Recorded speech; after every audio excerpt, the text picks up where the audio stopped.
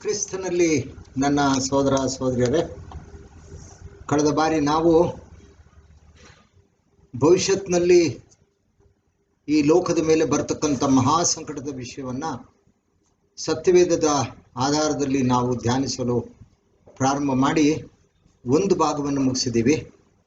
ನಾನು ಆವಾಗಲೇ ಹೇಳಿದೆ, ಇದು ಒಂದು ದೊಡ್ಡ ವಿಷಯ, ವಾಸ್ ಸಬ್ಜೆಕ್ಟ್ ಇದು. ಯಾಕಂದರೆ ಆ ಮಹಾ ಸಂಕಟದ 7 ವರ್ಷದಲ್ಲಿ ಪ್ರಕಟಣಾ ಗ್ರಂಥ 6:1 ಪ್ರಕಟಣಾ ಗ್ರಂಥ 19:10 ಆ ವಿಷಯವೆಲ್ಲೋ ಅದರಲ್ಲಿ ಸೇರಿಕೊಂಡಿದೆ.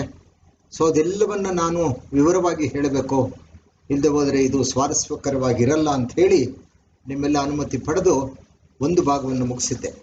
ಈಗ ನಾವು ಈ ಲೋಕದ ಮೇಲೆ ಬರ್ತಕ್ಕಂಥ ಮಹಾ ಸಂಕಟದ 2ನೇ ಭಾಗವನ್ನು ನಾವೀಗ ಧ್ಯಾನ ಮಾಡೋಣ. ಈಗ ನಾವಿರ್ತಕ್ಕಂಥ ಈ ಯುಗ ಅಂದರೆ ಈ ಪ್ರಪಂಚ ಅಥವಾ ಈ ವ್ಯವಸ್ಥೆ ಮಹಾ ಭೀಕರವಾಗಿ ಅಂತ್ಯಗೊಳ್ತದೆ. ಒಂದು ಘೋರ ಸಂಕಟದಲ್ಲಿ ಅದು ಅಂತ್ಯಗೊಳ್ತದೆ. ಈ ವಿಷಯವನ್ನು ಹಳೆ ಒಡಂಬಡಿಕೆಯ ದಾನಿಯೇಲ್ 12ನೇ ಅಧ್ಯಾಯ 1ನೇ ವಚನದಲ್ಲಿ ಹೀಗೆ ಹೇಳಿದೆ ನೋಡಿ.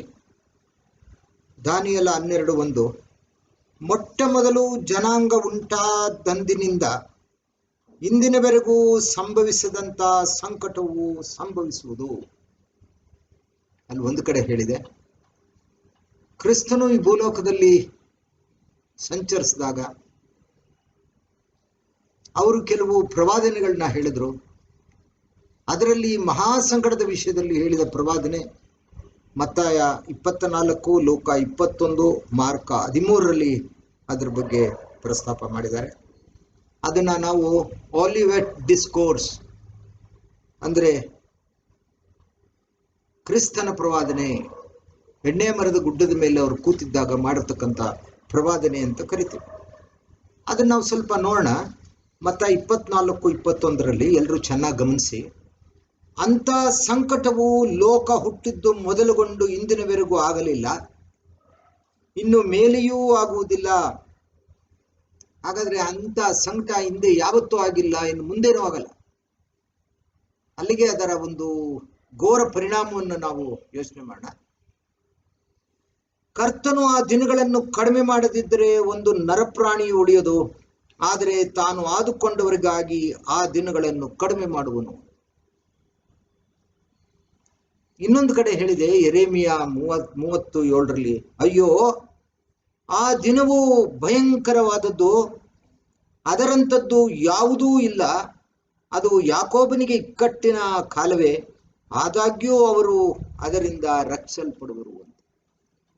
ಹಾಗಾದ್ರೆ ದೇವರು ಯಾರನ್ನೋ ಆರಿಸ್ಕೊಂಡಿದ್ದಾರಂತೆ, ದೇವರು ಆದುಕೊಂಡವರಿಗಾಗಿ ಅದನ್ನು ಸ್ವಲ್ಪವಾದರೂ ಕಡಿಮೆ ಮಾಡದಿದ್ರೆ ಆ ಒಂದು ನರಪ್ರಾಣಿಯು ಉಳಿಯಲ್ಲ.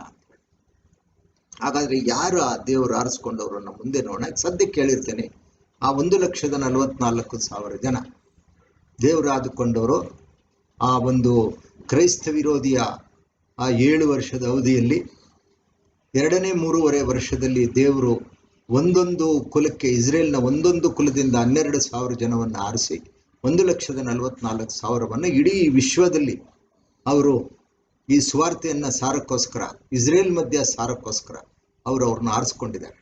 ಅವ್ರನ್ನ ಸಭೆ ಅನ್ನೋದು ಏನೇನೋ ಹೇಳೋದು, ಅದು ಯಾವ್ಯಾವ ಸಭೆಯವರು ಆ ಥರ ತಪ್ಪಾಗಿ ಅರ್ಥೈಸಿ ಹೇಳ್ತಾರೋ ಅವ್ರನ್ನೇ ಬರೋ, ನಾವೇನು ಮಾಡೋಕ್ಕಾಗಲ್ಲ.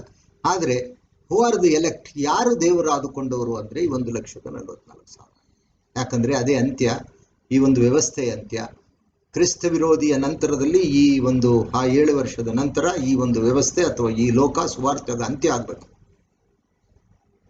ಅದಕ್ಕೆ ಹೇಳಿದ್ರು ಇದೇ ಮತ್ತಾಯ 24 ಪರಲೋಕ ರಾಜ್ಯದ ಸುವಾರ್ತೆಯು ಸರ್ವಲೋಕದಲ್ಲಿ ಸಾಕ್ಷಿಗಾಗಿ ಸಾರಲ್ಪಡುವುದು, ಆಗ ಅಂತ್ಯವು ಬರುವುದು ಅಂತ. ಹಾಗಾದ್ರೆ ಅಂತ್ಯ ಬರುತ್ತೆ. ಹಾಗಾದ್ರೆ ಅಂತ್ಯ ಬರಕ್ಕೆ ಮೊದಲು ಇನ್ನು ಒಂದು ಚಾನ್ಸ್, ಫೈನಲ್ ಚಾನ್ಸ್ ಈ ಲೋಕಕ್ಕೆಲ್ಲ ಕೊಟ್ಟು ಸುವಾರ್ತೆಯನ್ನು ಸಾರಲ್ಪಡ್ತಾರೆ. ಆವಾಗ ಬಹಳಷ್ಟು ಜನ 3.5 ವರ್ಷದಲ್ಲಿ ದೇವರು ನಂಬಿ, ಕ್ರಿಸ್ತನನ್ನು ನಂಬಿ ಎಷ್ಟೋ ಜನ ಹುತಾತ್ಮರಾಗ್ಬಿಡ್ತಾರೆ, ಎಷ್ಟೋ ಜನ ಈ ಭೂಲೋಕದಲ್ಲಿ ಉಳ್ಕೋತಾರೆ. ಇದು ದೇವರ ಒಂದು ಯೋಜನೆ. ಅದಕ್ಕೋಸ್ಕರ ಅವ್ರು ಹೆಂಗೆ ಹೇಳಿದ್ರು, ದೇವರು ತಾನು ಆದುಕೊಂಡು. ಹಾಗಾದ್ರೆ ಅದು ಯಾವುದು ಅಂದರೆ 3.5 ವರ್ಷ ಮಹಾ ಸಂಕಟದ ತೀವ್ರತೆ ಬರ್ತಕ್ಕಂಥದ್ದು 2ನೇ 3.5 ವರ್ಷದಲ್ಲಿ, ಅದು ಮುಂದೆ ನಾನು ಹೇಳ್ತೇನೆ. ಹಾಗಾದ್ರೆ ಈ ಮಹಾ ಸಂಕಟದ ವಿಷಯದಲ್ಲಿ ಒಂದು ಆಶ್ಚರ್ಯವಾದ ಒಂದು ವಿಷಯ ಕಾದಿದೆ. ಆಶ್ಚರ್ಯ ಏನಪ್ಪಾ ಅಂತ ಹೇಳಿದ್ರೆ, ಮುಂದೆ ಈ ಲೋಕದ ಮೇಲೆ ಬರ್ತಕ್ಕಂಥ ಒಂದು ಮಹಾಭೀಕರ ಸಂಕಟದ ವಿಷಯವನ್ನ ಸರ್ವಶಕ್ತ ದೇವರು ಕ್ರಿಸ್ತನಿಗೆ ಪ್ರಕಟ ಮಾಡುವ ಮೊದಲು ಯಾರಿಗೂ ಪ್ರಕಟ ಮಾಡಿರಲಿಲ್ಲ, ಯಾರಿಗೂ ಹೇಳಿರ್ಲಿಲ್ಲ. ಹಳೆ ಒಡಂಬಡಿಕೆಯಲ್ಲಿ ಎಂತೆಂಥ ಪ್ರವಾದಿಗಳಿದ್ರು, ಎಂತೆಂಥ ರಾಜರಿದ್ರು, ಎಂತೆಂಥ ದೇವರ ಸೇವಕರುಗಳಿದ್ರು, ಅವ್ರು ಯಾರಿಗೂ ಪ್ರಕಟ ಮಾಡಲಿಲ್ವಂತೆ. ಈ ಭವಿಷ್ಯತ್ನಲ್ಲಿ ಆಗ್ತಕ್ಕಂಥ ಈ ಮಹಾಸಂಕಟದ ವಿಷಯವನ್ನ ಅವರು ಎಲ್ಲ ಒಂದು ಸುರುಳಿಲಿ ಹಿಂದೆ ಮುಂದೆ ಬರೆದು ಅದಕ್ಕೆ 7 ಮುದ್ರೆಗಳನ್ನ ಹಾಕಿ ತನ್ನತ್ರನೇ ಇಟ್ಕೊಂಡಿದ್ರು. ಹಾಗಾದ್ರೆ ಅವರ ಉದ್ದೇಶ ಏನು ಅಂದ್ರೆ, ಈ ಒಂದು ಮಹತ್ತರವಾದ ಒಂದು ವಿಷಯವನ್ನ, ಭವಿಷ್ಯತ್ನಲ್ಲಿ ಆಗ್ತಕ್ಕಂಥ ಈ ವಿಷಯವನ್ನ ನಾನು ಒಬ್ಬನಿಗೆ ಪ್ರಕಟ ಮಾಡಕ್ಕೆ ಕೊಡ್ಬೇಕಂದ್ರೆ ಅವನು ನನ್ನ ದೃಷ್ಟಿಯಲ್ಲಿ ಯೋಗ್ಯನಾಗಿರ್ಬೇಕು. ಈ ಒಂದು ಸುರುಳಿಯನ್ನ ಒಡೆದು ಅದನ್ನ ಬಿಚ್ಚಿ ಓದೋದಿಕ್ಕೆ ಒಬ್ಬ ಯೋಗ್ಯನಿಗಾಗಿ ಕಾಯ್ತಾ ಇದ್ರು ದೇವರು. ಅದಕ್ಕಾಗಿ ಇದು ಎಲ್ಲೂ ಪ್ರಕಟ ಆಗಲೇ ಇಲ್ಲ. ಹಾಗಾದ್ರೆ ಕ್ರಿಸ್ತನಿಗೂ ಯಾವಾಗ ಕೊಟ್ರು? ಆಶ್ಚರ್ಯ. ಕ್ರಿಸ್ತನು ಈ ಭೂಲೋಕಕ್ಕೆ ಬಂದು 33.5 ವರ್ಷ ಸಂಚರಿಸಿದಾಗಲೂ ಅವ್ರಿಗೂ ಈ ವಿಷಯ ಗೊತ್ತಿರಲಿಲ್ಲ. ಇದು ಒಂದು ವಿಪರ್ಯಾಸ. ತನ್ನ ಸ್ವಂತ ಮಗನಿಗೆ ಗೊತ್ತಿಲ್ಲ, ನಮ್ಮ ವಿಮೋಚಕನು ಒಡೆಯನು ರಕ್ಷಕನಾದ ಕ್ರಿಸ್ತನಿಗೂ ಗೊತ್ತಿಲ್ಲ ಅದು. ಯಾಕಂದ್ರೆ ಕ್ರಿಸ್ತನು ಯಾವೇ ದೇವರು ಕೊಟ್ಟ ಎಲ್ಲ ಆಜ್ಞೆಗಳನ್ನ ಪರಿಪಾಲನೆ ಮಾಡಿ ಎಲ್ಲವನ್ನ ಚಾಚೂ ತಪ್ಪದೆ ನಡೆಸಿ ದೇವರು ಹೇಳಿದಂಗೆ ಒಂದು ಮಹಾಪ್ರಾಯಶ್ಚಿತ್ತ ಯಜ್ಞವನ್ನ, ಬಹಳ ಕ್ರೂರವಾದ ಒಂದು ಮರಣವನ್ನ ಆ ಕಲ್ವರಿ ಗುಡ್ಡದಲ್ಲಿ ಆ ಶಿಲುಬೆಯ ಮೇಲೆ ಅನುಭವಿಸಿ ಮಧ್ಯಾಹ್ನ 3 ಗಂಟೆ ಪ್ರಾಣ ಹೋಗಕ್ ಮೊದಲು ಎಲ್ಲವೂ ತೀರಿತು ಅಂತ ಹೇಳಿ ಪ್ರಾಣ ಬಿಟ್ಟರು. ತದನಂತರ ಅವರು 3ನೇ ದಿನ ಪುನರುತ್ಥಾನ ಆಗಿ 40ನೇ ದಿನ ಪರಲೋಕಕ್ಕೆ ಆರೋಹಣವಾದಾಗ ½ hour ಸೈಲೆಂಟ್ ಆಗೋಯ್ತಂತೆ, ನಿಶಬ್ದ ಆಗೋಯ್ತಂತೆ ಪರಲೋಕದಲ್ಲಿ. ಹಾಗಾದ್ರೆ ಈ ಪ್ರಕಟಣಾ ಗ್ರಂಥವನ್ನ ನಮಗೊಂದು ವೇಳೆ ದೇವರು ಕೊಡದೆ ಹೋಗಿದ್ರೆ ನಮಗೆ ಭವಿಷ್ಯತ್ನಲ್ಲಿ ಏನಾಗುತ್ತೆ, ಈ ಯುಗದ ಅಂತ್ಯ ಹೇಗಾಗುತ್ತೆ, ಏನೂ ಗೊತ್ತಿಲ್ಲದೆ ನಾವು ಅಂಧಕಾರದಲ್ಲಿರ್ಬೇಕಾಗಿತ್ತು, ನಾವು ಕತ್ತಲೆಯಲ್ಲಿ ತೊಳ್ಳಾಡಬೇಕಾಗಿತ್ತು. ಅದನ್ನು ಮುಂದೆ ಹೇಳ್ತೇನೆ. ಈಗ ಕ್ರಿಸ್ತನ್ಗೆ ಈ ವಿಷಯ ಗೊತ್ತಿರಲ್ಲ ಅಂತ ಖುದ್ದು ಕ್ರಿಸ್ತನೇ ಹೇಳ್ತಾರೆ ನೋಡಿ. ಇದು ಮಾರ್ಕ 13:32. ಇದಲ್ಲದೆ ಆ ದಿನದ ವಿಷಯವಾಗಲಿ ಆ ಗಳಿಗೆಯ ವಿಷಯವಾಗಲಿ ನನ್ನ ತಂದೆಗೆ ತಿಳಿಯುವುದೇ ಹೊರತು ಮತ್ತಾರಿಗೂ ತಿಳಿಯದು, ಪರಲೋಕದಲ್ಲಿರುವ ದೂತರಿಗೂ ತಿಳಿಯದು ಅಂದ್ರು. ಯಾವ ವಿಷಯ? ಈ ಮಹಾಸಂಕಟ ಬರ್ತದಲ್ಲ, ಈ ಲೋಕದ ಅಂತ್ಯ, ಈ ವ್ಯವಸ್ಥೆ ಅಂತ್ಯವಾಗ್ತದಲ್ಲ, ಆ ವಿಷಯ ಯಾರಿಗೂ ಗೊತ್ತಿಲ್ಲ. ಅದು ತಂದೆಗೆ ತಿಳಿದಿದೆ, ಇನ್ಯಾರಿಗೂ ಗೊತ್ತಿಲ್ಲ. ಇನ್ನೂ ಸ್ವಲ್ಪ ಮುಂದುವರೆದು ಮಾರ್ಕ 13:33 ಮಗನಿಗೂ ತಿಳಿಯದು ಅಂದ್ರೆ ನನಗೂ ಗೊತ್ತಿಲ್ಲ, ಆ ಕಾಲವು ಯಾವಾಗ ಬರುವುದು ನಿಮಗೆ ಗೊತ್ತಿಲ್ಲವಾದ್ದರಿಂದ ನೋಡಿಕೊಳ್ಳಿರಿ, ಜಾಗರೂಕರಾಗಿರ್ರಿ ಅಂತ ಹೇಳಿದ್ರು. ಅಲ್ಲಿಗೆ ಅವರು ಎಲ್ಲವನ್ನ ಜಯಿಸಿ ಪರಲೋಕಕ್ಕೆ ಹೋಗಿರ್ಲಿಲ್ಲ. ಅವಾಗ ಭೂಲೋಕದಲ್ಲಿ ಮಾತಾಡ್ತಿದ್ರು, ಇನ್ನು ಯಜ್ಞವನ್ನು ಅರ್ಪಿಸಿರ್ಲಿಲ್ಲ. ಅವ್ರು ಹೇಳಿದ್ರು ಮಗನಿಗೂ ಗೊತ್ತಿಲ್ಲ, ದೇವದೂತರಿಗೂ ಗೊತ್ತಿಲ್ಲ, ಇದರ ಅಧಿಕಾರ ತಂದೆಯೊಬ್ಬರಿಗೆ ಗೊತ್ತು ಅಂತ. ಅದೇ ತರ ಮತ್ತಾಯ 24:36 ಇದಲ್ಲದೆ ಆ ದಿನದ ವಿಷಯವು ಆ ಗಳಿಗೆಯ ವಿಷಯವು ನನ್ನ ತಂದೆಯೊಬ್ಬನಿಗೆ ತಿಳಿಯುವುದೇ ಹೊರತು ಮತ್ತಾರಿಗೂ ತಿಳಿಯದು, ಲೋಕದಲ್ಲಿರುವ ದೂತರಿಗೂ ತಿಳಿಯದು, ಪರಲೋಕದಲ್ಲಿರುವ ದೂತರಿಗೂ ತಿಳಿಯದು, ಮಗನಿಗೂ ತಿಳಿಯದು. ನೋಹನ ದಿನಗಳು ಹೇಗಿತ್ತವೋ ಹಾಗೆ ಮನುಷ್ಯಕುಮಾರನ ಪ್ರತ್ಯಕ್ಷತೆ ಇರುವುದು ಅಂದ್ರು. ಅದು ಅದರ ಪ್ರತ್ಯಕ್ಷತೆ, ಅದು ಬೇರೆ ನೋಡೋಣ. ಆದ್ರೆ ಇಲ್ಲಿ ಇನ್ನೊಂದ್ಸಲಿ ಹೇಳ್ತಾರೆ, ಅದು ಪರಲೋಕದಲ್ಲಿರುವ ದೇವದೂತರಿಗೂ ಗೊತ್ತಿಲ್ಲ, ಮಗ ನನಗೂ ಗೊತ್ತಿಲ್ಲ ಅದೆಲ್ಲ ಹಂಬಲ್ಲಾಗಿ ಒಪ್ಕೊಂಡ್ರು. ಯಾಕಂದ್ರೆ ತಂದೆ ಅಧಿಕಾರದಲ್ಲಿತ್ತು. ಅದೇ ತರ ನೋಡಿ ಆಕ್ಟ್ಸ್ ಅಂದ್ರೆ ಅಪೊಸ್ತಲ ಕೃತ್ಯ 1:6 ಕೂಡಿ ಬಂದವರು ಆತನನ್ನು, ಸ್ವಾಮಿ ನೀನು ಇದೇ ಕಾಲದಲ್ಲಿ ಇಸ್ರೇಲ್ ಜನರಿಗೆ ರಾಜ್ಯವನ್ನು ತಿರುಗಿ ಸ್ಥಾಪಿಸಿಕೊಡುವೆಯೋ ಅಂತ ಕೇಳಿದ್ರು. ಎಂದು ಕೇಳಲು ಆತನು ಅವರಿಗೆ, ತಂದೆಯು ಸ್ವಂತ ಅಧಿಕಾರದಲ್ಲಿಟ್ಟುಕೊಂಡಿರುವ ಕಾಲಗಳನ್ನು ಸಮಯಗಳನ್ನು ತಿಳಿಯುವುದು ನಿಮ್ಮ ಕೆಲಸವಲ್ಲ. ಹಾಗಾದ್ರೆ ಭವಿಷ್ಯತ್ನಲ್ಲಿ ಆಗ್ತಕ್ಕಂಥ ಯಾವುದೇ ವಿಷಯವನ್ನ ಕ್ರಿಸ್ತನ ಈ ಭೂಲೋಕದಲ್ಲಿದ್ದಾಗ, ಉದಾಹರಣೆಗೆ ಕ್ರೈಸ್ತ ಶಕ ಅಥವಾ ಕ್ರೈಸ್ತ ಪೂರ್ವ 2ರಿಂದ ಕ್ರೈಸ್ತ ಶಕ 32ರವರೆಗೆ ಇಟ್ಕೊಳ್ಳಿ. ಆವಾಗಲೂ ಯಾರಿಗೂ ಗೊತ್ತಿರಲಿಲ್ಲ ಈ ವಿಷಯ. ತಂದೆ ತನ್ನ ಸ್ವಂತ ಅಧಿಕಾರದಲ್ಲಿ ಅದನ್ನ ಇಟ್ಕೊಂಡಿದ್ರು. ಹಾಗಾದ್ರೆ ಯಾವಾಗ ಅದು ಈ ಅಂತ್ಯದಿನದ ವಿಷಯದ ಬಗ್ಗೆ ಯಾವಾಗ ಅವರು ಪ್ರಕಟ ಮಾಡಿದ್ರು ಅಂದಾಗ ಸ್ವಲ್ಪ ನಿಮ್ಗೆ ಇದರ ಹಿನ್ನೆಲೆ ಗೊತ್ತಿರಬೇಕು. ಕ್ರಿಸ್ತನು ತಂದೆ ಆದ ದೇವರು ಹೇಳಿದ ಎಲ್ಲ ಕೆಲಸವನ್ನ ವಿಧೇಯನಾಗಿ ಮುಗಿಸಿದ್ರು. ಆ ಕೆಲಸ ಅಂದ್ರೆ ಸಾಧಾರಣವಾಗಿ ಅಂತ ಘೋರ ಮರಣ, ಆ ಘೋರ ಯಜ್ಞ, ಆ ಶಿಲುಬೆಯ ಮರಣ ಸುಮ್ಮನೆ ನಾವು ನೆನೆಸ್ಕೊಂಡ್ರೆ ನಮ್ಮ ಮೈಯೆಲ್ಲ ಜುಮ್ಮಂದು ಅಲ್ಲೇ ಸಹ ಹೋಗ್ಬಿಡ್ತೀವಿ ನಾವು. ಅಂತ ಘೋರವಾದ ಯಜ್ಞವನ್ನು ಕೊಟ್ಟು ರಕ್ತವನ್ನು ಸುರಿಸಿ ತಂದೆ ಏನೇನು ಹೇಳಿದ್ರು ಅದೆಲ್ಲ ಅದಕ್ಕೆ ಆಯ್ತು ಆಯ್ತು ಆಯ್ತು. ಅವರು ಪರಲೋಕದಿಂದ ಇವ್ರನ್ನ ಕಳಿಸುವಾಗ ಹೇಳಿದ್ರು, ನೋಡು ಮಗನೇ, ನಿನಗೆ ಬಹಳ ಹಿಂಸೆ ಆಗುತ್ತೆ, ಆಯ್ತು ಆಗ್ಲಿ. ನಿನಗೆ ಹಗ್ಗ ಕಟ್ಕೊಂಡು ನಿನ್ನ ಬೀದಿಲಿ ಎಳ್ಕೊಂಡು ಹೋಗ್ತಾರೆ, ಆಗ್ಲಿ. ನಿನ್ನ ತಲೆಗೆ ಒಂದು ದೊಡ್ಡ ಮುಳ್ಳುಗಳ ಒಂದು ಕಿರೀಟವನ್ನು ಹಾಕಿ ಹೊಡಿತಾರೆ, ಆಗ್ಲಿ. ನಿನ್ನ ಶಿಲುಬೆಗೆ ದೊಡ್ಡ ದೊಡ್ಡ ಮೊಳೆಯಲ್ಲಿ ಒಡೆದು ಕೊಲ್ತಾರೆ, ಆಗ್ಲಿ. ನಾನು ನಿನ್ನನ್ನು ಹಿಂಸೆ ಎಂಬ ನ್ಯಾಯಕ್ಕೊಪ್ಪಿಸ್ತೀನಿ, ಆಗ್ಲಿ. ನಿನ್ನನ್ನು ದ್ರೋಹಿಗಳ ಸಾಲನ್ನ ನಿಲ್ಲಿಸ್ತೀನಿ, ಇವೆಲ್ಲ ಏಷಾಯ 53ರಲ್ಲಿ ಆಗಲಿ. ಸೊ ಎಲ್ಲವನ್ನ ಆಗಲಿ, ಹೌದು ಹೌದು, ಆಗಲಿ ಆಗಲಿ ಅಂದಿದ್ದಕ್ಕೆ ಅವ್ರಿಗೆ ಆಮೇನ್ ಎಂಬಾತ, ಅವ್ರನ್ನ ಇವ್ರಿಗೆ ಗೊತ್ತಿಲ್ಲದ ಆಮೇನ್ ಅಂತ ಬರೆದ್ಬಿಟ್ಟವ್ರೆ, ಅವ್ರನ್ನ ಆಮೇನ್ ಎಂಬಾತ ಅಂತ ಕರೀತಾರೆ ಕ್ರಿಸ್ತನ್ನ. ಯಾಕೆ ಅಂದ್ರೆ ತಂದೆ ಹೇಳಿದ ಎಲ್ಲದಕ್ಕೂ ಆಗ್ಲಿ ಆಗ್ಲಿ, ಹಾಗೇ ಆಗ್ಲಿ, ಹಾಗೇ ಆಗ್ಲಿ, ಹಾಗೇ ಆಗ್ಲಿ. ಸೊ ಇಂಥ, ಅದಕ್ಕೆ ಆತನು ದೇವಕುಮಾರನಾಗಿದ್ದರೂ ತಾನು ಅನುಭವಿಸಿದ ಬಾಧೆಗಳಿಂದ ವಿಧೇಯತ್ವವನ್ನು ಪಡ್ಕೊಂಡ್ರು ಅಂದ್ರು. ಹಾಗಾದ್ರೆ ದೇವರಿಗೆ ಒಬ್ಬ ಯೋಗ್ಯ ವ್ಯಕ್ತಿ ಬೇಕಿತ್ತು, ಅವನ ಕೈಗೆ ಇದನ್ನು ಒಪ್ಪಿಸ್ಬೇಕಾಗಿತ್ತು ಮುಂದೆ ಭವಿಷ್ಯತ್ನಾಗ್ತಕ್ಕಂಥ ವಿಷಯವನ್ನ. ಆದ್ರಿಂದ ಮಗನು ಅವರ ದೃಷ್ಟಿನಲ್ಲಿ ಇನ್ನೂ ಆತ ಜಯಿಸಿರ್ಲಿಲ್ಲ, ಮರಣವನ್ನ ಜಯಿಸಬೇಕಾಯ್ತು. ಆತನು ಒಂದು ಘೋರ ಯಜ್ಞವನ್ನ ಕೊಟ್ಟು, ಮರಣವೇ ನಿನ್ನ ಕೊಂಡಿಯಲ್ಲಿ, ಮರಣವು ನುಂಗೆ ಹೋಯಿತು ಅಂತ 1 ಕೊರಿಂಥ 15ರಲ್ಲಿ ಆ ಕಾರ್ಯವನ್ನ ಕ್ರಿಸ್ತನ್ ವಹಿಸಿದ್ರು.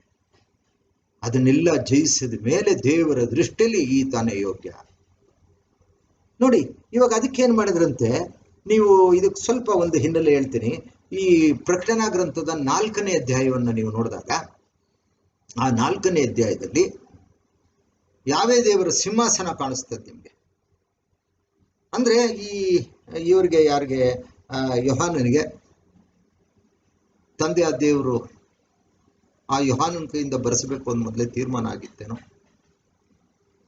ಆತನ ಪದ್ಮೋಸ್ ದ್ವೀಪದಲ್ಲಿ ಒಂದು ಸೆರೆಮನೆಯಲ್ಲಿ ಇದ್ದಿದ್ದ ತರ ಅವನನ್ನ, ಅದು ಭಯಂಕರವಾದ ದ್ವೀಪ, ಅದರಿಂದ ಬಚಾಯಿಸ್ಕೊಳಕ್ಕಾಗಲ್ಲ, ಅಲ್ಲಿ ಅವ್ರನ್ನ ಇಟ್ಟಿದ್ರು. ಅದು ಹೇಗೆ ಅವ್ರಿಗೆ ಕೊಡಲ್ಪಡ್ತು ಅಂತ ಆಮೇಲೆ ಹೇಳ್ತೀನಿ. ಆ ಯೋಹಾನನಿಗೆ ದೃಶ್ಯಗಳು ಕಾಣಿಸ್ತಿದ್ವಂತೆ, ಒಂದಾದ್ಮೇಲೊಂದು. ಪರಲೋಕ ದೃಶ್ಯ ಕಾಣಿಸ್ತಾ ಇತ್ತು, ಭೂಲೋಕ ದೃಶ್ಯ ಕಾಣಿಸ್ತಾ ಇತ್ತು. ಆಗ ಪರಲೋಕದ ದೃಶ್ಯ ಕಾಣಿಸ್ತು 4ನೇ ಅಧ್ಯಾಯದಲ್ಲಿ. ಸಿಂಹಾಸನದ ಮೇಲೆ ಕೂತಿದ್ರು ತಂದೆ ಆದ ದೇವರು. ಅದರ ವರ್ಣನೆ ಬಹಳ ಚೆನ್ನಾಗಿದೆ. 24 ಮಂದಿ ಹಿರಿಯರಿದ್ರು, ಅವರ ತಲೆ ಮೇಲೆ ಮಕುಟಗಳಿತ್ತು, 4 ಜೀವಿಗಳಿದ್ವು. ಅವ್ರು ಕೂತಿರ್ತಕ್ಕಂಥ ಸಿಂಹಾಸನದ ಮೇಲೆ ಗುಡುಗುಗಳು, ಮಿಂಚುಗಳು ಬರ್ತಾ ಇತ್ತು. ಆ ನೆಲ ನೀಲ ಸ್ಫಟಿಕದ ಮಣಿಯಂತೆ ತಳಿಸ್ತಾ ಇತ್ತು. ಆ ಸಿಂಹಾಸನ ಅವರಿತ್ತು. ಅದು 4ನೇ ಅಧ್ಯಾಯದಲ್ಲಿ ಹೇಳಿದೆ. 5ನೇ ಅಧ್ಯಾಯ ಬಂದಾಗ ಅದನ್ನು ಓದ್ಬಿಡೋಣ, ಬಹಳ ಸ್ವಾರಸ್ಯಕರವಾಗಿದೆ. 5ನೇ ಅಧ್ಯಾಯ ಬರೋಣ ಈಗ. ಪ್ರಕಟಣಾ ಗ್ರಂಥ 5ನೇ ಅಧ್ಯಾಯ, ಅದನ್ನ ಓದ್ಲೇಬೇಕಾಗುತ್ತೆ, ಯಾಕಂದ್ರೆ ಅರ್ಥ ಮಾಡ್ಕೋಬೇಕು. ಬಹಳಷ್ಟು ಜನಕ್ಕೆ ಪ್ರಕಟಣಾ ಗ್ರಂಥ ಅಂದ್ರೆ ಹೆದರ್ತಾರೆ, ಯಾಕಂದ್ರೆ ಇಲ್ಲಿ ತುಂಬಾ ಸಾಂಕೇತಿಕವಾದ ಭಾಷೆಗಳು, ಚಿಹ್ನೆಗಳು ಇವೆಲ್ಲ ಇದೆ. ಹಾಗಾದ್ರೆ 5ನೇ ಅಧ್ಯಾಯ ಓದ್ತೀನಿ ನೋಡಿ. ಸಿಂಹಾಸನದ ಮೇಲೆ ಕೂತಿದ್ದ ಆತನ ಬಲಗೈಯಲ್ಲಿ ಒಂದು ಸುರುಳಿಯನ್ನು ಕಂಡೆನು, ಅದರ 2 ಪಕ್ಕಗಳಲ್ಲೂ ಬರೆದಿತ್ತು. ಅದು 7 ಮುದ್ರೆಗಳಿಂದ ಮುದ್ರಿತವಾಗಿತ್ತು. ಆ ಕಾಲದಲ್ಲ ಸ್ಕ್ರೋಲ್ ಅಂತ, ಸುರುಳಿ. ಈವನ್ ಸತ್ಯವೇದವೂ ಅಷ್ಟೇ, ಸುರುಳಿನಲ್ಲಿ ಬರೆದು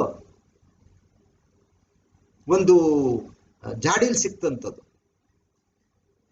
ಆ ಕಪ್ಪು ಸಮುದ್ರದ ಹತ್ರ ಸಿಕ್ತಂತಿದ್ದು, ಅಲ್ಲಿಗೆ ಸುರುಳಿ ಬರೆಯೋದು. ಆ ಕಾಲದಲ್ಲಿ ಈ ತರ ಬುಕ್ಸ್ ಇಲ್ಲ, ಅದನ್ನೇ ಸ್ಕ್ರೋಲ್ನೇ ಬುಕ್ ಅನ್ನೋರು. 2 ಕಡೆ ಬರೆದು 7 ಮುದ್ರೆ ಹಾಕ್ಬಿಟ್ಟಿದ್ರಂತೆ. ಸತ್ಯವೇದದಲ್ಲಿ 7 ಅಂದ್ರೆ ಒಂದು ಪರಿಪೂರ್ಣ ಸಂಖ್ಯೆ. ಅದು ಎಲ್ಲಾ ಕಡೆ ನೋಡಿ 7 ದೀಪ, 7 ಸಭೆಗಳು, 7 ಆತ್ಮಗಳು. ಸೊ 7 ಅಂತಕ್ಕಂಥದ್ದು ಸತ್ಯವೇದದಲ್ಲಿ ಒಂದು ಪರಿಪೂರ್ಣ ಸಂಖ್ಯೆ. ಆ 7 ಕಡೆ ಮುದ್ರಿತ ಆಗಿತ್ತಂತೆ. ಇದಲ್ಲದೆ ಬಲಿಷ್ಠನಾದ ಒಬ್ಬ ದೇವದೂತನು ಆ ಸುರುಳಿಯನ್ನು ಬಿಚ್ಚುವುದಕ್ಕೂ ಇದರ ಮುದ್ರೆಗಳನ್ನು ಒಡೆಯುವುದಕ್ಕೂ ಯಾವನು ಯೋಗ್ಯನು ಎಂದು ಮಹಾಶಬ್ದದಿಂದ ಸಾರುವುದನ್ನು ಕಂಡೆನು. ಆ ಒಂದು ಸುರುಳಿಲಿ ಏನಿತ್ತಪ್ಪ ಅಂದ್ರೆ ಈ ಭವಿಷ್ಯತ್ನಲ್ಲಾಗ್ತಕ್ಕಂಥ ಎಲ್ಲಾ ವಿಷಯಗಳು, ಅಂದ್ರೆ ಈ ಸಂಕಟ, ಈ 7 ಸಭೆಗಳು, ಕ್ರಿಸ್ತನ 2ನೇ ಬರೋಣ, ಅರ್ಮಗೆದೋನ್ ಮಹಾಯುದ್ಧ, ಆಮೇಲೆ 1000 ವರ್ಷದ ಆಳ್ವಿಕೆ, ಆಮೇಲೆ ಸತ್ತವರಿಗೆ ತೀರ್ಪು, ಪುನರುತ್ಥಾನ, ಎಲ್ಲವೂ ಅದರಲ್ಲಿ ಬರೆಯಲ್ಪಟ್ಟಿತ್ತು. ಇಲ್ಲದವ್ರು ನಾವು ಭಾರಿ ಮಂಕಾಗ್ಬಿಡ್ತಾ ಇದ್ವು. ನಮ್ಗೆ ಈ ಪ್ರಕಟಣಾ ಗ್ರಂಥ ಕೈಗೆ ಸಿಗದೆ ಹೋದ್ರೆ ಮಂಕಾಗಿದೆ. ಹೋಗಲಿ, ಯಾರ್ಯಾರಿಗೆ ಪ್ರಕಟಣಾ ಗ್ರಂಥ ಇವತ್ತಿಗೂ ಗೊತ್ತಿಲ್ಲ, ಅವ್ರಿಗೆ ಓದಿ ಅರ್ಥ ಮಾಡ್ಕೊಳಕ್ ಬರಲ್ಲ ಅಂದ್ರೆ ಅದೇನು ಮಾಡೋಕ್ಕಾಗಲ್ಲ. ಅದಾಮೇಲೆ ಹೇಳ್ತೀನಿ ನಾನು. ಈಗ 5ನೇ ಅಧ್ಯಾಯವನ್ನು ಕಾನ್ಸಂಟ್ರೇಟ್ ಮಾಡೋಣ. ಆಗ ಒಬ್ಬ ಬಲಿಷ್ಠನಾದ ಒಬ್ಬ ದೇವದೂತ ಕೂಗಿದ್ನಂತೆ, ಅಯ್ಯೋ, ಈ ಸುರುಳಿನ ಬಿಚ್ಚೋದಿಕ್ಕೆ ಯಾರೂ ಇಲ್ವಾ, ಇದನ್ನು ಒಡೆಯಕ್ಕೆ ಯಾವನು ಯೋಗ್ಯನಿಲ್ವಾ ಅಂತಂತೆ. ಆಗ ಪ್ರಕಟಣಾ ಗ್ರಂಥ 5:3, ಆ ಸುರುಳಿಯನ್ನು ಬಿಚ್ಚುವುದಕ್ಕೂ 4, ಆ ಸುರುಳಿಯನ್ನು ಬಿಚ್ಚುವುದಕ್ಕಾಗಲಿ ಅದರನ್ನು ನೋಡುವುದಕ್ಕಾಗಲಿ ಯೋಗ್ಯನಾದವನು ಒಬ್ಬನೂ ಸಿಕ್ಕಲಿಲ್ಲವಾದ ಕಾರಣ ನಾನು ಬಹಳವಾಗಿ ಅಳುತ್ತಾ ಇದ್ದೆ. ಯೋಹಾನನ್ ಹೇಳ್ತಾರೆ, ಇವರು ದೃಶ್ಯಗಳಿಗೆ ಇವ್ರಿಗೆ ಪರಲೋಕ ದೃಶ್ಯ ಕಾಣ್ತಾ ಇದೆ. ಒಬ್ಬ ಮಹಾ ದೂತ ಈ ತರ ಕೂಗ್ತಾ ಇದ್ದಾನೆ, ಅಯ್ಯೋ, ಆ ಸುರುಳಿಲಿ ಭವಿಷ್ಯತ್ನಲ್ಲಾಗ್ತಕ್ಕಂಥ ಎಲ್ಲಾ ವಿಷಯಗಳು ಬರೆದಿದೆ, ಆದ್ರೆ ಅದು ಬಿಚ್ಚಕ್ಕೆ ಯಾರು ಯೋಗ್ಯ ಇಲ್ಲ ಅಂತ ಹೇಳಿದ್ರೆ ಯಾರು ಮುಂದೆ ಬರ್ಲಿಲ್ವಲ್ಲ ಅಂತ ಬಹಳವಾಗಿ ಅಳಕ್ ಶುರು ಮಾಡಿದ್ರಂತೆ. ಆಗ 5ರಲ್ಲಿ, ಹಿರಿಯರಲ್ಲಿ ಒಬ್ಬನು ನನಗೆ ಅಳಬೇಡ, ಅಗೋ, ಯೂದಾ ಕುಲದಲ್ಲಿ ಜನಿಸಿದ ಸಿಂಹವು, ದಾವೀದನ ಅಂಕುರದವನು ಆಗಿರುವಾತನು ಜಯ ಹೊಂದಿದನು, ಆತನು ಆ ಸುರುಳಿಯನ್ನು ಅದರ 7 ಮುದ್ರೆಗಳನ್ನು ಬಿಚ್ಚುವನು ಅಂತ ಹೇಳಿದ್ರಂತೆ. ಹಿರಿಯರಲ್ಲಿ ಒಬ್ಬರು ಅಂದ್ರೆ ಯಾರು? ನೀವು 4ನೇ ಅಧ್ಯಾಯ ನೋಡುವಾಗ ಆತ ಸಿಂಹಾಸನದ ಸುತ್ತಲ 24 ಮಂದಿ ಹಿರಿಯರು ಕೂತಿದ್ರು. ಅವರು ಮಕುಟಗಳನ್ನ ಹಾಕೊಂಡಿದ್ರು. ಅವರು ಆವಾಗ ನೆಲದ ಮೇಲೆ ಬಿದ್ದು ಆ ಮಕುಟವನ್ನು ಪಕ್ಕದಲ್ಲಿಟ್ಟು ಸಾಷ್ಟಾಂಗವಿರಿಗಿ ತಂದೆಯಾದ ದೇವರಿಗೆ ಘನ ಮಾನ ಸ್ತೋತ್ರಗಳನ್ನ ಸಲ್ಲಿಸ್ತಾ ಇದ್ರು. ಸೊ ಇದೊಂದು scene. Who are the 24 elders? 24 ಮಂದಿ ಹಿರಿಯರು ಅನ್ನೋದು ಬೇರೆ ಸಬ್ಜೆಕ್ಟ್. ಯಾರ ಹಿರಿಯರು ಪರಲೋಕದಲ್ಲಿ ಯಾಕೆ ಕೂತಿ, ಅದು ಟೋಟಲಿ ಬೇರೆ ಸಬ್ಜೆಕ್ಟ್. ಅದನ್ನ ಮಾಡ್ಬೋದು, ಹೇಳಿದ್ನಲ್ಲ, ಎಲ್ಲದಕ್ಕೂ 1 hour 2 hour ಬೇಕು. ಆ 24 ಮಂದಿ ಹಿರಿಯರು ಅಲ್ಲಿ ಒಬ್ಬರು ಹೇಳಿದ್ರಂತೆ, ಯೋಹಾನ, ಅಳಬೇಡ, ನೋಡಲ್ಲಿ ಯೂದಾ ಕುಲದಲ್ಲಿ ಜನಿಸಿದ ಸಿಂಹ, ದಾವಿದ ಕುಲದ ಅಂಕುರ, ಯಜ್ಞದ ಕುರಿಯಾದ ಆತ ಬರ್ತಾ ಇದ್ದ ನೋಡು, ಆತನು ಎಲ್ಲವನ್ನೇ ಜಯಿಸಿದ್ದಾನೆ. ಆವಾಗ ಏನಾಯ್ತಂತೆ, ಒಳ್ಳೆ ಈ ಇದರ ತರ ಇದೆ, ಫಿಲಮ್ ಸೀನ್ಗಳ ತರ ಇದೆ. ಹಾಗಾದ್ರೆ ಇವ್ರಿಗೆ ಯಾಕ ಹೆಸರು? ನಿಮ್ಗೆ ಗೊತ್ತು ಯಾರು ಅವರು ಅಂತ. ಆತನೇ ಯೇಸುವ ಮೆಸ್ಸಿಯ ಕ್ರಿಸ್ತನು. ಈತನು ಯೂದಾ ಕುಲದಲ್ಲಿ ಹುಟ್ಟಿದ ಸಿಂಹ ಅಂದ್ರೆ ನಿಮ್ಗೆಲ್ಲ ಗೊತ್ತು. ಲೇಹಳ 6 ಜನ ಮಕ್ಕಳಲ್ಲೇ 4ನೇ ಮಗು ಯಹೂದ. ಅದು ಯೂದ ಅಂದ್ರೆ ಇಂಗ್ಲಿಷ್ನಲ್ಲಿ ಯಹೂದ ಕುಲದಲ್ಲಿ ಕ್ರಿಸ್ತನ್ ಬಂದಿದ್ದು. ಕ್ರಿಸ್ತನ್ ಯಾಕೆ ಮತ್ತೆ ದಾವಿದ ಪುತ್ರನೇ ಅನ್ನೋರು. ದಾವಿದಾನು ಯಹೂದ ಕುಲದಲ್ಲಿ ಬಂದವರು, ಸಾಲಮನ್ನು ಯಹೂದ. ಆ ತರ ಯಹೂದ ಕುಲ ಎಲ್ಲ ಕ್ಷತ್ರಿಯ ಕುಲ ತರ ಆಳ್ವಿಕೆ ಮಾಡ್ತಕ್ಕಂಥ ಅಧಿಕಾರ ಇತ್ತು ಅವ್ರಿಗೆ. ಯಾವ್ದು ಅಥಾರಿಟಿ ಟು ರೂಲ್. 12 ಗೋತ್ರಗಳಲ್ಲಿ ಯೂದಾ ಕುಲಾನೇ ಯಾವಾಗಲೂ ಫೋರ್ ಫ್ರಂಟ್ ನಲ್ಲಿರೋದು ಯುದ್ಧದಲ್ಲಿ. ಸೊ ನೀವು ಇಂಟ್ರೆಸ್ಟ್ ಇದ್ರೆ ಇದು ಬಹಳ ಕಠಿಣವೇ. ಆದಿಕಾಂಡ 49ನೇ ಅಧ್ಯಾಯ 8ರಿಂದ 12 ವಚನ ಹೋದ್ರೆ ಯಹೂದ ಪ್ರವಾದನೆ ಇದೆ. ಯಹೂದನೇ, ನಿನ್ನ ಅಣ್ಣ ತಮ್ಮಂದಿರು ನಿನ್ನನ್ನು ಸ್ತುತಿಸುವರು, ನೀನು ಪ್ರಾಯದ ಸಿಂಹ, ನೀನು ಮೃಗವನ್ನು ಕೊಂದು ಬೆಟ್ಟವನ್ನೇರಿದ ಉಪಾದಿಯಲ್ಲಿದ್ದಿ, ನೀನು ಹೊಂಚು ಹಾಕುವ ಸಿಂಹದ ಅಂತೆ ಇದೆಯಾ ನೀನು. ಇನ್ನು ಬಹಳ ವಿಷಯಗಳಿದೆ. ಅದು ಒಳ್ಳೆಯ ಪ್ರವಾದನೆ. ಅದು ಅಂದ್ರೆ ಕಠಿಣ, ಬಹಳ ಕಠಿಣವಾದ ಪ್ರವಾದನೆ. ಅಂದ್ರೆ ಎಲ್ಲವೂ ಕಠಿಣ ಅನ್ಕೊಂಡ್ರೆ ಕಠಿಣವೇ. ಪವಿತ್ರಾತ್ಮನು ನಮ್ಗೆ ಕೊಟ್ಟು ದೇವರು ನಮ್ಮ ಕಣ್ಣುಗಳನ್ನ ತೆರೆಸಿದ್ರೆ ಎಲ್ಲವೂ ಗೊತ್ತಾಗುತ್ತೆ. ಯಾಕಂದ್ರೆ ಭಕ್ತನಾದ ದಾವಿದ ಕೀರ್ತನೆ ಬರೆದವನು ಆ 119ನೇ ಕೀರ್ತಿ 18ರಲ್ಲಿ ಅದೇ ಹೇಳ್ದ, ದೇವರೇ ನನ್ನ ಕಣ್ಣು ತೆರೆ, ಆಗ ನಿನ್ನ ಧರ್ಮಶಾಸ್ತ್ರದ ಅದ್ಭುತಗಳನ್ನು ಕಂಡುಕೊಳ್ಳುವ. ಹಾಗಾದ್ರೆ ಧರ್ಮಶಾಸ್ತ್ರದಲ್ಲಿ ಅದ್ಭುತಗಳಿದೆ. ಕಣ್ಣು ತೆರೆ ಅಂದ್ರೆ ನಮ್ಗೆಲ್ಲ ಕಣ್ಣುಗಳಿಲ್ವೇ? ದಾವಿದನ ಕಣ್ಣಿರ್ಲಿಲ್ಲ, ಇತ್ತು. ನಿಮಗೂ ನಮಗೆಲ್ಲ ಕಣ್ಣಿದೆ. ಆದ್ರೆ ನನ್ನ ಕಣ್ಣು ತೆರೆ ಅಂದ್ರೆ ನನ್ನ ಆತ್ಮೀಯವಾದ ಕಣ್ಣನ್ನ ತೆರೆಸು, ಆಗ ಧರ್ಮಶಾಸ್ತ್ರದಲ್ಲಿರ್ತಕ್ಕಂಥ ಅದ್ಭುತಗಳನ್ನ ತಿಳ್ಕೊತೀನಿ ಅಂತ. ಇಂಗ್ಲಿಷ್ನಲ್ಲಿ ಇನ್ನೂ ಚೆನ್ನಾಗಿದೆ, open the ice my god so that I could see the wondrous thing that they are hidden in their law ಅಂದ. ಬಹಳಷ್ಟು ವಿಷಯಗಳು ಲಾನಲ್ಲಿ ಅದ್ಭುತವಾದ ವಿಷಯ ಇದೆ. ಯಾಕೆ ಹೋದ ನಾನು ಹೇಳಿದೆ ಕ್ರಿಸ್ತ ಸಮುದಾಯದಲ್ಲಿ ಇಷ್ಟೊಂದು ಸಭೆಗಳು ಯಾಕೆ? ಒಬ್ಬ ಇನ್ನೊಬ್ಬನೊಪ್ಪಲ್ಲ, ಇವನೊಪ್ಪಲ್ಲ, ಒಂದೊಂದು ಹೆಸರು ಇಟ್ಕೊತಾನೆ, ನಾನು ಕ್ಯಾಥಲಿಕ್ ಅಂತಾನೆ, ನಾನು CS ಅಂತಾನೆ, ನಾನು ಪ್ರೊಟೆಸ್ಟೆಂಟ್ ನಲ್ಲಿ ಬ್ರದರಿನ್ ಅಂತಾನೆ, ಒಬ್ಬ ಪೆಂಟಿಕಾಸ್ಟ್ ಅಂತಾನೆ, ಇನ್ನೊಬ್ಬ ಸೆವೆಂತ್ ಡೇ ಅಡ್ವೆಂಟಿಸ್ಟ್ ಅಂತಾನೆ, ಲೂಥರನ್ ಅಂತ. ಎಷ್ಟ್ರಿ ಬೇಸಲ್ ಮಿಷನ್, ಎಷ್ಟ್ರಿ ಸಂಘಗಳು? ಯಾಕೆ? ಒಂದೇ ಬೈಬಲ್ ಅಲ್ಲೂ ಇರೋದು ನಿಮ್ಮ ಹತ್ರ. ಒಂದೇ ಬೈಬಲ್ ಇದ್ಮೇಲೆ ನಿಂದೇ ಬೇರೆ ಫೇತು, ಇವಂದೇ ಬೇರೆ ಫೇತು. ಯಾಕೆ? ಒಂದೇ ಅಲ್ವಾ ಅದು? ದೈವ ಪ್ರೇರಿತವಾದ ಪ್ರತಿಯೊಂದು ವಾಕ್ಯವು ಕೇವಲ ಮಾನುಷ ಬುದ್ಧಿಯಿಂದ ವಿವರಿಸತಕ್ಕದ್ದಲ್ಲವೆಂಬುದನ್ನು ಮೊದಲು ತಿಳ್ಕೊಳ್ಳಿ. ಮನುಷ್ಯರು ದೇವರಿಂದ ಹೊಂದಿದ್ದನ್ನೇ ಮಾತನಾಡಿದನು ಅಂತ ಇದರಲ್ಲಿ 2 ಪೇತ್ರ 1:20-21 ಹೇಳಿಲ್ವಾ? ಅಲ್ಲಿಗೆ ದೈವ ಪ್ರೇರಿತವಾದ ಪ್ರತಿಯೊಂದು ವಾಕ್ಯ ಅಂದ್ರು. ಇದೆಲ್ಲವೂ ಮನುಷ್ಯಯಿಂದ ವಿವರಿಸಕ್ಕಾಗಲ್ಲ, ಇದು ಪವಿತ್ರಾತ್ಮನಿಂದ ಬರೆದಿದ್ದನ್ನೇ ಮನುಷ್ಯರು ಮಾತಾಡಿದ್ರು ಅಂದ್ರು. ಹಾಗಾದ್ರೆ ಒಂದೇ ಸತ್ಯವೇದ ಇದ್ದಾಗ ಇಷ್ಟೊಂದು ಡಿನಾಮಿನೇಷನ್ಗಳೇನು? ಏನು ಕೊಚ್ಕೊಳ್ಳೋದೇನು? ನಾನೇ ಸರಿ, ನಮ್ದೇ ಸರಿ, ನಿಮ್ದೇ ಸರಿ, ನಿಮ್ದೇ ಸರಿ, ನಮ್ದೇ ಸರಿ. ಒಬ್ಬ 3 ದೇವರು ಅಂತಾನೆ, ಒಬ್ಬ ಇಲ್ಲ ತಂದೆನೇ ಮಗ ಅಂತಾನೆ, ಮಗನೇ ತಂದೆ ಅಂತಾನೆ. ಅದು ಅವತಾರ ಪುರುಷನ? ತ್ರೇತಾಯುಗದಲ್ಲಿ ಒಂಥರ, ದ್ವಾಪರ ಯುಗದಲ್ಲಿ ಒಂಥರ. ತಂದೆ ಆದ ದೇವರೇ ಮಗನಾಗಿ ಬಂದ್ಬಿಟ್ರು ಅಂತಾರೆ. ಇಲ್ಲಿ ನೋಡ್ರಿ, ಇಲ್ಲೇ ನೋಡ್ರಿ, ಈ ಪಾಠದಲ್ಲಿ ಸಿಂಹಾಸನ ಮೇಲೆ ಕೂತಿದ್ದವನು ಯಾರು, ಯಜ್ಞದ ಕುರಿ ಆತ ಬಂದವನು ಯಾರು? ಇಬ್ರು ಒಂದೇ ಆಗಕ್ಕೆ ಸಾಧ್ಯನಾ? ಇದು ಬಹಳ ದ್ವಂದ್ವ ಅಲ್ವಾ ಮಾತು? ನೋಡಿ, ನೀವೇ ನೋಡಿ, ಇಲ್ಲಿ ಸಿಂಹಾಸನ ಮೇಲೆ ಒಬ್ರು ಕೂತಿದ್ದಾರೆ, ಅವ್ರ ತಂದೆ ಆದ ದೇವರು. ಆ 24 ಮಂದಿ ಹಿರಿಯರೊಬ್ಬ ಹೇಳ್ತಾನೆ, ನೀನ್ ಅಳಬೇಡ ಯುಧ, ಇವನೇ ಹಾನ ಯಾಕೆ ಕಳ್ತೀಯ ನೋಡು, ಯೂದಾ ಕುಲದಲ್ಲಿ ಹುಟ್ಟಿದ ಪ್ರಾಯದ ಸಿಂಹ, ದಾವಿದ ಅಂಕುರ, ಯಜ್ಞದ ಕುರಿಯಾದ ಹತ್ರ ಬರ್ತಾನೆ, ಅವನು ಜಯಿಸಿದಾನೆ, ಅವನು ಈ ಸುರುಳಿನ ತಗೊಂಡು ಹೊಡಿತಾನೆ, ಅದ್ರೊಳಗಿರೋದು ಓದ್ತಾನೆ ಅಂದ್ರು. ಅದರಲ್ಲಿ ಇಬ್ರು ಇಲ್ವಾ? ಇವ್ರು ಯಾರು? ಇವ್ರೇ ಅವರು, ಅವರೇ ಇವರು ಅಂದ್ರೆ ಏನರ್ಥ? ಎಷ್ಟು ದ್ವಂದ್ವ! ಅದಕ್ಕೆ ಸಭೆಗಳು ಅರ್ಥ ಆಗದೆ.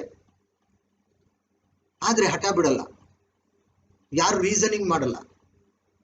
ಈಗ ನಾನು ಮಾತಾಡ್ತಾ ಇರೋದ್ರಿಂದ ಬಹಳ ಜನ ಕೋಪ ಬಂದಿರ್ಬೋದು, ಆದ್ರೆ ರೀಸನಿಂಗ್ ಮಾಡಿ ಕೋಪ ಮಾಡ್ಕೊಳ್ಳೋದ್ರೆ ಏನ್ ಪ್ರಯೋಜನ? ನಿಮ್ ಕೋಪ ನಿಮ್ಮ ಹತ್ರ ಇರ್ತದೆ, ನನ್ನ ಜ್ಞಾನ ನನ್ನ ಹತ್ರ ಇರ್ತದೆ. ಹೇಗೆ ಅದು?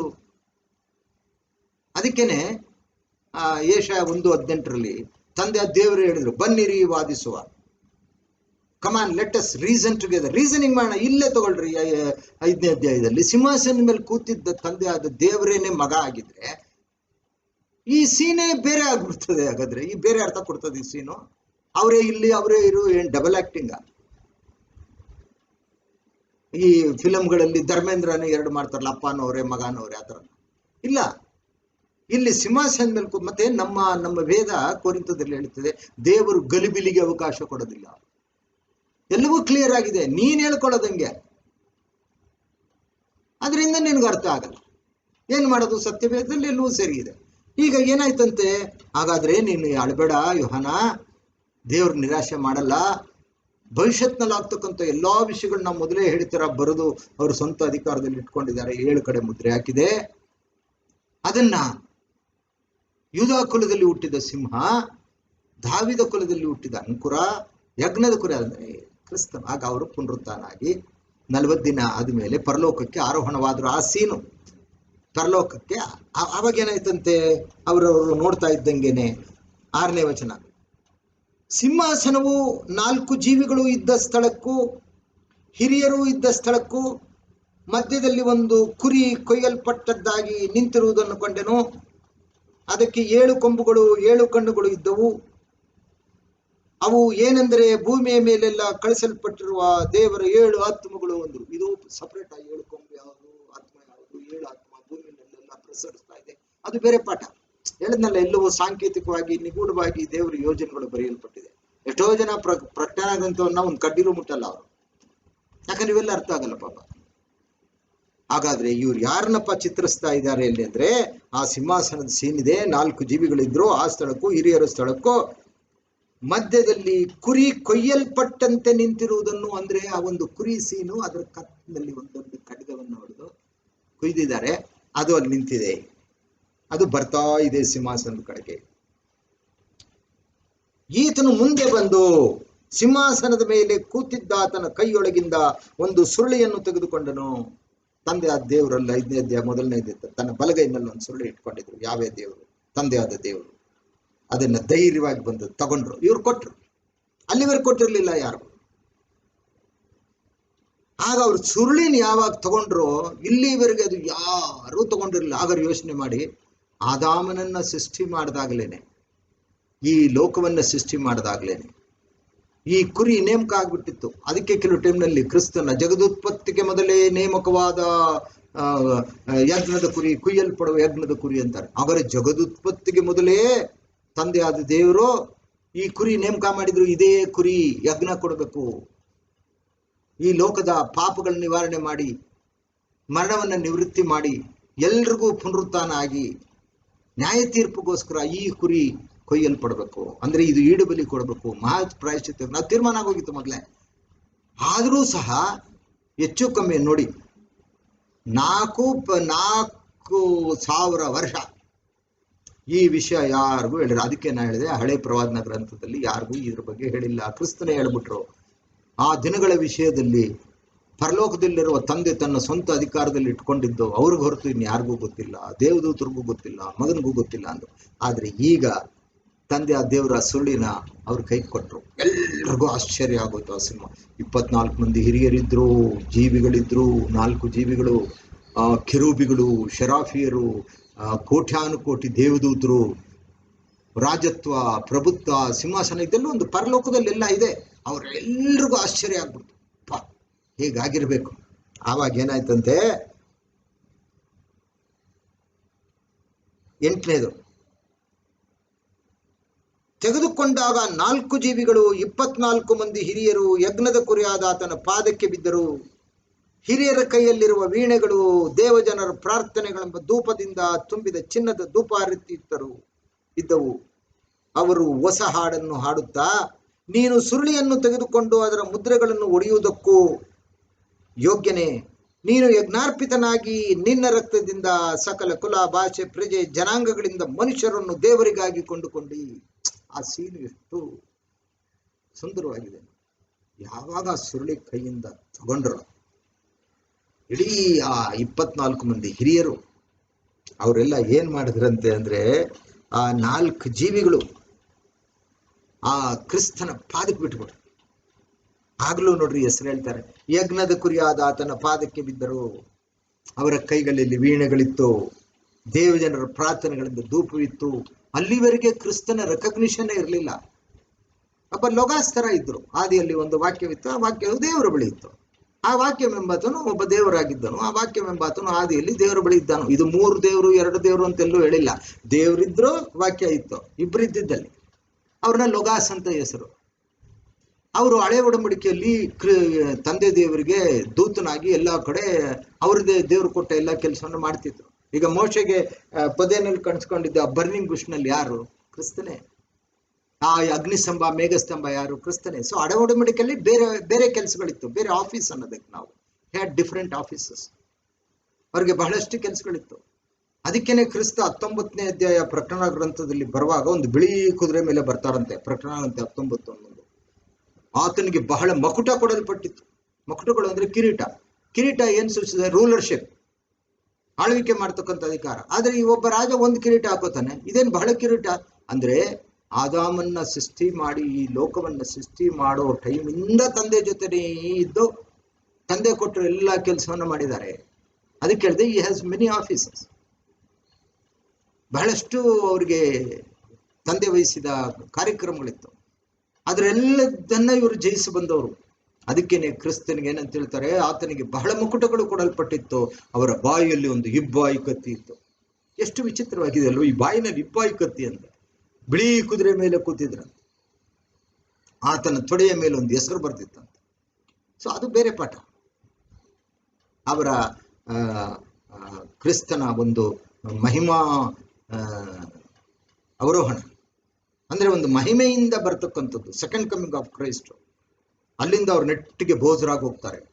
ಬೋಜರಾದಿಂದ ಜೆರುಸಲೇಮ್ ಬರ್ತಾರೆ. ವಾರ ಫರ್ಮಗದೋನ್, ಅದು ಬೇರೆ ಪಾಠ. ಇಲ್ಲಿ ಸುಮ್ಮನೆ ಟಚ್ ಮಾಡಿದೆ. ಹಾಗಾದ್ರೆ ಕ್ರಿಸ್ತನನ್ನ ಸೋದರ ಸೋದರೇ, ಆವಾಗ ಅಲ್ಲಿವರೆಗೆ ಯಾವುದೇ ಹಿರಿಯರು, ಜೀವಿಗಳು, ತಂದೆ ಆದ ಯಾವೇ ದೇವ್ರಿಗೊಬ್ಬರಿಗೆ ಮಾತ್ರ ಅವರು ಸಾಷ್ಟಾಂಗವರಿಗೆ ಸ್ತೋತ್ರ ಮಾಡ್ತಿದ್ರು. ಈಗ ಏನ್ ಮಾಡ್ಬಿಟ್ರಂತೆ, ಆ ಯಜ್ಞದ ಕುರಿಯಾದ ಆತನಿಗೆಲ್ಲರೂ ಸಾಷ್ಟಾಂಗವರಿಗೆ ಹೇಳ್ತಾರೆ. ನೋಡು, ಆ ಮುದ್ರೆಗಳನ್ನ ತಗೊಂಡು ಅದನ್ನ ಒಡೆಯುವುದಕ್ಕೂ ಅದನ್ನ ಬಿಚ್ಚಿ ಓದುವುದಕ್ಕೂ ನೀನು ಯೋಗ್ಯನೇ. ನೀನು ಯಜ್ಞಾರ್ಪಿತನಾಗಿ ನೀನು ಸುರಿಸಿದ ರಕ್ತದಿಂದ ನೀನೇನ್ ಮಾಡಿದ್ಯಾ, ಸಕಲ ಕುಲ, ಭಾಷೆ, ಪ್ರಜೆ, ಜನಾಂಗಗಳಿಂದ ನೀನು ನಮ್ಮ ದೇವರಿಗೋಸ್ಕರವೂ ರಾಜ್ಯವನ್ನಾಗಿಯೂ ಯಾಜಕರನ್ನಾಗಿಯೂ ಮಾಡಿದಿ, ಅವರು ಭೂಮಿಯ ಮೇಲೆ ಆಳುವರು ಅಂದ್ರು. ಇದು ಬಹಳ ಒಂದು ಮುಖ್ಯವಾದ ಪಾಠ. ಹೇಗೆ ಅಂದ್ರೆ, ಈ ಕ್ರಿಸ್ತನು, ಈಗ ಇಸ್ರೇಲ್ ಬೇರೆ, ಸಭೆ ಬೇರೆ. ಆದ್ರೆ ಇಸ್ರೇಲ್ನಲ್ಲಿ ಕ್ರಿಸ್ತನು ಬಂದಾಗ ಯಾರ್ಯಾರು ಕ್ರಿಸ್ತನ ಅಂಗೀಕರಿಸಿದ್ರು ಅವರು ಸಭೆಗೆ ಸೇರ್ಕೋತಾರೆ. ಮತ್ತೆ ಜೆಂಟೈಲ್ ಕನ್ವರ್ಟೆಡ್ ಕ್ರಿಶ್ಚಿಯನ್ಸ್, ಇವರಲ್ಲಿ ಒಂದು ಸಭೆ ಆರಿಸ್ಕೊಂಡ್ರು. ಅದೇ ಮತ್ತಾಯ 16ರಲ್ಲಿ, ನಾನು ಒಂದು ವಿಸ್ತಾರವಾದ ಬಂಡೆಯ ಮೇಲೆ ನನ್ನ ಸಭೆಯನ್ನು ಕಟ್ಟುವನು, ಅದನ್ನ ಪಾತಾಳದ ಶಕ್ತಿಗಳು ಅದನ್ನ ಸೋಲಿಸಲಾರು ಅಂದ್ರಲ್ಲ, ಆ ಸಭೆ. ಅದನ್ನ ಅಲ್ಲಿ ಹೇಳ್ತಾರೆ ಪ್ರಕಟಣಾ ಗ್ರಂಥದಲ್ಲಿ, ನೀನು ಸುರುಳಿಯನ್ನು ಬಿಚ್ಚುವುದು, ಒಡೆಯುವುದಕ್ಕೂ ಅದನ್ನು ಓದುವುದಕ್ಕೂ ನೀನು ಯೋಗ್ಯನೇ. ನೀನು ಸುರಿಸಿದ ರಕ್ತದಿಂದ ಈ ಭೂಲೋಕದಲ್ಲಿ ಸಕಲ ಕುಲ, ಭಾಷೆ, ಪ್ರಜೆ, ಜನಾಂಗಗಳಿಂದ ನೀನೇನ್ ಮಾಡಿದೆ ಅಂದ್ರೆ, ನೀನು ಆ ಜನಾಂಗಗಳಿಂದ ಮನುಷ್ಯರನ್ನು ದೇವರಿಗಾಗಿ ಕೊಂಡುಕೊಂಡಿ ಅಂದ್ರು 9ರಲ್ಲಿ. 5:10 ಅವರನ್ನು ನಮ್ಮ ದೇವರಿಗೋಸ್ಕರ ರಾಜ್ಯವನ್ನಾಗಿಯೂ ಯಾಜಕರನ್ನಾಗಿಯೂ ಮಾಡಿದಿ, ಅವರು ಭೂಮಿಯ ಮೇಲೆ ಆಳುವರು ಅಂದ್ರು. ಇದು ಯಾವುದ್ರ ಬಗ್ಗೆ ಹೇಳ್ತಾ ಇರೋದು? ಸಭೆ ಬಗ್ಗೆ, ಇಸ್ರೇಲ್ ಬಗ್ಗೆ ಅಲ್ಲ. ಇಸ್ರೇಲ್ ಸಭೆಯಲ್ಲಿ ಸೇರಲ್ಲ, ಯಾಕಂದ್ರೆ ಅವರು ಒಂದು ರಾಷ್ಟ್ರಕ್ಕೆ ಸೀಮಿತವಾದವರು. ಒಂದೊಂದು ಅಕ್ಷರಾನು ಗಮನಿಸಬೇಕು ಸತ್ಯವೇದದಲ್ಲಿ. ಇಲ್ಲಿ ಸಕಲ ಭಾಷೆ, ಕುಲ, ಜನಾಂಗ ಇವರೆಲ್ಲರದಿಂದ ಆರಿಸ್ಕೊಂಡಿದ್ಯಾ ಅಂದ್ರೆ, ಇಸ್ರೇಲ್ ಒಂದು ರಾಷ್ಟ್ರಕ್ಕೆ ಮಾತ್ರ ಸೀಮಿತವಾಗಿರೋರು. ಇದಾಗಲ್ಲ, ಸಭೆ ಎಲ್ಲಾ ಕಡೆ ಹರಡ್ಕೊಂಡಿದ್ದಾರೆ ವಿಶ್ವದಲ್ಲಿ. ಅಲ್ಲಲ್ಲಿ ದೇವರ ಮಕ್ಕಳಲ್ಲಿದ್ದಾರೆ. ಅವರೇನೆ ರೋಮ 8:21 ದೇವರನ್ನು ಮೊದಲು ಯಾರನ್ನು ತನ್ನವರೆಂದು ತಿಳಿದುಕೊಂಡಿದ್ದನೋ ಅವರನ್ನು ಕ್ರಿಸ್ತನ ಸಾರೂಪ್ಯದಲ್ಲಿ ಬೆಳೆದಕ್ಕೆ ಕರೆದನು. ಯಾರನ್ನು ಕರೆದನೋ ಅವರನ್ನ ನೀತಿವಂತರೆಂದು ಪರಿಗಣಿಸಿದನು. ಯಾರನ್ನು ನೀತಿವಂತರು ಅಂತ ಪರಿಗಣಿಸಿದ್ರೋ ಅವರನ್ನು ಮಹಿಮಾ ಪದವಿಗೆ ತರುವನು. ಅದೇ ಈ ಸಭೆ. ಈ ಸಭೆನ ಕ್ರಿಸ್ತ ತನ್ನ ಸ್ವಂತ ರಕ್ತದಿಂದ ಚೆಲ್ಲಿ ತಗೊಂಡಿರ್ತಕ್ಕಂಥದ್ದು.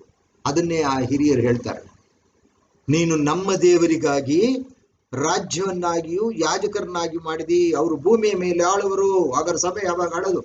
ಕ್ರಿಸ್ತನ 2ನೇ ಬರುಣದಲ್ಲಿ ಆ 1000 ವರ್ಷ ಆಳ್ತದೆ, ಕ್ರಿಸ್ತನ ಜೊತೆ ಆಳುತ್ತೆ. ಕ್ರಿಸ್ತ ತಲೆ ಆದ್ರೆ ಇವರು ದೇಹ.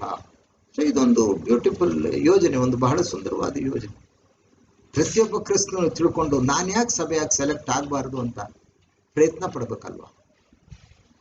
ತಪ್ಪಾಗಿ ಅರ್ಥ ಮಾಡಿಕೊಂಡು ತಪ್ಪಾಗಿ ಬೋಧನೆ ಮಾಡಿಕೊಂಡು, ಒಂದು ಕಡೆ ಹೇಳ್ತಾರೆ ಇವರು, ಇಫ್ ಐ ರಿಮೆಂಬರ್ ಕರೆಕ್ಟ್, 1 ಕೊರಿಂಥ 11 ಎಲ್ಲ ಒಂದು ಕಡೆ ಹೇಳ್ತಾರೆ, ಭಕ್ತನಾದ ಪೌಲ, ಅಪೂರ್ಣವಾಗಿ ತಿಳಿದುಕೊಂಡಿದ್ದೆವು, ಅಪೂರ್ಣವಾಗಿ ಪ್ರವಾದಿಸಿದೆವು, ಪೂರ್ಣವಾದದ್ದು ಬಂದಾಗ ಅಪೂರ್ಣವಾದದ್ದು ಹೋಗುತ್ತೆ. ಆ ಥರ ಆಗ್ಬೇಕಲ್ವ ನಾವೆಲ್ಲ. ನಾವುಗಳು ಎಲ್ಲೆಲ್ಲೋ ಬಿದ್ದಿದ್ದು, ಅಪೂರ್ಣವಾಗಿ ತಿಳ್ಕೊಂಡಿದ್ದು, ಯಾವುದ್ಯಾವುದೋ ಡಿನಾಮಿನೇಷನ್ ಎಲ್ಲೆಲ್ಲೋ ಸೇರ್ಕೊಂಡು ತಪ್ಪೇ ಹೇಳ್ಕೊಂಡು ತಪ್ಪನ್ನೇ ಪ್ರತಿಪಾದಿಸ್ಕೊಂಡು ಇದ್ದು. ಆದರೆ ಪೂರ್ಣವಾದದ್ದು ಬಂದಾಗ ಏನ್ ಬಂದ್ಬಿಡ್ತು ನಮ್ಗೆ? ನಾವೇನ್ ದೊಡ್ಡ ಜ್ಞಾನಿಗಳ? ನಮ್ಮ ಡಿಗ್ರಿ, ಡಿಪ್ಲೊಮಾ ಅಥವಾ ಯಾವುದೋ ಸ್ಥಾನಮಾನ ಯಾವುದು ಕೌಂಟ್ ಆಗಲ್ಲ. ಕೆಲವು ಸಂದರ್ಭದಲ್ಲಿ ನಮ್ಮ ಸಭೆಯಲ್ಲಿ ಇದ್ದಾರೆ, 4ನೇ ಕ್ಲಾಸ್ ಓದ್ದವರಿದ್ದಾರೆ, ಅವ್ರಿಗಿರೋ ಜ್ಞಾನ ಟ್ರಿಬಲ್ ಗ್ರಾಜ್ಯುಯೇಟ್ಸ್ಗಿಲ್ಲ. ಕಾರಣ ಏನು? ಪವಿತ್ರ ಆತ್ಮನ ಒಂದು ಇರುವಿಕೆ ಅವರಲ್ಲಿ. ದೇವರು ಅವರಲ್ಲಿರ್ತಕ್ಕಂಥ ಆ ಒಂದು ಆಸಕ್ತಿಯನ್ನು ನೋಡಿದ್ರು, ಪವಿತ್ರಾತ್ಮನ ಕಳಿಸ್ಕೊಟ್ಟು ನಮ್ಮ ಕಣ್ಣುಗಳನ್ನ ತೆರೆಸಿದ್ರು. ಆವಾಗಲೇ ಸತ್ಯ ತಿಳ್ಕೊಳ್ಳೋಕೆ ಸಾಧ್ಯ. ಹಾಗಾದ್ರೆ ಇಲ್ಲೇನಾಯ್ತಂತೆ, ಅದು ಈ 1000 ವರ್ಷ ಆಳೋದಿಲ್ಲ ಇಲ್ಲಿ ನಾವು ಹೇಳ್ತಾರೆ. ಆಗ ಇಲ್ಲಿಂದೀಗ ಪುನಃ ವಿಷಯಕ್ಕೆ ಬರೋಣ. ಹಾಗಾದ್ರೆ ಆ ಸುರುಳಿಯನ್ನ ತಂದೆ ಆದ ದೇವರು ಯಾರ ಕೈ ಕೊಟ್ರು ಅಂದ್ರೆ, ಅದನ್ನ ಕ್ರಿಸ್ತನ ಕೈ ಕೊಟ್ರು. ಆ ನಂತರವೇ ಪ್ರಕಟಣಾ ಗ್ರಂಥ ಬರೆಯಲ್ಪಟ್ಟಿದ್ದು. ಹಾಗಾದ್ರೆ ಈಗ ಸ್ವಲ್ಪ ಕೆಲವು ವಿಷಯ ಹೇಳಲೇಬೇಕು ನಿಮಗೆ. ಈ ಪ್ರಕಟಣಾ ಗ್ರಂಥ 1:1 ಓದಿ. ಪ್ರಕಟಣಾ ಗ್ರಂಥ 1:1 ಅದು ಈ ಪ್ರಕಟಣಾ ಗ್ರಂಥ, ಪ್ರಕಟಣೆ ಎಂದ್ರೇನ್ರಿ? ರಿವಿಲೇಷನ್. ಮುಂದೆ ಆಗ್ತಕ್ಕಂಥ ಎಷ್ಟೋ ವಿಷಯಗಳನ್ನ ಈಗ ಪ್ರಕಟ ಮಾಡ್ತಕ್ಕಂಥ ಕಾಲ, ಅದೇ ಪ್ರಕಟಣಾ ಗ್ರಂಥ. ಆದರೆ ಈಗ ನಾನು ಮೊದಲೇ ಹೇಳಿದ್ನಲ್ಲ, ಕ್ರಿಸ್ತನೇ ಹೇಳಿದ್ರಲ್ಲ, ತಂದೆಯು ತನ್ನ ಸ್ವಂತ ಅಧಿಕಾರದಲ್ಲಿ ಇಟ್ಕೊಂಡಿದ್ರು, ಅದನ್ನ ಯಾರಿಗೂ ಕೊಟ್ಟಿರ್ಲಿಲ್ಲ. ಒಬ್ಬ ಯೋಗ್ಯನು ಬರಲಿ ಅಂತ ಕೊಟ್ರು. ಆ ಯೋಗ್ಯನೇ ಕ್ರಿಸ್ತ. ಅವರು ಪುನರುತ್ಥಾನ ಆಗಿ ಹೋದಾಗ ಅದನ್ನು ಅವ್ರ ಕೈ ಕೊಟ್ರು. ಈಗ ನಾವು ಒಂದಕ್ಕೆ ಹೋದಾನೆ, ಒಂದು ಪ್ರಕಟಣೆ ಅಂತ ಒಂದು ನೋಡಿ ಎಷ್ಟು ಚೆನ್ನಾಗಿ ಕಮೆಂಟ್ಸ್ ಆಗುತ್ತೆ. ಯೇಸು ಕ್ರಿಸ್ತನ ಪ್ರಕಟಣೆಯು. ಹಾಗಾದ್ರೆ ಈ ಪ್ರಕಟಣಾ ಗ್ರಂಥ ಬೇರೆ ಯಾರೂ ಅಲ್ಲ, ಇದು ಯೇಸು ಕ್ರಿಸ್ತನ ಪ್ರಕಟಣೆಯು.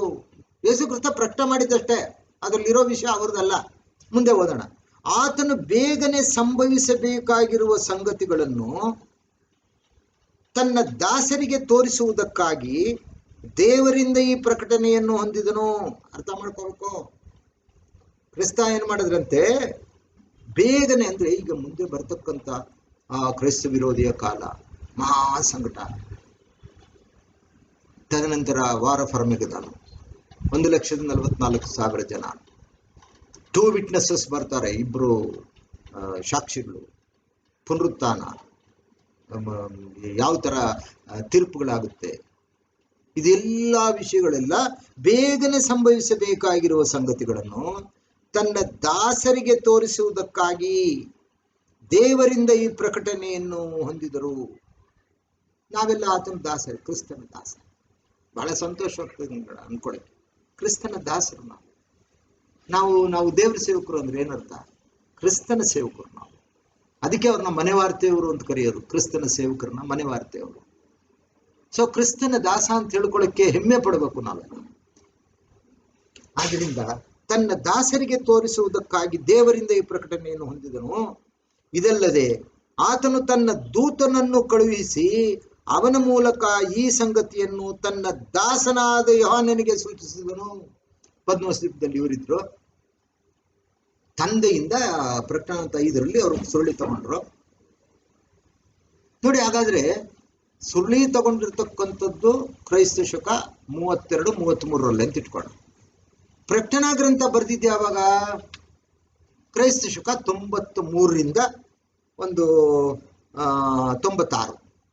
ಅಲ್ಲಿಗೆ ಎಷ್ಟು ವರ್ಷ ಬರ್ತದೆ? ಹೆಚ್ಚು ಕಮ್ಮಿ 64 ವರ್ಷಗಳ ಅಂತರ ಇದೆ. ಅಲ್ಲಿವರೆಗೆ ಯೋಹಾನ ಏನ್ ಮಾಡ್ಬೇಕಾಗಿತ್ತು? ಬದುಕಿರ್ಬೇಕಾಗಿತ್ತು. ಅದಕ್ಕೂ ಒಂದು ವಚನ ಕೊಡ್ತೀನಿ ನಾನು, ಆಮೇಲೆ ಬರೋಣ ಪದ್ಮಸ್ವೀಪಕ್ಕೆ ಹೇಗೆ ಹೋದ ಅಂತ. ಒಂದು ಸಲಿ ಕ್ರಿಸ್ತನು, ನೀವು ಯೋಹಾನ 21-20 ನೋಡ್ಕೊಳ್ಳಿ. ಇದನ್ನೆಲ್ಲ ಗಮನಿಸಿದ್ರೆ ಎಷ್ಟೋ ಇದು ರಹಸ್ಯವಾದ ವಿಷಯಗಳೆಲ್ಲ ನಮ್ಗೆ ಬಿಡುಗಡೆ ಆಗ್ತವೆ. ಯೋಹಾನ 21-20 ಕ್ರಿಸ್ತನ್ ಏನ್ ಮಾಡಿದ್ರು? ಪೇತ್ರನ ಹಿಂಬಾಲಿಸು ಅಂದ್ರು. ಅವನು ಬಹಳ ಪ್ರಿಯನಾದ ಶಿಷ್ಯ, ಹಿಂಬಾಲಿಸ್ತಿದ್ದ. ಅವನಿಂದ ಯೋಹಾನನು ಬರ್ತಿದ್ರು. ಯೋಹಾನನ್ಗೆ ಹೇಳಿಲ್ಲ ಹಿಂಬಾಲಿಸು ಅಂತ, ಕ್ರಿಸ್ತನು ಹೇಳಿಲ್ಲ. ಪೇತ್ರನ ಹಿಂಬಾಲಿಸು ಅಂದ್ರು, ಇವನು ಹಿಂಬಾಲಿಸ್ತಿದ್ದೆ. ಹಿಂಗೆ ತಿರುಗಿ ನೋಡ್ತಾನೆ, ಯೋಹಾನನು ಇದ್ದಾರೆ. ಗುರುಗಳನ್ನೇ ಕೇಳ್ಬೋಣ, ಅವನಿಗೇನಾದ್ರು ಹೇಳಿದಾರ ನೋಡೋಣ ಅಂದ್ಬಿಟ್ಟು ಪೇತ್ರನು ತಿರುಗಿಕೊಂಡು ಯೇಸುವಿಗೆ, ಪ್ರಿಯನಾಗಿದ್ದ ಶಿಷ್ಯನು ಹಿಂದೆ ಬರುವುದನ್ನು ಕಂಡನು. ಇದು ಯೋಹಾನ ಅಂತ ಹೆಸರು ಹೇಳಲ್ಲ, ಪ್ರಿಯನಾದ ಶಿಷ್ಯ ಅಂತ. ಅವರು ಯಾವಾಗಲೂ ಗುರುಗಳ ಎದೆಗೆ ಹೊರಕೊಂಡಿರ್ತಕ್ಕಂಥ ಪ್ರಿಯನಾದ ಶಿಷ್ಯ. ಆ ಪ್ರಿಯನಾದ ಶಿಷ್ಯ ಅವನು ಅದನ್ನೂ ಹೇಳ್ತಾರಲ್ಲೇ, ಆ ಶಿಷ್ಯನು ಊಟದಲ್ಲಿ ಯೇಸುವಿನ ಎದೆಯ ಕಡೆಗೆ ಬಾಗಿ, ಸ್ವಾಮಿ ನಿನ್ನನ್ನು ಹಿಡಿದುಕೊಡುವವರು ಯಾರು ಎಂದು ಕೇಳಿದವನೇ. ಈ ಪ್ರಿಯನಾದ ಶಿಷ್ಯ ಯಾರು ಅಂತ ಕನ್ಫ್ಯೂಷನ್ ಆಗುತ್ತೆ ಅಂತ ಹೇಳಿದ್ರು ಅವರು ಯೋಹಾನ. ಇವನ್ಯಾಕೆ ಹಿಂಬಾಲಿಸಿದ್ದಾನೆ, ನೀನು ನನ್ನಲ್ವ ಬರ ಕೇಳಿದ್ದು ಅಂದ್ರು. ಕ್ರಿಸ್ತನು ಯಾವಾಗಲೂ ಒಗಟಾಗೆ ಮಾತಾಡೋದು, ಯಾವುದು ಬಿಡಿಸಿ ಮಾತಾಡಲ್ಲ. ಹಾಗಾದ್ರೆ 21-21ರಲ್ಲಿ ಇವನನ್ನು ಪೇತ್ರನು ಕಂಡು ಯೇಸುವನ್ನು, ಸ್ವಾಮಿ ಇವನ ವಿಷಯವೇನು ಅಂತ ಕೇಳ್ದ. ಕ್ರಿಸ್ತ ಹೇಳಿದ್ರು, ಯೇಸು ಅವನಿಗೆ, ತಾನು ಬರುವವರೆಗೆ ಇವನು ಇರಬೇಕೆಂದು ನನಗೆ ಮನಸ್ಸಿದ್ದರೆ ಅದು ನಿನಗೇನೋ, ನೀನು ನನ್ನನ್ನು ಹಿಂಬಾಲಿಸು ಎಂದು ಹೇಳಿದನು. ಕ್ರಿಸ್ತನನ್ನ ಸೋದರ ಎಷ್ಟು ಚೆನ್ನಾಗಿ ಹೇಳ್ತಾನೆ. ನಾನು ಬರುವವರೆಗೆ ಇವನು ಇರಬೇಕೆಂದು ನನಗೆ ಮನಸ್ಸಿದ್ದರೆ ನಿನಗೇನು ಅಂದ್ರು. ಅಷ್ಟೇ ಮಾತಾಡೋದವರು, ಅವರು ಸ್ವಾಮಿಗಳ ಉಪಾಧ್ಯಾಯ. ಹಾಗಾದ್ರೆ ಏನರ್ಥ ಅಂದ್ರೆ, ನಾನು ಈಗ ಭೂಲೋಕದಲ್ಲಿದ್ದೀನಿ, ನಾನು ಪರಲೋಕಕ್ಕೆ ಹೋಗ್ತೀನಿ, ನಾನು ಪುನಃ ಯಾವುದೋ ಕಾರಣಕ್ಕೆ ಬರ್ತೀನಿ, ಅಲ್ಲಿವರೆಗೆ ಒಂದು ಬದುಕಿರ್ಬೇಕು. ನೋಡ್ರಿ ಎಷ್ಟು ಅದ್ಭುತ ಅಲ್ವೇ, ಎಷ್ಟು ಚೆನ್ನಾಗಿ ಆಯ್ತಲ್ವಾ. ಹಾಗಾದ್ರೆ ಆ ಕ್ರಿಸ್ತನು ಸತ್ತು ಪುನರುತ್ಥಾನಾಗಿ ಪರಲೋಕ ಹೋಗಿ ಈ ಪ್ರಕಟಣೆ ಅಂತ ಇದ್ರಲ್ಲಿ ನೋಡಿದ್ವಲ್ಲ, ಆ ಸುರುಳಿನವ್ರು ತಗೊಂಡು ಅದನ್ನ ಬಿಚ್ಚಿ ಒಡೆದು ಅದರಲ್ಲಿರೋದನ್ನೆಲ್ಲ ಓದ್ಕೊಂಡು ತಾನು ಮನವರಿಕೆ ಮಾಡಿಕೊಂಡು ಅದನ್ನ ಈಗ ಬರವಣಿಗೆ ರೂಪದಲ್ಲಿ ಭೂಲೋಕದಲ್ಲಿ ಆತನ ದಾಸರು ಅಂದ್ರೆ ಲೋಕದ ಎಲ್ಲರೂ ಕೊಡ್ಬೇಕು. ಅದಕ್ಕೆ ತನ್ನ ದೂತನನ್ನ ಕಳಿಸಿದ್ರು. ದೂಸನನ್ನ ಕಳಿಸಿ ತನ್ನ ದಾಸನಾದ ಯೋಹಾನನಿಗೆ ಅದನ್ನ ಕೊಟ್ರು. ಅದಕ್ಕೆ ಹೇಳ್ತಾರೆ, ಯೋಹಾನನು ತಾನು ಕಂಡದ್ದನ್ನೆಲ್ಲ ತಿಳಿಸುವವನಾಗಿ ದೇವರ ವಾಕ್ಯದ ವಿಷಯವಾಗಿಯೂ ಯೇಸು ಕ್ರಿಸ್ತನು ಹೇಳಿದ ಸಾಕ್ಷಿಯ ವಿಷಯವಾಗಿಯೂ ಸಾಕ್ಷಿ ಕೊಟ್ಟನು. ಯೋಹಾನನ್ ಎಂತ ಬ್ಲೆಸ್ಸಡ್. ಈ ಪ್ರವಾದನಾ ವಾಕ್ಯಗಳನ್ನು ಓದುವಂತವನು, ಕೇಳುವಂತವರು, ಈ ಪ್ರವಾದನೆಗಳಲ್ಲಿ ಬರೆದಿರುವ ಮಾತುಗಳನ್ನು ಕೈಕೊಂಡು ನಡೆಯುವವರು ಧನ್ಯರು. ಅವು ನೆರವೇರುವ ಸಮಯವು ಸಮೀಪವಾಯಿತು. ಪ್ರಕಟಣಾ ಗ್ರಂಥ ಅದು ಗೋಲ್ಡ್, ನಮ್ಗೆ ಗೋಲ್ಡ್ ಮೈನ್. ಮುಂದೆ ಹಿಂಗಿಂಗೆ ನಡೆಯುತ್ತೆ. ಇದೆಲ್ಲವನ್ನ ಬರೆದು ಯಾವೇ ದೇವರು, ತಂದೆಯ ದೇವರ ವಿಷಯದಲ್ಲಿಯೋ ಮತ್ತು ಕ್ರಿಸ್ತನ ವಿಷಯದಲ್ಲಿಯೋ ಸಾಕ್ಷಿ ಕೊಟ್ಟಿರ್ತಕ್ಕಂಥ. ಅದಕ್ಕೆ ಈ ಯೋಹಾನ ಅದನ್ನೆಲ್ಲ ಬರೆದ್ರು. ಆದ್ರೆ ಈಗ ಯೋಹಾನ ಬರೆದಿರೋ ಪರಿಸ್ಥಿತಿ, ಈ ಒಂದು ಪ್ರವಾದನಾ ರೂಪ ಕೊಟ್ಟ ಪ್ರಕಟಣಾ ಗ್ರಂಥ ಎಲ್ರಿಗೂ ಕೊಟ್ಟಿದ್ದು ಯೋಹಾನನಿಗೆ. ಅದು ಒಂದು ಬಹಳ ಶೋಚನೀಯವಾದ ವಿಷಯ. ಆಗ ಇದು ಕ್ರಿಸ್ತಶಕ 81ರಿಂದ 96ರಲ್ಲಿ ರೋಮ್ ಚಕ್ರವರ್ತಿಯಾಗಿ ಒಬ್ಬ ಡೊಮಿಟಿಯನ್ ಅಂತ ಒಬ್ಬಿದ್ದ. ಬಹಳ ಕ್ರೂರವಾದ ಎಂಪರರ್ಸ್ ಅವರೆಲ್ಲ. ಆ ಕಾಲದಲ್ಲಿ ಒಂದು ಸುಳ್ಳು ಆರೋಪವನ್ನ ಯೋಹಾನನ ಮೇಲೆ ಹಾಕಿ ಅವನನ್ನ ಆ ಒಂದು ಹೆಚ್ಚು ಕಮ್ಮಿ ಇಸ್ರೇಲಿಂದ 40 ಕಿಲೋಮೀಟರ್ ದೂರದಲ್ಲಿರ್ತಕ್ಕಂಥ ಒಂದು ದ್ವೀಪ, ಅದು ಭಯಂಕರವಾದ ದ್ವೀಪ. ಪದ್ಮೋಸ್ ಹೇಗಿತ್ತು ಅಂತಾನೆ ನೀವು ಪತ್ತೆ ಹಚ್ಚೋದಿಗೆಲ್ಲ ಸಿಗುತ್ತಲ್ಲ, ಪದ್ಮೋಸ್ ದ್ವೀಪ ಹೇಗಿತ್ತು ಅದ್ರ ವಿವರಣೆ ಇದೆ. ಅಲ್ಲಿ ಇವನನ್ನ ಫ್ರೀ ಬಿಟ್ರು ಅಂದ್ರೆ ಅಲ್ಲಿಂದ ತಪ್ಪಿಸ್ಕೊಳಕ್ಕಾಗಲ್ಲ. ಒಂದು ಕಡೆ ಸಮುದ್ರ, ಇಳಿಜಾರು, ಸುತ್ತಲೂ ಕಾಡು, ತಪ್ಪಿಸ್ಕೊಳಕ್ಕಾಗಲ್ಲ. ಅಲ್ಲೂ ಒಂಥರ ಸೆರೆವಾಸದಲ್ಲಿ ಬಿಟ್ರು ಅವನು ಒಬ್ಬನೇ ಇಡೀ ಕಾಡು. ಆ ಸ್ಥಳದಲ್ಲಿ ದೇವರ ದರ್ಶನವಾಗಿ ಕ್ರಿಸ್ತನು ತನ್ನ ದೂತನ ಮುಖಾಂತರ ತನ್ನ ದಾಸನಿಗೆ ಯೋಹಾನನಿಗೆ ಬರೆದುಬಿಟ್ಟು, ಯೋಹಾನ ಇದರಲ್ಲಿರೋದೆಲ್ಲ ಬರೀ ಇವುಗಳೆಲ್ಲವೂ ಸತ್ಯವಾದವು, ಮುಂದೆ ಈ ಲೋಕಕ್ಕೆ ಏನೇನಾಗುತ್ತೆ ಅಂತ ನಾನು ಇದರಲ್ಲಿದೆ, ನೀನು ಬರಿಬೇಕು ಅಂತ ಅದನ್ನ ಯೋಹಾನನ್ ಕೊಟ್ಟರು. ಯೋಹಾನ ಅದನ್ನ ಬರೆದು. ಆದ್ರೆ ಈ ಲ್ಯಾಂಗ್ವೇಜಸ್ನೆಲ್ಲ ಓದಿದ್ರೆ ಸತ್ಯವೇದದಲ್ಲಿ ಅದು ಆ ಬರೆದವರ ಸ್ವಂತ ವಿವರಣೆನೂ ಅಲ್ಲ, ಅವರ ಭಾಷೆನೂ ಅಲ್ಲ, ಅದು ಅವರ ಸ್ವಂತ ಅಭಿಪ್ರಾಯ ಇಲ್ಲ. ಅದೆಲ್ಲ ದೇವರಿಂದ ಹೊಂದಿದ್ದ ನಂಗೆ ಬರೋದು, ಅಲ್ಲಿಗೆ ಪವಿತ್ರಾತ್ಮ ಪ್ರೇರಣೆಯಿಂದ ಬರೋದು. ಅದಕ್ಕೆ ನಾನು 2 ಪೇತ್ರ 1:20-21-22 ಯಾವಾಗ ಯಾವುದೇ ಪ್ರವಾದನ ವಾಕ್ಯವು ಮಾನುಷ ಬುದ್ಧಿಯಿಂದ ವಿವರಿಸತಕ್ಕದ್ದಲ್ಲವೆಂಬುದನ್ನ ಮೊದಲು ತಿಳ್ಕೊಳ್ಳಿ. ಮನುಷ್ಯರು ದೇವರಿಂದ ಹೊಂದಿದ್ದನ್ನೇ ಅಂದ್ರೆ ಪವಿತ್ರಾತ್ಮನಿಂದ ಹೊಂದಿದ್ದನ್ನೇ ಮಾತನಾಡಿದರು ಅಂದ್ರೆ ಬರೆದ್ರು. ಆದ್ರಿಂದ ಈ ಲ್ಯಾಂಗ್ವೇಜ್ನ ಹೋದ್ರೆ ಪ್ರಕಟಣಾ ಗ್ರಂಥದಲ್ಲಿ ಎಷ್ಟು ಟಫ್ ಆಗಿದೆ. ಹಾಗಾದ್ರೆ ಈ ಯೋಹಾನ ಇದನ್ನೆಲ್ಲ ಚಾಚೂ ತಪ್ಪದೆ ಬರೆದಿಟ್ರು.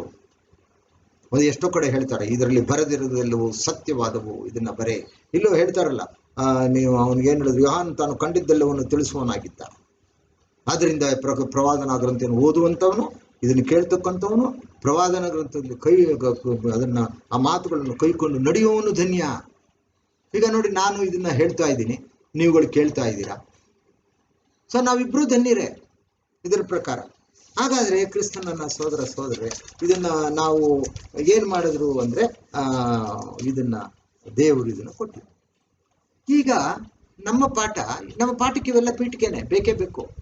ಹೇಗೆ ಅಂತ ಹೇಳಿದ್ರೆ, ಈಗ ಈ ಮಹಾಸಂಕಟ ಎಷ್ಟು ವರ್ಷ, ಎಷ್ಟು ದಿನ, ಅದು ಯಾವುದು, ಅದಕ್ಕೆ ಎಲ್ಲಿ ರೆಫರೆನ್ಸ್ ಇದೆ ಅಂತ ಹೇಳಿದ್ರೆ, ಈ ಮಹಾಸಂಕಟದ ದಿನ ಅಲ್ಲಿ ಓದಿದ್ನಲ್ಲ, ಲೋಕ ಉಂಟಾದಕ್ಕಿಂತ ಯಾವತ್ತೂ ಬಂದಿಲ್ಲ, ಇನ್ನು ಮುಂದಕ್ಕೂ ಬರಲ್ಲ. ದಾನಿಯೇಲ 12ನೇ ಅಧ್ಯಾಯದಲ್ಲಿ ಹೇಳಿರ್ತಕ್ಕಂಥದ್ದು. ಇವುಗಳೆಲ್ಲವೂ ಮಹಾಸಂಕಟದ ಬಗ್ಗೆ ಹೇಳುತ್ತೆ. ಆದ್ರೆ ಅದು ಇಷ್ಟೇ ವರ್ಷ ಅಂತ ಹೇಳಿರೋದು ಯಾವುದು ಅಂದ್ರೆ ಅದು 7 ವರ್ಷ. 7 ವರ್ಷ ಅಂದ್ರೆ ಹೆಂಗೆ? ಅದು 7 ವರ್ಷ ಮಹಾಸಂಕಟ, ಮುಂದೆ ಬರ್ತದೆ, ಇನ್ನೂ ಬಂದಿಲ್ಲ, ಬರುತ್ತೆ. ಆ 7 ವರ್ಷದ ಸಂದರ್ಭದಲ್ಲಿ ಯಾರು ಈ ವಿಶ್ವವನ್ನೇ ಆಳ್ವಿಕೆ ಮಾಡ್ತಾ ಇರ್ತಾರೆ ಅಂದ್ರೆ ಕ್ರೈಸ್ತ ವಿರೋಧ. ಹಾಗಾದ್ರೆ ನಾವು ಏನೇನು ತಿಳ್ಕೋಬೇಕು? ಆ 7 ವರ್ಷ ಏನು? ಕ್ರೈಸ್ತ ವಿರೋಧಿ ಯಾರು? ಅವನಿಗೆ ಅಷ್ಟೊಂದು ಸಾಮರ್ಥ್ಯ ಹೇಗೆ ಬರಕ್ ಸಾಧ್ಯ? ಜನಗಳನ್ನ ಹಿಂಸೆ ಮಾಡೋದು, ವಿಶ್ವವನ್ನೇ ಅವನಿಗೆ ಗೆಲ್ಲಕ್ಕೆ ಹೇಗೆ ಸಾಧ್ಯ? ಅದನ್ನ ಇನ್ನು ಸ್ವಲ್ಪ ಹೊತ್ತಿನಲ್ಲಿ ತಿಳ್ಕೊಳ್ಳೋಣ. ಈಗ ಈ 7 ವರ್ಷವನ್ನ ಏನಂತ ಕರೀತಾರೆ ಅಂದ್ರೆ 70th ವೀಕ್ ಅಂತಾರೆ. 70ನೇ ವಾರ. 70ನೇ ವಾರದಲ್ಲಿ ನಡಿಬೇಕಾಗಿದ್ದ, ಪೂರ್ವದಲ್ಲೇ ಬರೆದಿಟ್ಟಿರ್ತಕ್ಕಂಥ 70ನೇ ವಾರದ ವಿಷಯ ಇದೇನಿದು 70th ವೀಕು? 70th ವೀಕ್ ಬಗ್ಗೆ ನೀವು ತಿಳ್ಕೋಬೇಕು ಅಂದ್ರೆ ದಾನಿಯಲ್ನ ಪ್ರವಾದನಾ ಗ್ರಂಥ 9ರಲ್ಲಿ ಹೇಳಿರ್ತಕ್ಕಂಥ 70 ವಾರಗಳ ಪ್ರವಾದನೆ ತಿಳ್ಕೊಬೇಕು. ಅದನ್ನ ಕಳೆದ ಬಾರಿನೂ ನಾನು ಸ್ವಲ್ಪ ಸೂಕ್ಷ್ಮವಾಗಿ ಹೇಳಿದೆ. ದಾನಿಯೇಲ ಅದರಲ್ಲಿ ಪುನಃ ಇನ್ನೊಂದ್ಸಲಿ ರಿಪೀಟ್ ಮಾಡಬೇಕು, ಯಾಕಂದ್ರೆ ಅಲ್ಲೇ ಇರೋದು ಕ್ರಕ್ಸ್ ಇರೋದೆ ಅಲ್ಲಿ. 7 ವರ್ಷ ಏನು? 70ನೇ ವಾರ ಇದು. ಆ 70ನೇ ವಾರ ಅಂದ್ರೆ 1 ವಾರ. 70ನೇ ವಾರ ಅಂದ್ರೆ 1 ವಾರ. ಆ 1 ವಾರಕ್ಕೆ 7 ದಿನ. ಅದು 7 ವರ್ಷ ಹೇಗಾಗುತ್ತಂದ್ರೆ ಅದು ಪ್ರಾಫಿಟಿಕ್ ವೀಕ್ಸ್ ಅಂತೀವಿ. ಪ್ರವಾದಿಗಳಿಗೆ 1 ದಿನ 1,000 ವರ್ಷ. ಯಾಕೆ ಇದೇ ಇದರಲ್ಲಿ ಹೇಳಿದೆ, ಎಲ್ಲಿ ಒಂದು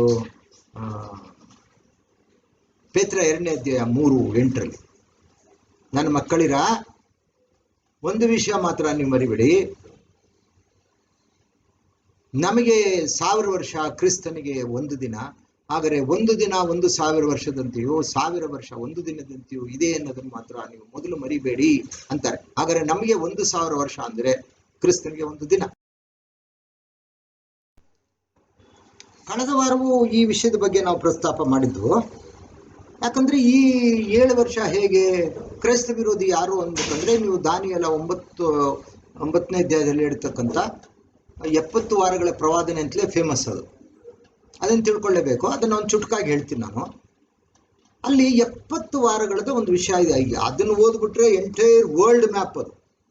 ಈ ಲೋಕದಲ್ಲಿ ಇದನ್ನ ಎಸ್ಕಟಾಲಜಿ ಸಬ್ಜೆಕ್ಟ್ಸ್ ಅನ್ನೋದು, ಈ ಲೋಕದಲ್ಲಿ ಮುಂದೆ ಏನೇನು ಸಂಭವಿಸ್ತದೆ ಅಂತ ದಾನಿಯೇಲ ಕಾಲದಲ್ಲೇನೆ ಹೇಳ್ಬಿಟ್ರು. ಒಂದು ಬ್ಲೂ ಪ್ರಿಂಟ್ ಮಾಡಿ, ಈಗ ಒಂದು ದೊಡ್ಡ ಕಟ್ಟಡ ಕಟ್ಟಬೇಕಂದ್ರೆ ಆರ್ಕಿಟೆಕ್ಟ್ಸ್ ಒಂದು ಬ್ಲೂ ಪ್ರಿಂಟ್ ನ ರೆಡಿ ಮಾಡಿಬಿಟ್ಟು ಆ ಬಿಲ್ಡಿಂಗ್ ಸೈಟ್ ಹತ್ರ ಹಾಕ್ಬಿಡ್ತಾರೆ. ದಾರಿಲಿ ಹೋಗೋರು ಮುಂದೆ ಇಂಥ ಒಂದು ಬಿಲ್ಡಿಂಗ್ ಹೇಳ್ತದೆ ಅಂತ ಮೊದಲೇ ತಿಳ್ಕೊಬೇಕು ಅವರು ಅಂತ ಹಂಗೆ ಮಾಡ್ಬಿಡ್ತಾರೆ. ಅದೇ ತರ ಕಟ್ತಾರೆ ಆರ್ಕಿಟೆಕ್ಟ್ಸ್, ಬಿಲ್ಡರ್ಸ್. ಈ ದಾನಿಯೇಲ 9ನೇ ಅಧ್ಯಾಯದಲ್ಲಿ 70 ವಾರಗಳ ಪ್ರವಾದನೆಯಲ್ಲಿ ಕ್ರಿಸ್ತನ ಮೊದಲನೇ ಬರೋಣ, 2ನೇ ಬರೋಣ, ಕ್ರೈಸ್ತ ವಿರೋಧಿ ಏನೇ ಎಲ್ಲವನ್ನ ಸೂಕ್ಷ್ಮವಾಗಿ ಅದೇ ಸಾಂಕೇತಿಕ ಭಾಷೆಯಲ್ಲಿ ಬರೆದಿಟ್ಟಿದ್ದಾರೆ. ಅದಕ್ಕೆ ನಾ ಕಳೆದ ಬಾರಿ ಹೇಳಿದೆ, ಅಲ್ಲಿ ಏನ್ ಹೇಳ್ತಾರೆ ಅಂದ್ರೆ, ಜೆರುಸಲೇಮ್ ಜೀರ್ಣೋದ್ಧಾರವಾಗಿ ಕಟ್ಟಲ್ಪಡಲಿ ಎಂಬ ದೈವೋಕ್ತಿ ಹೊರಡಿನ ನಂದಿನಿಂದ 7 ವಾರಗಳು ಕಳೆಯಬೇಕು. ಆ 7 ವಾರಗಳಲ್ಲಿ ದೇವಾಲಯವು ಪುನಃ ಸ್ಥಾಪಲ್ಪಡ್ತದೆ. ಅಲ್ಲಿಂದ 62 ವಾರಗಳು ಕಳೆಯಬೇಕು. ಆಗ ಮೆಸ್ಸಾಯನು ಬಂದು ಛೇದಿಸಲ್ಪಡುವನು. ಹಾಗಾದ್ರೆ ಈ ಜೆರುಸಲೇಮ್ ಜೀರ್ಣೋದ್ಧಾರವಾಗಿ ಕಟ್ಟಲ್ಪಡಲಿ ಎಂಬ ದೈವೋಕ್ತಿ ಅಶ್ರತ್ ರಾಜ, ಮೇದೋ ಪರ್ಷಿಯನ್ಸ್ ಆಳ್ವಿಕೆ ಕಾಲ, ಎಜ್ರಾ ನೆಹೆಮ್ಯನ ಕಾಲ. ಆಗ ಆದ್ರೆ ಆಲಯಕ್ಕೆ ಹೆಸರು ಜೆರುಬಾಬೆಲ್ ದೇವಾಲಯ ಅಂತ. ಅಂದ್ರೆ ಜೆರುಬಾಬೆಲ್ನ ಮುಂದಾಳತ್ವದಲ್ಲಿ ಆ ಸಾಲಮನ್ ಟೆಂಪಲ್ ಹಾಳಾಗಿತ್ತಲ್ಲ, ಆ ಬಾಬಿಲೋನ್ ಅವರೆಲ್ಲ ಒಡೆದು ಅದನ್ನ ಸುಟ್ಟಾಕಿದ್ರಲ್ಲ, ಆ ಒಂದು ಕಾಲ. ಅದಾದ ಮೇಲೆ ದೇವಾಲಯ ಪುನಃ ಕಟ್ಟಲ್ಪಟ್ಟಿದ್ದು ಇಲ್ಲಿ ಜೆರುಸಲೇಮ್ ಜೀರ್ಣೋದ್ಧಾರವಾಗಿ. ಅಂದ್ರೆ ಆಲಯ ಮಾತ್ರ ಅಲ್ಲ, ಪಟ್ಟಣ. ಇಲ್ಲಿ ಜೆರುಸಲೇಮ್ ಜೀರ್ಣೋದ್ಧಾರವಾಗಿ ಕಟ್ಟಲ್ಪಡಲಿ ಎಂಬ ದೈವೋಕ್ತಿ ಯಾವಾಗ ಹೊರಡಿತು? 445 ಕಳೆದ ಬಾರಿನಲ್ಲಿ. ಅಲ್ಲಿಂದ 7 ವಾರ. ಅದಾದ್ಮೇಲೆ ದೇವಾಲಯ ಪುನಃ ಕಟ್ಟಲ್ಪಡ್ತು. ಅದು ಜೆರುಬಾಬೆಲ್ ಕಾಲ, ಎಜ್ರನ ಕಾಲ, ನೆಹೆಮ್ಯನ ಕಾಲ. ತದನಂತರ ಇನ್ನು 62 ವಾರ ಆಗಬೇಕು. ಅಲ್ಲಿಗೆ 1 ವಾರ ಅಂದ್ರೆ 7 ದಿನ. 1 ದಿನಕ್ಕೆ 1,000 ವರ್ಷ. ಹಾಗಾದ್ರೆ 445 BC ಕ್ರೈಸ್ತ ಪೂರ್ವದಿಂದ ಕ್ರಿಸ್ತನ ಮೊದಲನೇ ಬರೋಣಕ್ಕೆ 483 ವರ್ಷಗಳು. ಬರೀ ವಾರ ಅಲ್ಲ, ವಾರವನ್ನ ಇಯರ್. ಅದರಲ್ಲೂ ಕ್ಯಾಲ್ಕುಲೇಷನ್ ಇದೆ. ಚಂದ್ರಮಾನ ಕಾಲವನ್ನ ನಾವು ಲೆಕ್ಕ ಹಾಕಬೇಕು. ಚಂದ್ರನ ನಾವು ಮೂಲವಾಗಿ ಇಟ್ಕೊಂಡು ಲೆಕ್ಕ ಹಾಕಿದ್ರೆ ಲೆಕ್ಕ ಕೂತ್ಕೊಳ್ಳುತ್ತೆ. ಕೂಡಿಸ್ಬೋದು, ಏನಿಲ್ಲ. ಒಂದು ಬೋರ್ಡು ಒಂದು ಚಾಕ್ರಿಸ್ಕೊಟ್ರೆ ಬರೆದು ಬಿಡ್ತೀನಿ ನಾನು, ಅದು ಹೆಂಗೆ ಲೆಕ್ಕ ಹಾಕೋದು ಅಂತ. ಆದ್ರೆ ನಮ್ಮ ಹತ್ರ ಇರೋ ಕ್ಯಾಲೆಂಡರ್ ಬೇರೆ. ಇದು ಗ್ರೆಗರಿಯನ್ ಕ್ಯಾಲೆಂಡರ್. ಅದಕ್ಕೆ ಸೋಲಾರ್ ಸಿಸ್ಟಮ್, ಲೂನಾರ್ ಸಿಸ್ಟಮ್ ಅಂತಾರೆ. ಸೋಲಾರ್ ಅಂದ್ರೆ ನಾವು ಸೂರ್ಯನನ್ನ ಮೂಲವಾಗಿಟ್ಟುಕೊಂಡು ಕಾಲಜ್ಞಾನವನ್ನ ಲೆಕ್ಕ ಹಾಕ್ತೀವಿ. ಅದಕ್ಕೆ ರಾತ್ರಿ 12 ಗಂಟೆಗೆ ನಾವು ಒಂದಿನ ಆಯ್ತು. ಹಾಗಾದ್ರೆ ಇವತ್ತು 11ನೇ ತಾರೀಕು ಅಂತ ಇಟ್ಕೊಂಡ್ರೆ, ಇವತ್ತು 12ನೇ ತಾರೀಕು ಅಂತ ಇಟ್ಕೊಂಡ್ರೆ, ಈ 12ನೇ ತಾರೀಕು ಮುಗಿಯೋದು ರಾತ್ರಿ 12 ಗಂಟೆ. ಇದು ಸೋಲಾರ್ ಸಿಸ್ಟಮ್. ಅದರಿಂದ ಒಂದು ವರ್ಷಕ್ಕೆ 365 ಕಾಲ ದಿನ. ಆದರೆ ಲೂನಾರ್, ದೇವರು ಕೊಟ್ಟಿದ್ದು ಇಸ್ರೇಲ್ಗೆ ಲೂನಾರ್ ಸಿಸ್ಟಮ್, ಅದು 360 ದಿನ ಮಾತ್ರ ಒಂದು ವರ್ಷಕ್ಕೆ. ಸಾಯಂಕಾಲದಿಂದ ಸಾಯಂಕಾಲ ಒಂದಿನ ಮುಗಿಯುತ್ತೆ. ಹಾಗಾದ್ರೆ 12ನೇ ತಾರೀಕು ಯಾವಾಗ ಮುಗಿಯುತ್ತೆ? ಸಾಯಂಕಾಲ 6 ಗಂಟೆಗೆ, ಸೂರ್ಯಾಸ್ತಮವಾದವಾಗ ಮುಗಿಯುತ್ತೆ. ಸೊ ಇವೆಲ್ಲ ಲೆಕ್ಕಗಳು ಬರ್ತವೆ. ಹಾಗಾದ್ರೆ ಇಲ್ಲೇನಾಯ್ತು, ಆ ಜೆರುಸಲೇಮು ಇದು ಪುನಃ ಕಟ್ಟಲ್ಪಡ್ತು. 7 ವರ್ಷ ಆಯಿತು. ಅಲ್ಲಿಂದ 62 ವರ್ಷ ಹೆಚ್ಚು ಕಮ್ಮಿ ಕ್ರೈಸ್ತ ಶಕ 32ರಲ್ಲಿ ಮೆಸ್ಸಾಯ ಪ್ರಭು ಅಂತಾರೆ. ಮೆಸ್ಸಾಯ ಪ್ರಭು ಅಂದ್ರೆ ಅಲ್ಲಿ ಇಂಗ್ಲಿಷ್ನಲ್ಲಿ ಮೆಸ್ಸಾಯ ಪ್ರಿನ್ಸ್, ಮೆಸ್ಸಾಯ ಪ್ರಭು ಬಂದು ಛೇದಿಸಲ್ಪಡುವನು, ಅವನಿಗೇನೂ ಇರೋದು. ಆಗ ಕ್ರಿಸ್ತನ ವಧೆ ಆಗೋಯ್ತು ಶಿಲುಬೆಯ ಮೇಲೆ. ಆತ ಯಜ್ಞವನ್ನು ಅರ್ಪಿಸಿದ್ರು. ಅಲ್ಲಿಂದ ಇನ್ನೊಬ್ಬ ಬರ್ತಾನೆ, ಪ್ರಿನ್ಸ್ ಆಫ್ ದ ಪೀಪಲ್, ನುಗ್ಗುವಿನ ಪ್ರಭುವಿನ ಜನರು, ಅವನೇ ಆಂಟಿ ಕ್ರೈಸ್ತ. ಆದ್ರೆ 69ನೇ ವಾರ ಆದ್ಮೇಲೆ, ಆದ್ರೆ 69ನೇ ವಾರ ಯಾವಾಗ ಮುಗಿಯುತ್ತೆ? ಕ್ರಿಸ್ತ ಶಕ 32 ಮುಗಿಯುತ್ತೆ. ಕ್ರಿಸ್ತ ಸತ್ತರು, ಮೆಸ್ಸಾಯನು ಛೇದಿಸಲ್ಪಟ್ಟ. ಅಲ್ಲಿಂದ ಇನ್ನು 7 ವಾರದಲ್ಲಿ, ಅಂದ್ರೆ 7 ವರ್ಷದಲ್ಲಿ ಎಲ್ಲವೂ ನಾಶನ ಆಗಿ, ವಾರ ಪರಮಿಗದವನು ಆಗಿ, ಎಲ್ಲ ಆಗಿ ಕ್ರಿಸ್ತನ 2ನೇ ಬರೋಣ ಬಂದು ಆತನ 1000 ವರ್ಷದ ಆಳ್ವಿಕೆ ಪ್ರಾರಂಭ ಆಗ್ಬೇಕಾಯ್ತು. ಏನೂ ಆಗಿಲ್ಲ. ಈಗ ನಾವು 2021 ಜೂನ್ ಮಾಹೆ ಇಲ್ಲಿದ್ದೀವಿ, ಮಾತಾಡ್ತಿದ್ದೀವಿ. ಯಾಕೆ ಹಿಂಗಾಯ್ತು? ಅದಕ್ಕೆ ಕಳೆದ ಬಾರಿ ಹೇಳಿದೆ, ಒಂದು ಗ್ಯಾಪ್ ಥಿಯರಿ ಅಂತಿದೆ.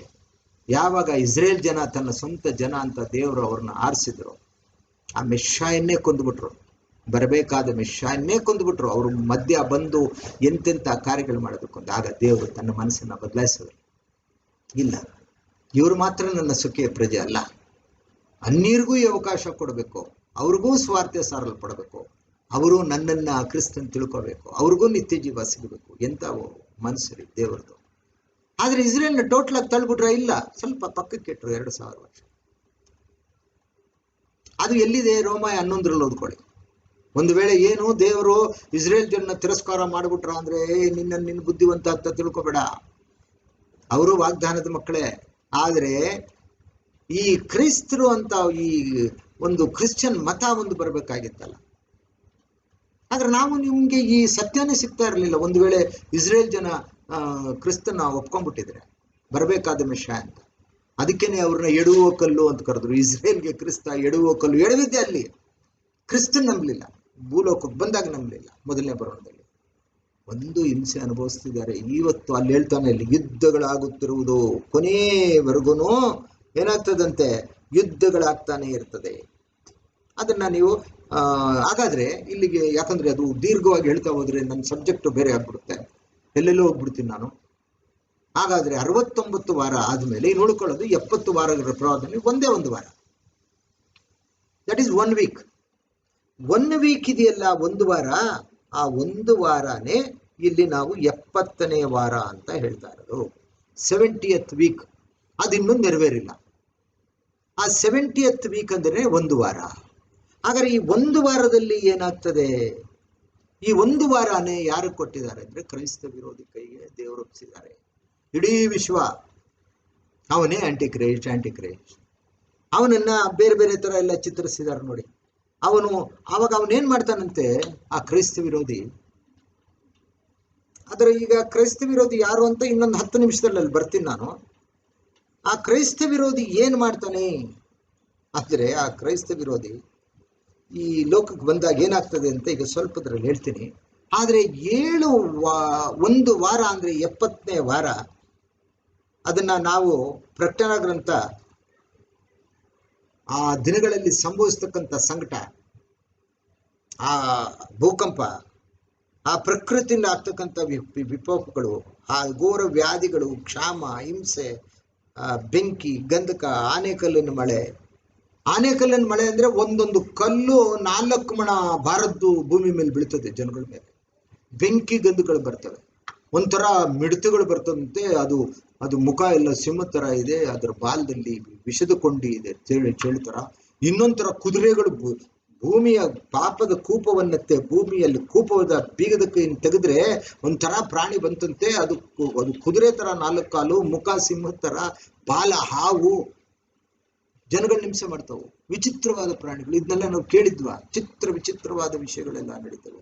ಆ ಸಂಕಟ, ಅದಕ್ಕೆ ಕ್ರೈಸ್ತ ಹೇಳಿದ್ರು, ಅಯ್ಯೋ ಆ ಇದರಲ್ಲಿ ನಾವು ನೋಡಿದ್ವಲ್ಲ, ಜಕರಿಯ 37, ಅಯ್ಯೋ ಅಂತ ಸಂಕಟ ಇನ್ಯಾವತ್ತೂ ಬಂದಿಲ್ಲ. ಕ್ರಿಸ್ತನ ಹೇಳಿದ್ರು, ಅಯ್ಯೋ ಈ ಲೋಕ ಉಂಟಾದಾಗಿಂದ ಇಲ್ಲಿವರೆಗಂತ ಸಂಕಟ ಬಂದಿಲ್ಲ, ಮುಂದೇನೂ ಬರಲ್ಲ. ಆ ದಿನ ಗರ್ಭಿಣಿ ಸ್ತ್ರೀ ಏನ್ ಮಾಡ್ತಾಳೆ? ಎಲ್ಲೋಡೋಗ್ತಾಳೆ ಅವಳು? ಒಂದ್ ಸಣ್ಣ ಮಗು ಎಲ್ಲೋಡೋಗುತ್ತೆ? ಹಾಳು ಮಾಡುವ ಅಸಹ್ಯ ವಸ್ತು ಅಂದ್ರು ಅದನ್ನ. ಇಲ್ಲಿ ಮತ್ತಾಯ 24:15 ದಾನಿ ಅವರು ಅಲ್ಲಿ ರೆಫರ್ ಮಾಡ್ತಾರೆ. ಕ್ರಿಸ್ತ, ನೀವು ಓದ್ಕೊಳ್ಳಿ ಮತ್ತಾಯ 24:15. ಹಾಳು ಮಾಡುವ ಅಸಹ್ಯ ವಸ್ತು, ದಾನಿಯೇಲ ಪ್ರವಾದನಾಗಂತದಲ್ಲಿ ಹೇಳಿರುವ ಹಾಳು ಮಾಡುವ ಅಸಹ್ಯ ವಸ್ತು ಪವಿತ್ರ ಸ್ಥಾನದಲ್ಲಿ ಬಂದು ನಿಂತಾಗ ಯೂದಾಯದಲ್ಲಿರೋನು ಕಾಡುಗೋಡೋಗ್ಲಿ ಅಂದ್ರು. ಅಂಥ ಭಯಂಕರವಾದ ದಿನ. ಅದನ್ನ ಏನ್ ಮಾಡಿದ್ದಾರೆ?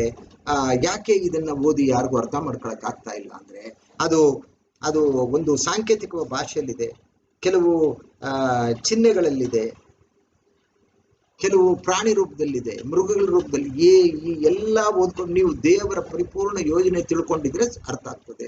ಅದಕ್ಕೇನಿಲ್ಲ, ಯಾಕೊಬ್ಬ ಹೇಳಿರ್ತಾರ, ಒಬ್ಬನಿಗೆ ಜ್ಞಾನವು ಕಡಿಮೆಯಾಗಿದ್ದರೆ ಅವನು ತಂದೆಯನ್ನ ಬೇಡ್ಕೊಳ್ಳಿ, ದೇವ್ರು ಕೊಡ್ತಾನೆ. ದೇವ್ರೇ ನನಗೆ ಪ್ರಕಟಣಾ ಗ್ರಂಥ ಅರ್ಥ ಆಗ್ತಾ ಇಲ್ಲ, ದೇವ್ರೆ ಸ್ವಾಮಿ ಅರ್ಥ ಆಗ್ತಾ ಇಲ್ಲ, ನನಗೆ ಜ್ಞಾನ ಕೊಡು, ನಾವು ಬೇಡ್ಕೋಬೇಕು, ಅವ್ರು ಕೊಡ್ತಾರೆ. ಸಾಲಮನ್ಗೆ ಹಂಗೆ ತಾನೇ ಕೊಟ್ಟಿದ್ದು. ಅವನು ದೇವರಲ್ಲಿ ಕೇಳ್ಕೊಂಡಲ್ಲ. ದೇವ್ರು, ಸಾಲಮನ್ ನಿನ್ಗೇನ್ ಬೇಕು ಕೇಳ್ಕೊ ಅಂದ್ರು. ಅವಾಗ ಅವನು ಹೇಳ್ದ, ಇಷ್ಟೊಂದು ಜನಸ್ತೋಮ, ಇಷ್ಟೊಂದು ಜನಸಂಖ್ಯೆ ಇರ್ತಕ್ಕಂಥ ಕೋಟಿ ಇಸ್ರೇಲ್ ಜನಗಳನ್ನ ನಾನು ಹೋಗ್ತಾ ಬರ್ತಾ ಆಳ್ಬೇಕಲ್ವಾ? ನಾನು ಅವ್ರನ್ನ ಧರ್ಮವಾಗಿ ಆಳ್ಬೇಕು, ನನಗೆ ಜ್ಞಾನವನ್ನು ಕೊಡು.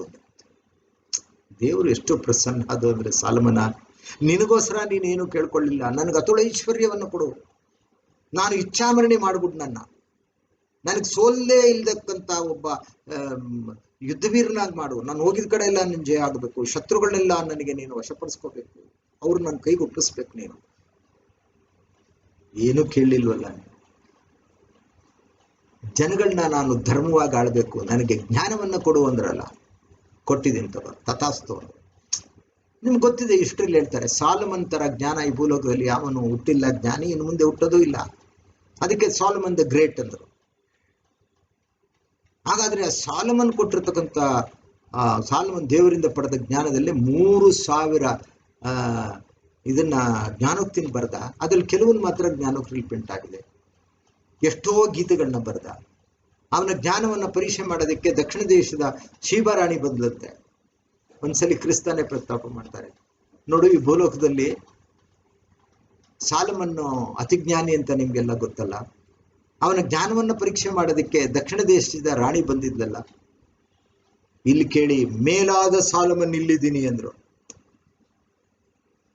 ಹಾಗಾದ್ರೆ ನಾನು ಸಾಲಮನ್ಗಿಂತ I am greater than Solomon ಅಂದ್ರು ಕ್ರಿಸ್ತ. ಯಾಕಂದ್ರೆ 1 ಕೊರಿಂಥ 1:24 ತಂದೆಯಿಂದ ಬಂದ ಜ್ಞಾನ ಅಂದ್ರೆ ಕ್ರಿಸ್ತನೇ, ದೇವರಿಂದ ಬಂದ ಜ್ಞಾನ ಕ್ರಿಸ್ತನೇ.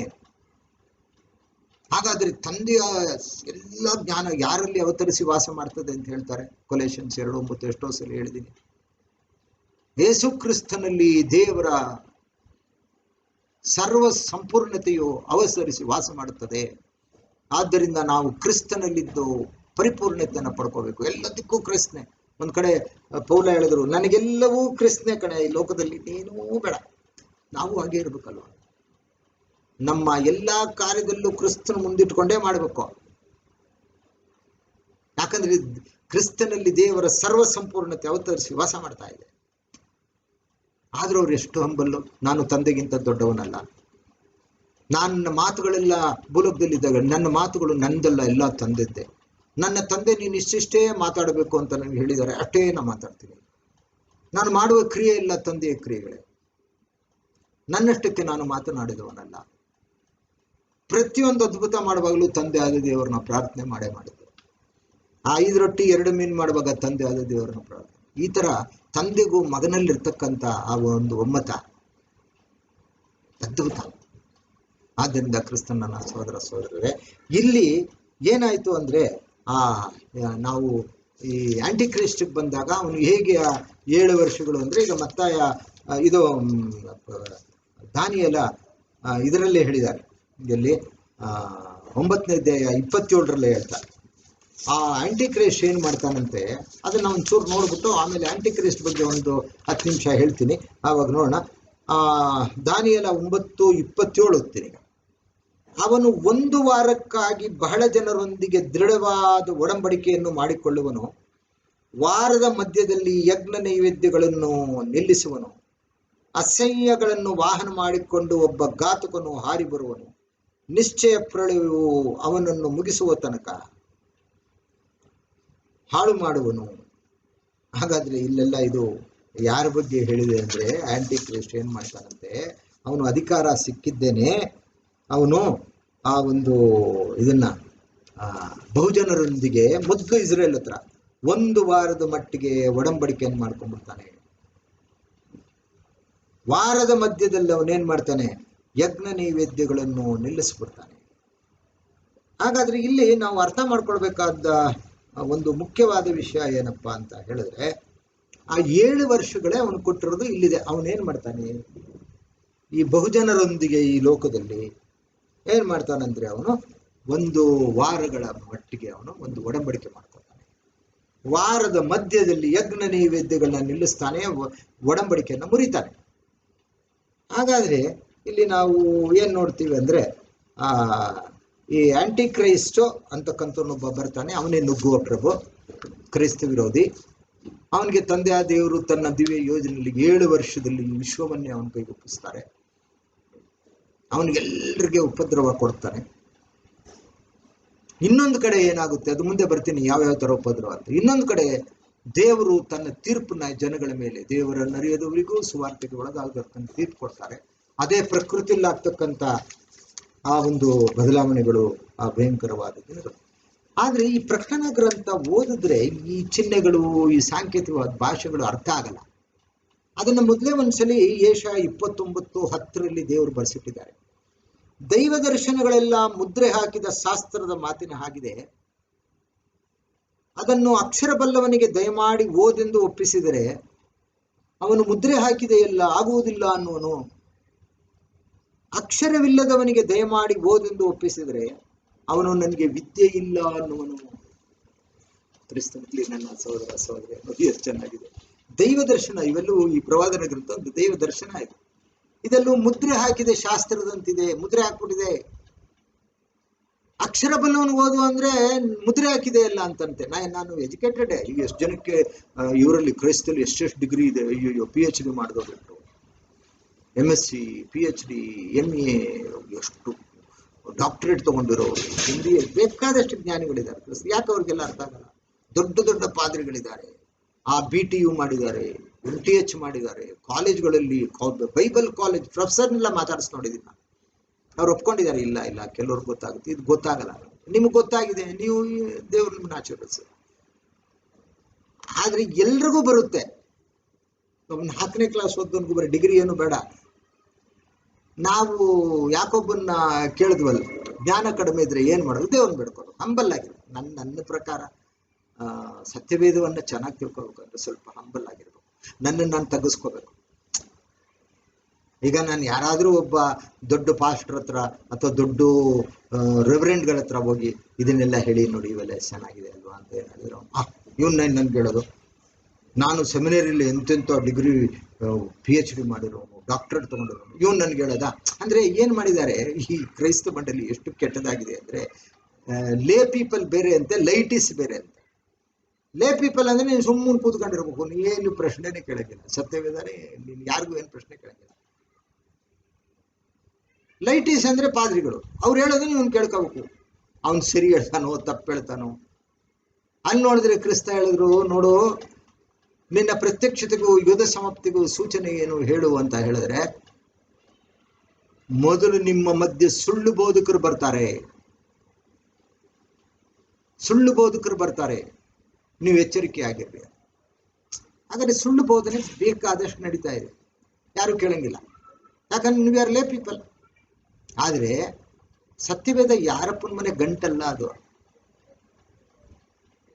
ನನಗೆ ದೇವರು ಪವಿತ್ರಾತ್ಮನ ಕೊಟ್ಟು ನನಗೆ ಸಹಾಯ ಮಾಡಿದ್ರೆ ನನ್ನ ಕಣ್ಣುಗಳು ತಿರಿತವೆ, ಆ ಥರ ಅದು.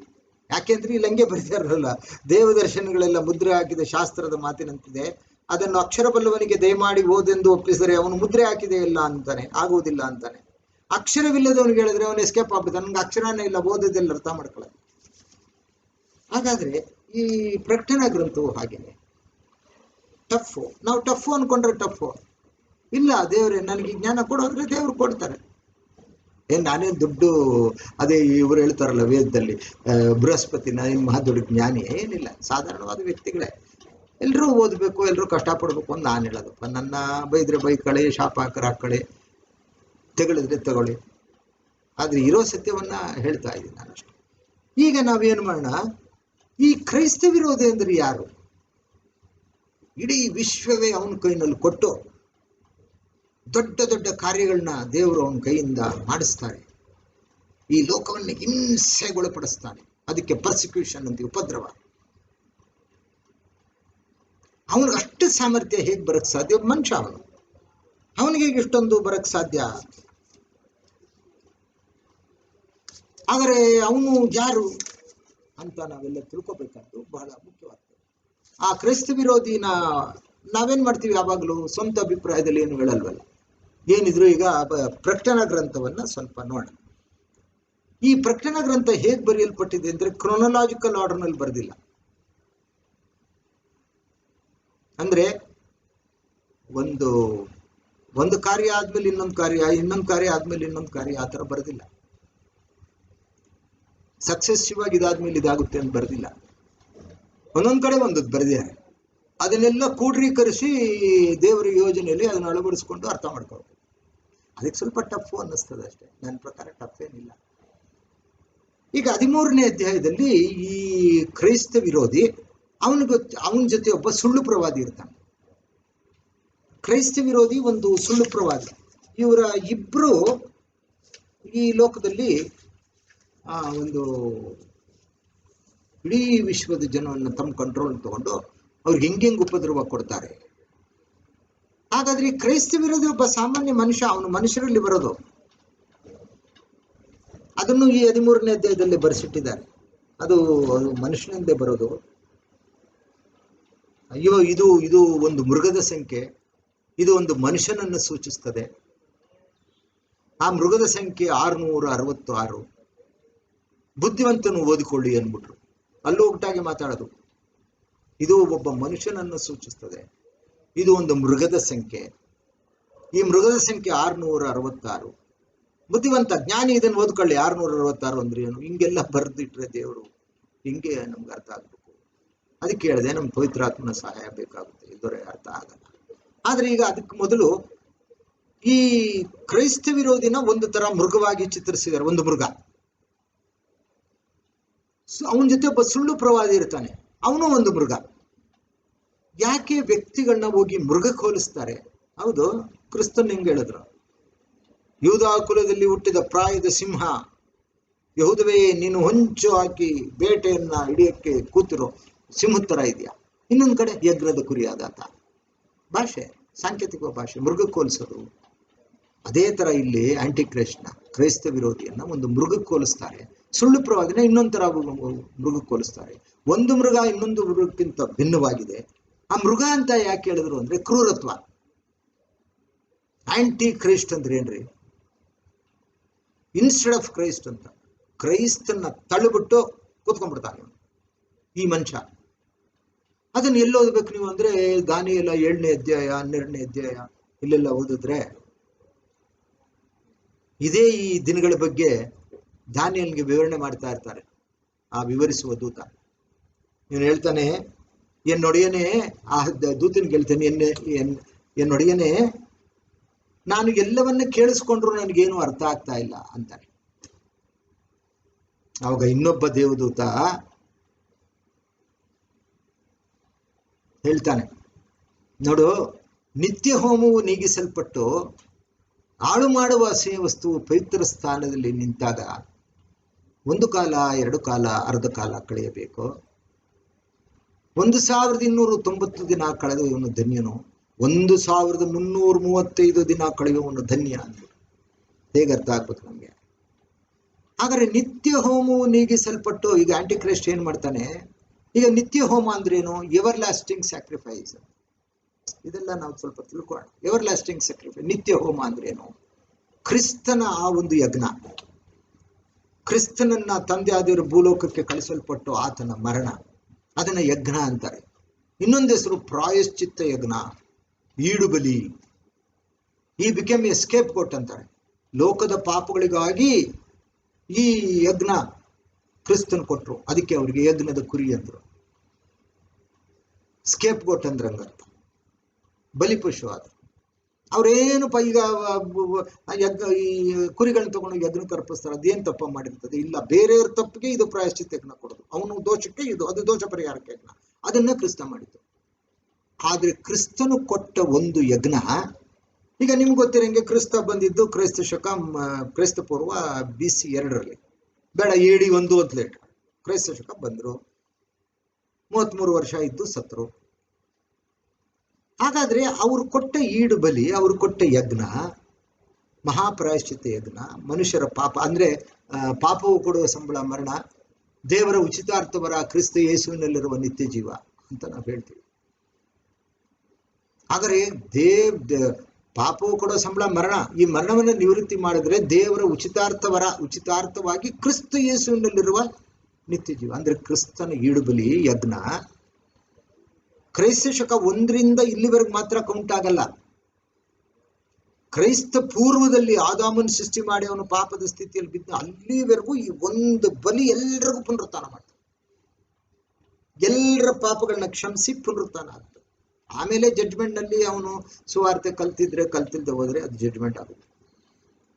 ಚರ್ಚ್ಗೆಲ್ಲ ರಿವಾರ್ಡ್ ಸಿಗುತ್ತೆ, ಪ್ರತಿಫಲ ಸಿಗುತ್ತೆ. ಇದೆಲ್ಲವೂ ಜಡ್ಜ್ಮೆಂಟ್ ನಲ್ಲಿ ಬರುತ್ತೆ. ಈಗ ನಾವು ಇಷ್ಟಕ್ಕೆ ಬರೋಣ. ನಿತ್ಯ ಹೋಮ ಅಂದ್ರೆ ಏನು? ಕ್ರಿಸ್ತನು ಕೊಟ್ಟ ಆ ಬಲಿ, ಆ ಈಡು ಬಲಿ ಯಜ್ಞ, ಕ್ರಿಸ್ತ ಬಂದ ನಂತರ ಇಲ್ಲಿವರೆಗೂ, ಕ್ರಿಸ್ತ ಬರಕ್ ಮೊದಲು ಪೂರ್ವದಲ್ಲಿ ಆದಾಮನು ಪಾಪದಲ್ಲಿ ಬಿದ್ದ ಸ್ಥಿತಿವರೆಗೂ ಇದು ಅನ್ವಯ ಆಗುತ್ತೆ. ಯಾಕಂದ್ರೆ ಕೆಲವರು ಹೇಳ್ಬೋದು, ಕ್ರಿಸ್ತ ಬಂದು ಬಲಿ ಕೊಡೋಕ್ ಮೊದಲೇ ಎಷ್ಟೋ ಹಳೆ ಒಡಂಬಡಿಕೆ ಜನರು ಸತ್ತೋಗಿದ್ದಾರೆ, ಅವ್ರಿಗೆಲ್ಲ ಹಾಗಾದ್ರೆ ಪುನರುತ್ಥಾನ ಇಲ್ವಾ? ಹಾಗಾದ್ರೆ ಪಾಪವು ಕೊಡೋ ಸಂಬಳ ಮರಣ ಅಂತ ಜನನ ಮರಣ ಇಷ್ಟೇನಾ? ಆದರೆ ಕ್ರಿಸ್ತನ ಯಜ್ಞ ನಮ್ಗೆ ಅಪ್ಲೈ ಆಗಲ್ವಾ? ಅಂದ್ರೆ ಅಪ್ಲೈ ಆಗುತ್ತೆ. ಅದಕ್ಕೆ ಹೇಳೋದು ಎವರ್ ಲಾಸ್ಟಿಂಗ್ ಸ್ಯಾಕ್ರಿಫೈಸ್ ಅಂತ, ಕ್ರಿಸ್ತನ ನಿತ್ಯ ಹೋಮ. ಅದನ್ನ ದಾನಿಯೇಲನಲ್ಲಿ ಹೇಳ್ತಾರೆ, ನಿತ್ಯ ಹೋಮವು ನೀಗಿಸಲ್ಪಟ್ಟು ಹಾಳು ಮಾಡುವ ಅಸಹ್ಯ ವಸ್ತು ಪವಿತ್ರ ಸ್ಥಾನದಲ್ಲಿ ನಿಂತಾಗ ಅಲ್ಲಿಂದ ಲೆಕ್ಕ ಹಾಕೋ ದಾನಿಯೇಲ ಅಂತಾರೆ. ಹಾಗಾದ್ರೆ ಈ ಆಂಟಿಕ್ರೈಸ್ಟ್ ಬಂದು ಇನ್ಸ್ಟೆಡ್ ಆಫ್ ಕ್ರೈಸ್ಟ್ ಅಂತ ತಳ್ಬಿಡ್ತಾನೆ. ಯಾವ ಹೋಮ, ಯಾವ ಕ್ರಿಸ್ತ? ನಾನೇ ಕ್ರಿಸ್ತ, ಅವನಿಗಿನ ಮೇಲೆ ನಾನೇ ದೇವರು. ಅದಕ್ಕೆ ಹೇಳ್ತಾರೆ ನಿತ್ಯ ಹೋಮವು ತೆಗೆದು ಬಿಡ್ತಾನೆ. ಅದು ಹೋಮ ಏನಿಲ್ಲ ಕ್ರಿಸ್ತ. ಈಗಲೂ ಎಷ್ಟೋ ಜನ ಹೇಳ್ತಾರಲ್ಲ, ಯಾಕೆ ಬೇಕು ಕ್ರಿಸ್ತನ ಹೋಮ, ಕ್ರಿಸ್ತನ ಯಜ್ಞ ಯಾಕೆ ಬೇಕು? ದೇವ್ರು ಏನ್ ಹಿಂಗೆಲ್ಲ ಮಾಡೋದು? ಒಬ್ಬ ಮನುಷ್ಯನಿಂದ ಪಾಪದಿಂದ ಮರಣ ಎಲ್ಲರಲ್ಲೂ ವ್ಯಾಪಿಸ್ಬಿಡ್ತು, ಒಬ್ಬ ಮನುಷ್ಯನ ಯಜ್ಞದಿಂದ ಎಲ್ರಿಗೂ ಪುನರುತ್ಥಾನ ಆಯ್ತು ಅಂತ ರೋಮ 5 ಹೇಳಿದ್ರೆ ಯಾಕಿವೆಲ್ಲ? ದೇವ್ರನ್ನೇ ಪ್ರಶ್ನೆ ಮಾಡೋದೇನ್ರಿ? ಕುಂಬಾರನಿಗೂ ಮಣ್ಣಿಗೂ ಸಂಬಂಧ ಮಾಡ್ತಾರೆ ದೇವರು. ಮಣ್ಣು ಕುಂಬಾರನ ಪ್ರಶ್ನೆ ಮಾಡಕ್ಕಾಯ್ತದೆ? ನಾನ್ ನಂಬಲ್ಲ ಇದನ್ನ. ಈಗಲೇ ಹೇಳ್ತಾರೆ, ಕ್ರಿಸ್ತನ ಮರಣ ನನ್ನ ಪಾಪದ ಪ್ರಾಯಶ್ಚಿತ್ತಕ್ಕಾಗಿ ಆತನು ಕಲ್ವರಿ ಗುಡ್ಡದಲ್ಲಿ ಆ ಘೋರ ಮರಣವನ್ನು ಅನುಭವಿಸ್ದ ಅಂತ ನಂಬೋನೇ ಧನ್ಯ, ಅವನು ಭಾಗ್ಯವಂತಾನೆ. ನನ್ನ ಪಾಪ ನಿವಾರಣೆ ಆಗೋದಕ್ಕೆ ಕ್ರಿಸ್ತನು ಕೊಟ್ಟ ಆ ಯಜ್ಞ ಕಾರಣ, ನನಗೆ ಪುನರುತ್ಥಾನ ಆಗುತ್ತೆ, ಆತನೇ ಕಾರಣ. ಆತನ ಇಲ್ಲದರೆ ತಂದೆ ಆದ ದೇವರು ನಮ್ಮಲ್ಲಿ ರಾಜಿ ಮಾಡ್ಕೋತಾ ಇರಲಿಲ್ಲ. ಇದು ದೇವರ ಯೋಜನೆ. ಕ್ರೈಸ್ತರೆಲ್ಲ ನಂಬಿಕೆ ಇಲ್ಲ ಅನ್ಬಿಟ್ಟು ನಾವೇನು ಮಾಡೋದು? ಆಗ ಆಂಟಿ ಕ್ರೈಸ್ಟ್ಗೆ ಎಷ್ಟು ಅನುಕೂಲ ಆಗ್ತದಂತ ಅವನು ಬಂದಾಗ, ನಿತ್ಯ ಹೋಮವನ್ನು ನೀಗಿಸಲ್ಪಟ್ಟು ಹಾಳು ಮಾಡುವ ವಸ್ತು ಅಂದ್ರೆ ಒಂದು ಪವಿತ್ರ ಸ್ಥಾನ, ಅಂದ್ರೆ ಜೆರುಸಲೇಮ್ ಪವಿತ್ರ ಸ್ಥಾನ, ಅಲ್ಲಿ ಬಂದು ಹಾಳು ಮಾಡುವ ಅಸಹ್ಯ ವಸ್ತು ಬಂದು ಕೂತ್ಕೊಂಡ್ಬಿಡ್ತದೆ. ಅದನ್ನೇ ಮತ್ತೆ 24:15 ಹೇಳಿದ್ರು. ದಾನಿಯೇಲನ ಪ್ರವಾದನ ಗ್ರಂಥದಲ್ಲಿ ಹೇಳ್ತಂತ ಹಾಳು ಮಾಡುವ ಅಸಹ್ಯ ವಸ್ತು ಪವಿತ್ರ ಸ್ಥಾನದಲ್ಲಿ ಬಂದು ನಿಂತಾಗ ಯೂದಾಯದಲ್ಲಿ ಹೊಂಟೋಗಿ ಅಂದ್ರೆ ಇನ್ನೂ ಸಂಕಟ ಶುರು ಆಗ್ಬಿಡುತ್ತೆ ಈ ಲೋಕಕ್ಕೆ. ಓಡೋಗ್ಬಿಡಿ, ಎಲ್ಲ ಬಚಾವಾಗ್ಬಿಡಿ. ಹಾಗಾದ್ರೆ ಈಗ ನಾವು ಸ್ವಲ್ಪ 13ನೇ ಅಧ್ಯಾಯದಲ್ಲಿ ಕ್ರೈಸ್ತ ವಿರೋಧಿ ಯಾರು, ಇನ್ನೊಬ್ಬ ಸುಳ್ಳು ಪ್ರವಾದಿ ಅಂತ ಇವನ್ ಜೊತೆಲಿ ಒಬ್ಬ ಇರ್ತಾನೆ. ಹಾಗಾದ್ರೆ ಒಬ್ಬ ಸಾಮಾನ್ಯ ಮನುಷ್ಯನಿಗೆ ಅಷ್ಟು ಸಾಮರ್ಥ್ಯ ಬರಕ್ಕೆ ಹೇಗೆ ಸಾಧ್ಯ ಅಂದ್ರೆ, ಅದನ್ನ ಸ್ವಲ್ಪ ಈ 13ನೇ ಓದ್ಬಿಟ್ಟು ಅದನ್ನು ಹೇಳ್ಬಿಟ್ಟು ಈ ದಿನದ ಸೆಷನ್ಸ್ ಅಂದ್ರೆ ಈ ಒಂದು ಇದನ್ನ ಪಾಠವನ್ನ ಈ ದಿನ ಮುಗಿಸೋಣ. ಬರೋ ವಾರ ಅದನ್ನ ಕಂಟಿನ್ಯೂ ಮಾಡೋಣ. ಹಾಗಾದ್ರೆ ಇಲ್ಲೇನಾಗುತ್ತೆ ನೋಡಿ, 13ನೇ ಅಧ್ಯಾಯ. ಯೋಹಾನನಿಗೆ ದೃಶ್ಯಗಳು ಕಾಣಿಸ್ತಾ ಇದೆ. 13ನೇ ಅಧ್ಯಾಯದಲ್ಲಿ ಒಂದು ದೃಶ್ಯ ಕಾಣಿಸ್ತು ಪದ್ಮೋಸ್ ದ್ವೀಪದಲ್ಲಿ. ಸಮುದ್ರದಿಂದ ಮೃಗವು ಏರಿ ಬರುವುದನ್ನು ಕಂಡೆನು. ನೋಡಿ, ಇಂಥ ಮೃಗ ನೀವು ಯಾವತ್ತಾರ ಕೇಳಿದ್ರ? ಇಂಥದ್ದು ನೋಡಿದಿರ? ಝೂಗಾಡಲ್ಲಿ ನೋಡಿದಿರ? ಅದಕ್ಕೆ 7 ತಲೆಗಳು, 10 ಕೊಂಬುಗಳು, ಕೊಂಬುಗಳ ಮೇಲೆ 10 ಮಕುಟಗಳು, ತಲೆಗಳ ಮೇಲೆ ದೇವದೂಷಣ ನಾಮವು ಇತ್ತು. ನಾನು ಕಂಡ ಮೃಗವು ಚಿರತೆಯಂತಿತ್ತು, ಅದರ ಕಾಲುಗಳು ಕರಡಿಯ ಕಾಲುಗಳಂತಿತ್ತು, ಅದರ ಬಾಯಿ ಸಿಂಹದ ಬಾಯಿಯಂತೆ ಇದ್ದವು. ಅದಕ್ಕೆ ಘಟಸರ್ಪನು ಶಕ್ತಿಯನ್ನು, ಸಿಂಹಾಸನವನ್ನು, ಮಹಾ ಅಧಿಕಾರವನ್ನು ಕೊಟ್ಟನು. Is very important.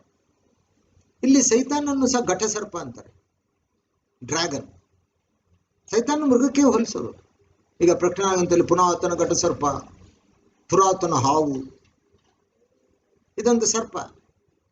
ಅದಕ್ಕೆ ಈ ಒಂದು ಮೃಗ ಎಷ್ಟು ವಿಲಕ್ಷಣವಾಗಿತ್ತಂತೆ. ಅದಕ್ಕೆ 7 ತಲೆಗಳಂತೆ, 10 ಕೊಂಬುಗಳಂತೆ, ಒಂದೊಂದು ಕೊಂಬು ಮೇಲೆ ಮಕುಟವಿತ್ತಂತೆ, ಕಿರೀಟಗಳು. ಆ ತಲೆಗಳ ಮೇಲೆ ದೇವದೂಷಣ ನಾಮ ಬರೆದಿತ್ತಂತೆ. ಅದರ ದೇಹ ಹೇಗಿತ್ತೋ ಅದು ಚಿರತೆ ತರ ಇತ್ತಂತೆ, ಕಾಲುಗಳು ಕರಡಿ ತರ ಇತ್ತಂತೆ, ಬಾಯಿ ಸಿಂಹ ತರ ಇತ್ತಂತೆ. ಹಾಗಾದ್ರೆ ಇದು ಈ ತರ ವಿಲಕ್ಷಣವಾದ ಪ್ರಾಣಿ. ಇದನ್ನ ಆಂಟಿಕ್ರೈಸ್ಟ್ಗೆ ಹೇಳಿದ್ರು. ಈ ಆಂಟಿಕ್ರೈಸ್ಟ್ನ ಈ ತರ ಚಿತ್ರಿಸಿದ್ರಲ್ಲಿ ಅದರ ತಲೆಯ ಮೇಲೆ ಒಂದು ಗಾಯ ಹೊಂದಿ ಸಾಯುವ ಹಾಗೆ ಕಂಡನು. ಆ ಮರಣಕರವಾದ ವಾಯು, ಇದನ್ನ ಸಪರೇಟ್ ಆಗಿ ತಗೋಬೇಕು. ಇದಕ್ಕೆ 17ನೇ ಅಧ್ಯಾಯ ಜೊತೆಗೆ ತಗೋಬೇಕು. ಪ್ರಕಟಣೆ ಅಂತ 17. ಅಲ್ಲಿ ಒಂದು ದೃಶ್ಯ, ಇವರು ಕರೀತಾರೆ, ಯೋಹಾನ ಬಾ, ನಿನಗೆ ಬಹಳ ನೀರುಗಳ ಮೇಲೆ ವಾಸಿಸುವ ಒಂದು ಜಾಲಸ್ತ್ರೀಯನ್ನು ತೋರಿಸ್ತೀನಿ ಅಂತ. ನಾನು ಭಾವಪರವಶನಾದೆ. ನಾನು ತಗೊಂಡೊಂದು ಅರಣ್ಯ ಕರ್ಕೊಂಡು ಹೋದ್ರು. ಅಲ್ಲೊಂದು ಸ್ತ್ರೀ ನೋಡಿದೆ, ಅವಳೊಂದು ಮೃಗದ ಮೇಲೆ ಕೂತಿದ್ಲು. ಆ ಸ್ತ್ರೀ ಪೀತಾಂಬರವನ್ನು ಧರಿಸ್ಕೊಂಡಿದ್ಲು, ಕೈನಲ್ಲೊಂದು ಚಿನ್ನದ ಪಾತ್ರೆ ಇತ್ತು, ಅದರಲ್ಲಿ ಅಸಹ್ಯವಾದ ದ್ರಾಕ್ಷಾರಸ ಇತ್ತು. ಭೂರಾಜರಿಗೆಲ್ಲ ಕುಡಿಸಿ ಮಸ್ತರಾಗಿ ಮಾಡಿಬಿಟ್ಲು. ಆ ಮೃಗ ಹೇಗಿತ್ತು, ಅದು ಇದೇ ತರ ಚಿರತೆ ತರ ಇತ್ತು. ಮೈ ಮೇಲೆಲ್ಲ ದೇವದೂಷಣ ನಾಮವಿತ್ತು. ಅದಕ್ಕೆ 7 ತಲೆ, 10 ಮಕುಟ ಇತ್ತು. ಆ 10 ಕೊಂಬುಗಳಿತ್ತು. 10 ಕೊಂಬುಗಳು 10 ರಾಜರನ್ನ ಸೂಚಿಸೋದು. ಅದು ಸ್ವಲ್ಪ ಮುಂದಕ್ಕೆ ಬರ್ತೀನಿ. ಅದರ ಬಗ್ಗೆ ಇಷ್ಟು ಹೇಳಿದ್ರೆ ಸಾಕು. ಮತ್ತೆ ಇದಕ್ಕೆ ಏನಾಯ್ತಂತೆ, ಈ ಮೃಗಕ್ಕೆ ಬಡಾಯಿ ಮಾತುಗಳನ್ನು, ದೂಷಣೆಯ ಮಾತುಗಳನ್ನು ಆಡುವ ಬಾಯಿ ಅದಕ್ಕೆ ಕೊಡಲ್ಪಟ್ಟಿತ್ತು. ಮತ್ತು 42 ತಿಂಗಳ ಪರ್ಯಂತರ ತನ್ನ ಕಾರ್ಯಗಳನ್ನು ನಡೆಸುವ ಅಧಿಕಾರವು ಅದಕ್ಕೆ ಕೊಡಲ್ಪಟ್ಟಿತ್ತು. ಅದು ಬಾಯಿ ತೆರೆದು ದೇವರನ್ನು ದೂಷಿಸಿದ್ದಲ್ಲದೆ ಆತನ ನಾಮವನ್ನು, ಆತನ ನಿವಾಸವನ್ನು, ಪರಲೋಕ ನಿವಾಸಿಗಳನ್ನು ದೂಷಿಸಿತ್ತು. ಈ ಗುಣ, ಈ ಮೃಗದ ಗುಣ ಹೇಗಿತ್ತು? ಅದು ಬಡಾಯಿ ಕಚ್ಚುವ ಬಾಯಿಯಂತೆ ದೂಷಣೆ ಮಾಡ್ತಕ್ಕಂಥದ್ದು. ಇದು 42 ತಿಂಗಳು ಪರ್ಯಂತರ ಜನಗಳನ್ನ ಹಿಂಸೆ ಮಾಡೋ ಅಧಿಕಾರ ಅದು ಕೊಡಲ್ಪಟ್ಟಿತ್ತು. 42 ತಿಂಗಳು ಅಂದ್ರೆ ಏನೋ 3.5 ವರ್ಷ. ಅಲ್ಲಿಗೆ 7 ವರ್ಷದಲ್ಲಿ ಮೊದಲನೇ 3.5 ವರ್ಷ, ಎರಡನೇ 3.5 ವರ್ಷ. ಅದೇ ದಾನಿಯೇಲನಲ್ಲಿ ಹೇಳಿದ್ದು, 1 ಕಾಲ, 2 ಕಾಲ, ಅರ್ಧ ಕಾಲ.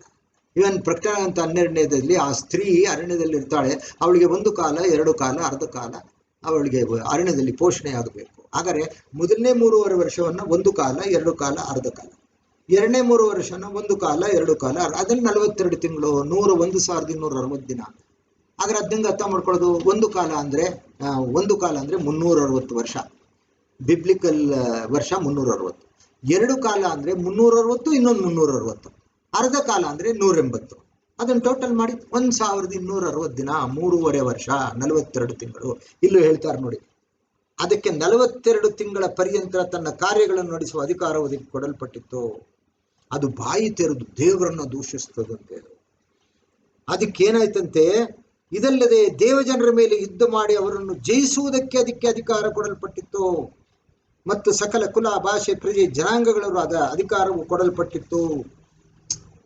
ಹಾಗಾದ್ರೆ ದೇವಜನರನ್ನೇ ಸೋಲಿಸುವ ಅಧಿಕಾರ ಪಟ್ಟಿತ್ತು. ಹಾಗಾದ್ರೆ ದೇವರೇನ್ ಮಾಡ್ತಾರೆ? ಒಂದ್ ಕಡೆ ದಾನಿಯೇಲ 12ನೇದಲ್ಲಿ ಹೇಳ್ತಾರೆ, ಹೆದರಿಕೆ ಆಗ್ತದೆ ಇದೆಲ್ಲ ಓದಿದ್ರೆ. ದೇವಜನರ ಬಲವು ಸಂಪೂರ್ಣವಾಗಿ ನಾಶವಾಗುವುದು. ಆ 7 ವರ್ಷದಲ್ಲಿ ನೀವೇನೇ ಪ್ರಾರ್ಥನೆ ಮಾಡಿದ್ರು ದೇವರು ಕೇಳಲ್ಲ. ಅದು ಆ 2ನೇ 3.5 ವರ್ಷ ತೀವ್ರತರವಾದ ಹಿಂಸೆ ಆಗ್ತದೆ, ಉಪದ್ರವ ದೇವರ ಮಕ್ಕಳಿಗೆ. ಅವಾಗ ನೀವು ಪ್ರಾರ್ಥನೆ ಮಾಡಿದ್ರೆ ದೇವರು ಕೇಳಲ್ಲ. ಯಾಕಂದ್ರೆ ದೇವರ ನಿಯಮನೇ ಹಾಗೆ. ದೇವಜನರ ಬಲವು ಸಂಪೂರ್ಣವಾಗಿ ಮುರಿದೋಗ್ತದೆ. ಇಲ್ಲಿ ದೇವಜನರನ್ನ ಆಳ್ತಕ್ಕಂಥ ಅಧಿಕಾರ ಅದು ಕೊಡಲ್ಪಟ್ಟಿದೆ. ಅದು ನೋಡಿ, ಇದಲ್ಲದೆ ದೇವಜನರ ಮೇಲೆ ಯುದ್ಧ ಮಾಡಿ ಅವರನ್ನು ಜಯಿಸುವುದಕ್ಕೆ ಅದಕ್ಕೆ ಕ್ರಿಸ್ತ ಹುಷಾರಾಗಿ ಹೇಳಿದ್ರು. ದಾನಿಯೇಲನ ಪ್ರವಾದನೆ 24 ಮತ್ತು 24 ಹಾಳು ಮಾಡುವ ಅಸಹ್ಯ ಹೊತ್ತು ಪವಿತ್ರ ಸ್ಥಾನದಲ್ಲಿದ್ದಾಗ ನಿಂತಿರುವುದನ್ನು ನೋಡಿದಾಗ, ಅಂದ್ರೆ ಜೆರುಸಲೇಮ್ ಬಂದು ಅವನು ಸಿಂಹಾಸನ ಹಾಕೋತಾನೆ. 7 ವರ್ಷದಲ್ಲಿ, ಅರ್ಧ ವರ್ಷದಲ್ಲಿ ಅವನು ಮಾಡಿರೋ ಒಂದು ಒಡಂಬಡಿಕೆ ಮುರಿದು ಬಂದು ಕೂತ್ಕೊಂಡ್ಬಿಡ್ತಾನೆ. ಆಗ ಯೂದಾಯದಲ್ಲಿರೋರು ಕಾಡಿಗೆ ಓಡೋಗಿ, ಬೆಟ್ಟಕ್ಕೆ ಓಡೋಗಿ, ಎಲ್ಲರೂ ಓಡೋಗ್ಬಿಡಿ, ಯಾಕಂದ್ರೆ ದೇವರು ನಿಮ್ಮ ಮಾತನ್ನು ಕೇಳಲ್ಲ, ನಿಮ್ಮ ಪ್ರಾರ್ಥನೆ ಕೇಳಲ್ಲ. ಯಾಕಂದ್ರೆ ಆ ಟೈಮ್ ಬರಬೇಕು. ಇನ್ನೂ ಒಂದು 3.5 ವರ್ಷ ಆದಾಗ ಕ್ರಿಸ್ತನ 2ನೇ ಬರೋಣಾಗಿ ನಾಶ ಆಗ್ಬೇಕು. ಅಲ್ಲಿವರೆಗೆ ನೀವು ನಿಮ್ಮನ್ನ ಬಚಾಯಿಸ್ಕೋಬೇಕು ಅಂದ್ರೆ ತಲೆಮರೆಸ್ಕೊಂಡು ಎಲ್ಲಾದ್ರೂ ಇರಿ. ಅದನ್ನೇ ಪ್ರಕರಣ ಇದು ದಾನಿಯೇಲ 12ನೇ ಅಧ್ಯಾಯದಲ್ಲಿ ಹೇಳಿರೋದು. ನಿತ್ಯ ಹೋಮವು ನೀಗಿಸಲ್ಪಟ್ಟು ಹಾಳು ಮಾಡುವ ಅಸಹ್ಯ ವಸ್ತು ಪವಿತ್ರ ಸ್ಥಾನದಲ್ಲಿ ನಿಂತಾಗ 1 ಕಾಲ 2 ಕಾಲ ಅರ್ಧ ಕಾಲ ಕಳೆಯಬೇಕು. ಅಂದ್ರೆ 1260 ದಿನ ಕಳೆಯಬೇಕು. ತದನಂತರ 1290 ದಿನ ಕಳೆಯಬೇಕು. 1335 ದಿನ ಕಳೆಯುವವನು ಧನ್ಯ ಅಂದ್ರು. ಕೂತ್ಕೊಂಡು ಲೆಕ್ಕ ಹಾಕಿದ್ರೆ ಸಿಕ್ಬಿಡುತ್ತೆ. ಆ ಮೊದಲನೇ 3.5 ವರ್ಷ, 2ನೇ 3.5 ವರ್ಷ 1260 ದಿನ, ಅಲ್ಲಿಂದ ಇನ್ನೊಂದು 75 ದಿನ ನೀವು ಎಲ್ಲಾರು ತಲೆ ಮರೆಸ್ಕೊಂಡಿರಿ. ಅದಕ್ಕೆ ಬೆಟ್ಟಕ್ಕೋಡೋಗಿ, ಕಾಡ್ಗೋಡೋಗಿ, ಯಾಕೆ ಅವನು ಬಿಡಲ್ಲ ನಿಮ್ಮನ್ನ. ಕ್ರಿಸ್ತನು ಹೇಳಿದ್ರು ನೀವು ಯೂದಾಯ ಕೊಡೋಗು. ಹಾಗಾದ್ರೆ ಇದನ್ನ ಇಲ್ಲಿ ಈ ತರ ಚಿತ್ರಿಸಿದ್ದಾರೆ. ಜಗದುತ್ಪತ್ತಿಗೆ ಮೊದಲೇ ಕೊಯ್ಯಲ್ಪಟ್ಟ ಕುರಿಯಾದ ಆತನ ಬಳಿಯಲ್ಲಿರುವ ಜೀವಬಾಧ್ಯರ ಪಟ್ಟಿಯಲ್ಲಿ ಯಾರ್ಯಾರ ಹೆಸರುಗಳು ಬರೆದಿರುವುದಿಲ್ಲವೋ ಆ ಭೂನಿವಾಸಿಗಳೆಲ್ಲವೂ ಅದಕ್ಕೆ ನಮಸ್ಕಾರ ಮಾಡುವವರು. ಕಿವಿಯುಳ್ಳವನು ಕೇಳಲಿ. ಸೆರೆ ಹಿಡಿಯುವವನು ತಾನೇ ಸೆರೆಗೆ ಹೋಗುವನು. ಕತ್ತಿಯಿಂದ ಕೊಲ್ಲುವವನು ಕತ್ತಿಯಿಂದಲೇ ಸಾಯಬೇಕು. ಇದರಲ್ಲಿ ದೇವಜನರ ತಾಳ್ಮೆಯು ನಂಬಿಕೆಯು ತೋರಿ ಬಂದಿದೆ. ಹಾಗಾದ್ರೆ ಯಾರ್ಯಾರು ಈ ಮೃಗಾನ, ಆಯ್ತಪ್ಪ ನಿನ್ನಿಂದ ನಾವು ಹಿಂಸೆ ಪಡಕ್ಕಾಗಲ್ಲ, ನೀನೇ ದೇವರು ಅಂತ ಒಪ್ಕೊಂಡ್ಬಿಡ್ತೀವಿ, ನಿನ್ಗೆ ನಮಸ್ಕಾರ ಮಾಡ್ತೀವಿ, ಆಯ್ತು ಹಣೆ ಮೇಲೆ ಕೈ ಮೇಲೆ ಹಾಕೋತೀವಿ, ನಿಂದು ವಿಗ್ರಹವನ್ನ ತಗೊಂಡು ಮನೇಲಿ ಇಟ್ಕೊಂಡು ಪೂಜೆ ಮಾಡ್ತೀವಿ ಅಂತ ಒಪ್ಕೊಂಡ್ಬಿಟ್ರೆ ಅವರ ಹೆಸರು ಜೀವಬಾಧ್ಯರ ಪಟ್ಟಿಲಿ ಇರಲ್ಲ. ಡೈರೆಕ್ಟ್ 2ನೇ ಮರಣಕ್ಕೆ ಹೋಗ್ತಾನೆ, ಬೆಂಕಿ ಗಂಧಗಳ ಕೆರೆಗೆ ಹೋಗ್ತಾನೆ. ಆದ್ರೆ ಅಲ್ಲೂ ಭಕ್ತರಿರ್ತಾರೆ. ಆ 1,44,000 ಜನ, 2 ಸಾಕ್ಷಿಗಳ ಸುವಾರ್ತೆಯನ್ನ ಕೇಳಿ ಹಾಕ್ಸ್ಕೊಳ್ಳಲ್ಲ ಅಂತ ಹುತಾತ್ಮರಾಗ್ಬಿಡ್ತಾರೆ. ಕೊಯ್ದ್ರು ಸರಿ ಅಂತ ಸತ್ತಿರ್ತಾರೆ, ಹುತಾತ್ಮರಾಗಿರ್ತಾರೆ. ಹಾಗಾದ್ರೆ ಇಲ್ಲಿ ಏನಂತ ಹೇಳಿದ್ರು, ಯಾರ್ಯಾರ ಹೆಸರು ಜೀವಬಾಧ್ಯರ ಪಟ್ಟಿಯಲ್ಲಿ ಬರೆದಿದ್ದಾಗಿ ಕಾಣಿಸುವುದಿಲ್ಲವೋ ಅವರೆಲ್ಲರೂ ಆ ಮೃಗಕ್ಕೆ ನಮಸ್ಕರಿಸುವರು. ಅದಕ್ಕೆ ನಮಸ್ಕಾರ ಮಾಡ್ತಾರೆ, ಅದಕ್ಕೆ ಸರೆಂಡರ್ ಆಗ್ಬಿಡ್ತಾರೆ. ಆದ್ರೆ ದೇವರವರ ತೀರ್ಪಿನಲ್ಲಿ ಬಿಡಲ್ಲ. ಯಾಕಂದ್ರೆ ನಾವು ಪ್ರಕರಣ ಅಂತ 20ನೇ ಅಧ್ಯಾಯಕ್ಕೆ ಹೋದಾಗ ಪ್ರಥಮ ಪುನರುತ್ಥಾನದಲ್ಲಿ ಬರೋರ ವಿಷಯ ಇದೆ. ಸಿಂಹಾಸನಗಳನ್ನು ಕಂಡೆನು, ಜನಗಳು ಇದರ ಮೇಲೆ ಕುಳಿತಿದ್ದರು. ದೇವರ ವಾಕ್ಯದ ನಿಮಿತ್ತವಾಗಿಯೂ ಸುವಾರ್ತೆಯ ನಿಮಿತ್ತವಾಗಿಯೂ ತಲೆ ಹೊಯ್ಸಿಕೊಂಡವರನ್ನು ಕಂಡೆನು. ಮೃಗಕ್ಕೂ ಅದರ ವಿಗ್ರಹಕ್ಕೂ ನಮಸ್ಕರಿಸಿದವರನ್ನು ಕಂಡೆನು. ತಮ್ಮ ಹಣೆಯ ಮೇಲೆ ಕೈ ಮೇಲೆ ಮೃಗದ ಗುರುತನ್ನು ಹಾಕಿಸಿಕೊಳ್ಳದಿರುವವರನ್ನು ಕಂಡೆನು. ಇವರ ಹೆಸರೆಲ್ಲ ಜೀವಬಾಧ್ಯರ ಪಟ್ಟಿಲಿದೆ. ಸತ್ರು ಸರಿ, ನಂಬಿಕೆ. ಇವ್ರು ಹೇಳಿದ್ರು, ಪೌಲ ಸಾಯುವ ಪರ್ಯಂತ ನೀನು ನಂಬಿಕಸ್ಥನಾಗಿರು. ಬರ್ತದೆ ಅಂತ ಶೋಧನೆ ದಿನಗಳು ಆ 7 ವರ್ಷದಲ್ಲಿ, 3.5 ವರ್ಷದಲ್ಲಿ. ಹಾಗಾದ್ರೆ ಇಲ್ಲಿ ನೀವು ಒಂದು ಗಮನಿಸಿದಿರಿ, ಈ ಮೃಗ ಸಮುದ್ರದಿಂದ ಬಂದಿದೆ. ಆ ಮೃಗ ಹೇಗಿದೆ ಅಂದ್ರೆ ವಿಲಕ್ಷಣವಾಗಿದೆ. ಅದು ಕರಡಿ ಮೈ, 7 ತಲೆ, 10 ಕೊಂಬು ಮೇಲೆಲ್ಲ ಮುಕ್ಟ ಇದೆ. ದೇವದೂಷಣೆ ನಾಮ ಎಲ್ಲ ಬರೆಯಲ್ಪಟ್ಟಿದೆ. ಹಂಗೆ ಚಿತ್ರಿಸಿದ್ರ. ಈಗ ಇನ್ನೊಂದು ಮೃಗ ಬರುತ್ತೆ ನೋಡಿ, ಅದು ಇವನ್ ಜೊತೆ ಸೇರ್ಕೊಂಡು ಕೆಲಸ ಮಾಡೋದು, ಕ್ರೈಸ್ತ ವಿರೋಧಿ ಜೊತೆ ಸುಳ್ಳು ಪ್ರವಾದಿ. ಆದ್ರೆ ಈ 2 ಮೃಗಕ್ಕೂ ಯಾರು ಅಷ್ಟೊಂದು ಶಕ್ತಿ ಕೊಟ್ಟಿದ್ದು ಅಂದ್ರೆ ಮುಂದಕ್ಕೆ ಸ್ವಲ್ಪ ಹೇಳ್ಬಿಡ್ತೀನಿ, ಈಗ ಸ್ವಲ್ಪ ಹೇಳ್ತೀನಿ. ಘಟಸರ್ಪ ನಾವು ಓದೋದಲ್ಲ. ಘಟಸರ್ಪ ಅಂದ್ರೆ ಸೇಟನ್ ಯಾವಾಗ ಕೊಟ್ಟ ಅಂತ ಮುಂದೆ ನೋಡೋಣ. ಅಲ್ಲೇನಂತ ಹೇಳಿದೆ, 13ನೇ ಅಧ್ಯಾಯದಲ್ಲಿ ಘಟಸರ್ಪನು 13:2 ಅದಕ್ಕೆ ಅಂದ್ರೆ ಆ ಮೃಗಕ್ಕೆ, ಸಮುದ್ರದಿಂದ ಬರೋ ಮೃಗಕ್ಕೆ ಘಟಸರ್ಪನು ಶಕ್ತಿಯನ್ನು, ಸಿಂಹಾಸನವನ್ನು, ಮಹಾ ಅಧಿಕಾರವನ್ನು ಕೊಟ್ಟನು. ಘಟಸರ್ಪ ಅಂದ್ರೆ ಸೇಟನ್ನು ಪರಲೋಕದಲ್ಲಿ ಬಿದ್ದಾಗ ಭೂಮಿಲಿ ಈ ಒಬ್ಬ ಮನುಷ್ಯನಿಗೆ ಅಧಿಕಾರ, ಸಿಂಹಾಸನ ಮತ್ತು ತನ್ನ ಶಕ್ತಿ, ಏನ್ ಹೇಳ್ತಾನೆ, ಪವರ್, ಥ್ರೋನ್, ಅಥಾರಿಟಿ ಎಷ್ಟು ಕೊಡ್ತಾನೆ. ಹಾಗಾದ್ರೆ ತಂದೆಯಾದ ದೇವರೇನೆ ಈ ಆದಾಮನು ಪಾಪದಲ್ಲಿ ಬಿದ್ದ ಸ್ಥಿತಿಯಿಂದ ಕ್ರಿಸ್ತನ 2ನೇ ಬರೋಣ 6,000 ವರ್ಷ ಯಾರ ವಶದಲ್ಲಿದೆ? ಸೇಟನ್ ವಶದಲ್ಲಿದೆ. 2 ಕಿಂಗ್ಡಮ್ ಇದೆ, Kingdom of god, Kingdom of Satan. ಯಾಕೆ ಕೆಲವು ಜನ ಕೆಟ್ಟದಾಗೆ ಇರ್ತಾರೆ, ದುಷ್ಟರಾಗೆ ಇರ್ತಾರೆ, ಅವ್ರಿಗೆ ಯಾವುದೇ ದೇವರು, ಆ ವಾಕ್ಯ, ಆತ್ಮೀಯ ವಿಷಯ ಎಲ್ಲವೂ ಅವ್ರಿಗೆ ಇಷ್ಟ ಇಲ್ಲ. ಬರೀ ಅಗ್ರೆಸಿವ್ ಆಗಿರ್ತಾರೆ, ಹೊಡಿತಾರೆ, ಕೊಲ್ತಾರೆ, ಮೋಸ ಮಾಡ್ತಾರೆ, ತೆಗಳ್ತಾರೆ, ದೂಷಿಸ್ತಾರೆ. ಯಾಕೆ? ಸೇಟನ್ ಕಿಂಗ್ಡಮ್ನಲ್ಲಿ ಬೆಳಿತವ್ರು. ಅಷ್ಟೇ ಹೇಳ್ಬೇಕು ನಾವು.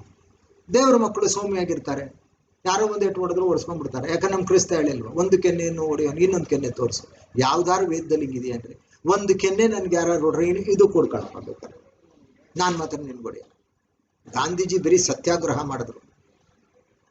ಸತ್ಯಾಗ್ರಹ ಅಂದ್ರೆ ಅಹಿಂಸೆ. ಅಹಿಂಸೆಯಿಂದ ಅಂದ್ರೆ ಹಿಂಸೆ ಮಾಡಲ್ಲ, ಅನ್ಯಾಯವನ್ನ ಖಂಡಿಸಿ ಹೋರಾಡ್ತೀವಿ. ಅದಕ್ಕೆ ಮಹಾತ್ಮ ಗಾಂಧಿನ ಮಹಾತ್ಮ ಅಂದ್ರು. ನಾನ್ ವೈಲೆನ್ಸ್ ಮೂವ್ಮೆಂಟ್ ಇದೆಯಲ್ಲ, ಅದು ಇಡೀ ಚರಿತ್ರೆಯಲ್ಲಿ ಬಹಳ ಫೇಮಸ್. ಗಾಂಧೀಜಿ ಮಾಡಿದ್ದಕ್ಕೆ ಅಹಿಂಸೆ ಅಂದ್ರೆ, ನೋಡು ನೀನು ಬ್ರಿಟಿಷರ್ಸು, ನೀವು ದಬ್ಬಾಳಿಕೆ ಮಾಡ್ತಾ ಇದ್ದೀರಾ, ನಮ್ಮ ದೇಶದಲ್ಲಿ ಬಂದು ದಬ್ಬಾಳಿಕೆ ಮಾಡ್ತಾ ಇದ್ದೀರಾ, ಹೋಗ್ತಾ ಇಲ್ಲ. ನಿಮ್ಮಲ್ಲಿ ಮಿಲಿಟರಿ ಇದೆ, ನಿಮ್ಮಲ್ಲಿ ಬೇಕಾದಂಗೆ ಶಸ್ತ್ರಾಸ್ತ್ರಗಳಿದೆ, ನಮ್ಮನ್ನು ದಬ್ಬಾಳಿಕೆ ಮಾಡ್ತಾ ಆಳ್ತಾ ಇದ್ದೀರಿ. ನಮ್ಮ ದೇಶ ನಮ್ಗೆ ಬಿಟ್ಕೊಡಿ, ನಾವು ಬಿಡಲ್ಲ, ನಾವು ಹೋರಾಟ ಮಾಡ್ತೀವಿ. ಆದ್ರೆ ಅವ್ರು ಮಾಡೋ ನೋಡೋಣ ಹೋರಾಟ ಬಂದೂಕ. ಅದಕ್ಕೆ ಅಹಿಂಸಾ ಸತ್ಯಾಗ್ರಹ. ಸತ್ಯಾಗ್ರಹ ಅಂದ್ರೆ ಆ ಥರ ಅರ್ಥ. ನಾನ್ ರೆಸಿಸ್ಟೆಂಟ್ ವೈಲೆಂಟ್, ನಾನ್ ವೈಲೆಂಟ್ ರೆಸಿಸ್ಟೆನ್ಸ್. ನಾನ್ ವೈಲೆಂಟ್ ಅಂದ್ರೆ ನಾನು ಹಿಂಸೆ ಮಾಡಲ್ಲ, ಅಹಿಂಸೆಯಿಂದಲೇ ನೋಡ್ರಿ ಗೆದ್ರಲ್ರಿ. ಯಾಕ್ರಿ ಮಹಾತ್ಮ ಗಾಂಧಿನ ಪೂಜ್ಯರು ಅಂತ ಯಾಕ್ರಿ ಅವ್ರಿಗೆಲ್ಲ ತಲೆಬಾರ? ರಾಷ್ಟ್ರಪಿತ ಅಂತ ಕೊಟ್ಟರು ಸರಿ, ರಾಷ್ಟ್ರಪಿತನೇ. ಯಾಕೆಂದ್ರೆ ಅವರು ಜಯಿಸಿದ್ದು ಈ ಇವನು ಯಾರು ಇನ್ನೊಬ್ಬ ಇಲ್ಲ ನಾವು head to head, blood to blood ಅಂತ ಮಾಡಬೇಕು ಅಂತ ಮಾಡ್ದ. ಆದ್ರೆ ಗಾಂಧೀಜಿ ಇಲ್ಲ, ಬ್ರಿಟಿಷನ್ ಗೆಲ್ಲಕ್ಕಾಗಲ್ಲ, ಅವ್ರು ಪವರ್ಫುಲ್, ನಾವು ಶಕ್ತಿ ಇಲ್ಲ, ನಾವೆಲ್ಲ ಹಳ್ಳಿ ಪಳ್ಳಿಲಿರೋರು, ಭಾರತವೇ ಬಡದೇಶವೇ ಅಂತ ಆ ಸ್ವಾಮಿ ವಿವೇಕಾನಂದ ಹೇಳಿದ್ರು. ಆ ಥರ ಗಾಂಧೀಜಿ ಅವಾಗ ಕಂಡಿಡಿದ ತತ್ವ ಇದು, ಅಹಿಂಸೆ. ಅದಕ್ಕಿಂತ ವೇದದಲ್ಲಿ ನಿನ್ನ ಒಂದು ಕೆನೆ ಹೊಡೆದ್ರೆ ನೀನು ಇನ್ನೊಂದು ಕೆನೆ ತೋರಿಸು, ನಿನ್ನ ಒಂದು ಮೈಲಿ ಕರೆದ್ರೆ ಇನ್ನೂ ಮುಂದೆ 2 ಮೈಲಿ ಅವನ ಜೊತೆ ಹೋಗು, ಸಹಾಯ ಮಾಡು. ನಿನ್ನ ಮೇಲಂಗಿನ ಯಾವನಾರು ಕೇಳಿದ್ರೆ ಒಳಂಗಿ ಕೊಡು. ನಿನ್ನ ಆಸ್ತಿನೆಲ್ಲ ಕೊಳ್ಳೆ ಹೊಡಿಯೋನು ಬಿಟ್ಟು ಕೊಟ್ಟು ಬಿಡ, ಏನಾಗಲ್ಲ. ಪರಲೋಕದಲ್ಲಿ ಗಂಟು ಮಾಡ್ಕೋ, ಭೂಲೋಕದಲ್ಲಿ ಏನ್ ಗಂಟು ಮಾಡ್ಕೋ. ಇಲ್ಲಿ ಇದೆಲ್ಲ ಯಾರಿಗೂ ರುಚಿಸ್ತದೆ? ಈ ಮಾತುಗಳೆಲ್ಲ ದೇವರ ಮಕ್ಕಳು ರುಚಿಸ್ತದೆ. ಅದಕ್ಕೆ ಕಿಂಗ್ಡಮ್ ಆಫ್ ಗಾಡ್ ಬೇರೆ, 2 ಕಿಂಗ್ಡಮ್ ಈ ಭೂಲೋಕದಲ್ಲಿ 6 ವರ್ಷದಿಂದ ಇದೆ. ಹಾಗಾದ್ರೆ ಇಲ್ಲಿ ಅವನಿಗೆ ಎಷ್ಟು ಪವರ್ ಇತ್ತು ಅಂದ್ರೆ, ಆ ಘಟಸರ್ಪ ಅವನಿಗೆ ಅಧಿಕಾರವನ್ನ, ಸಿಂಹಾಸನವನ್ನ, ಶಕ್ತಿಯನ್ನ ಕೊಟ್ಟ. Authority, throne and power. ಅವನು 7 ವರ್ಷ ಮೆರೆದ. ಈಗ ಇನ್ನೊಂದು ಮೃಗ ಬರುತ್ತೆ, ಇದು ಇನ್ನೂ ಸ್ವಾರಸ್ಯಕರ. ಅದು ಹೆಸರೇನೆ ಸುಳ್ಳು ಪ್ರವಾದಿ, ಫಾಲ್ಸ್ ಪ್ರಾಫಿಟ್ ಅಂತ. ಫಾಲ್ಸ್ ಪ್ರಾಫಿಟ್, ಸುಳ್ಳು ಪ್ರವಾದಿ. ಯಾಕಂದ್ರೆ ಬರೋ ವಾರ ನಾನು ಪುನಃ ಕ್ರೈಸ್ತ ವಿರೋಧಿ ಬಗ್ಗೆ ಆ 7 ವರ್ಷ ಹೆಂಗೆ ಹೇಳಲ್ಲ, ಡೈರೆಕ್ಟ್ ಆಗಿ ವಿಷಯಕ್ಕೆ ಹೋಗ್ಬೇಕು. ಈಗ 13ನೇ ಅಧ್ಯಾಯ 11, ಇದು ಇನ್ನೊಂದು ತರ ಮೃಗ. ಮತ್ತೊಂದು ಮೃಗವು ಭೂಮಿಯೊಳಗಿಂದ ಬಂದದ್ದನ್ನು ಕಂಡನು. ಅದು ಸಮುದ್ರದೊಳಗಿಂದ ಬಂತು, ಇದು ಭೂಮಿಯೊಳಗಿಂದ ಬಂದದ್ದನ್ನು ಕಂಡನು. ಇದಕ್ಕೆ ಟಗರಿನಂತೆ 2 ಕೊಂಬುಗಳಿದ್ದವು, ಘಟಸರ್ಪದಂತೆ ಮಾತಾಡಿತು. ಈ ಮೃಗವು ಮೊದಲನೆಯ ಮೃಗದ ಅಧಿಕಾರವನ್ನೆಲ್ಲ ಅದರ ಸನ್ನಿಧಿಯಲ್ಲೇ ನಡೆಸ್ತದೆ. ಇದು ಪಿಯ ಇದ್ದಂಗೆ, ಅದರ ಮುಂದೆನೇ ಇದೆಲ್ಲ ಮಾಡ್ತದೆ. ಇದು ಮರಣಕರವಾದ ಗಾಯ ವಾಸಿಯಾದ ಮೊದಲನೆಯ ಮೃಗಕ್ಕೆ ಭೂಲೋಕದ ನಿವಾಸಿಗಳು ನಮಸ್ಕರಿಸುವಂತೆ ಮಾಡ್ತದೆ. ಇದು ಹೇಳ್ತದೆ, ಆ ಮೃಗದನ್ನು ನಾವು ಎದುರಾಕ್ಕಾಗ್ತದೆ, ಅದಕ್ಕೆ ಸಣ್ಣ ಅಂತ ಹೇಳ್ತದೆ. ಇದು ಮಹತ್ತಾದ ಸೂಚಕ ಕಾರ್ಯಗಳನ್ನು ನಡೆಸುತ್ತದೆ. ಜನರ ಮುಂದೆ ಬೆಂಕಿಯು ಆಕಾಶದಿಂದ ಭೂಮಿಗೆ ಇಳಿದು ಬರುವಂತೆಯೂ ಮಾಡುವುದು. ಎಷ್ಟು ಪೋರ್ ಈ ಸುಳ್ಳು ಪ್ರವಾದಿಗೆ! ಬೆಂಕಿ ಬರಂಗ್ ಮಾಡ್ತದಂತೆ, ಆಕಾಶದಿಂದ ಮಹತ್ ಕಾರ್ಯಗಳನ್ನ ಮಾಡ್ತದಂತೆ. ಅದು ಮೊದಲೇ ಮೃಗದ ಸನ್ನಿಧಿಯಲ್ಲೇ ಮಾಡ್ತದಂತೆ. ಈ ಮೊದಲನೇ ಮೃಗದ ಸನ್ನಿಧಿಯಲ್ಲಿ ಮಹತ್ ಕಾರ್ಯಗಳನ್ನು ಮಾಡುವ ಅಧಿಕಾರವಿರುವುದರಿಂದ ಭೂನಿವಾಸಿಗಳನ್ನು ಮರಳುಗೊಳಿಸುತ್ತದೆ. ಅವರಿಗೆ ಕತ್ತಿಯಿಂದ ಗಾಯ ಹೊಂದಿ ಸಾಯದೆ ಬದುಕಿದ ಮೃಗದ ಘನಕ್ಕಾಗಿ ವಿಗ್ರಹಗಳನ್ನು ಮಾಡಿಸಿಕೊಳ್ಳಬೇಕೆಂದು ಬೋಧಿಸುತ್ತದೆ. ಇದಲ್ಲದೆ ಆ ಮೃಗದ ವಿಗ್ರಹಕ್ಕೆ ಜೀವ ಕೊಡುವ ಸಾಮರ್ಥ್ಯವು ಇದಕ್ಕೆ ದೊರೆಯಿತು. ಆ ಮೃಗದ ವಿಗ್ರಹವು ಮಾತನಾಡುತ್ತದೆ. ತನಗೆ ನಮಸ್ಕರಿಸಿದವರೆಲ್ಲರಿಗೂ ಮರಣದಂಡನೆ ಆಗುವಂತೆ ಮಾಡುತ್ತದೆ.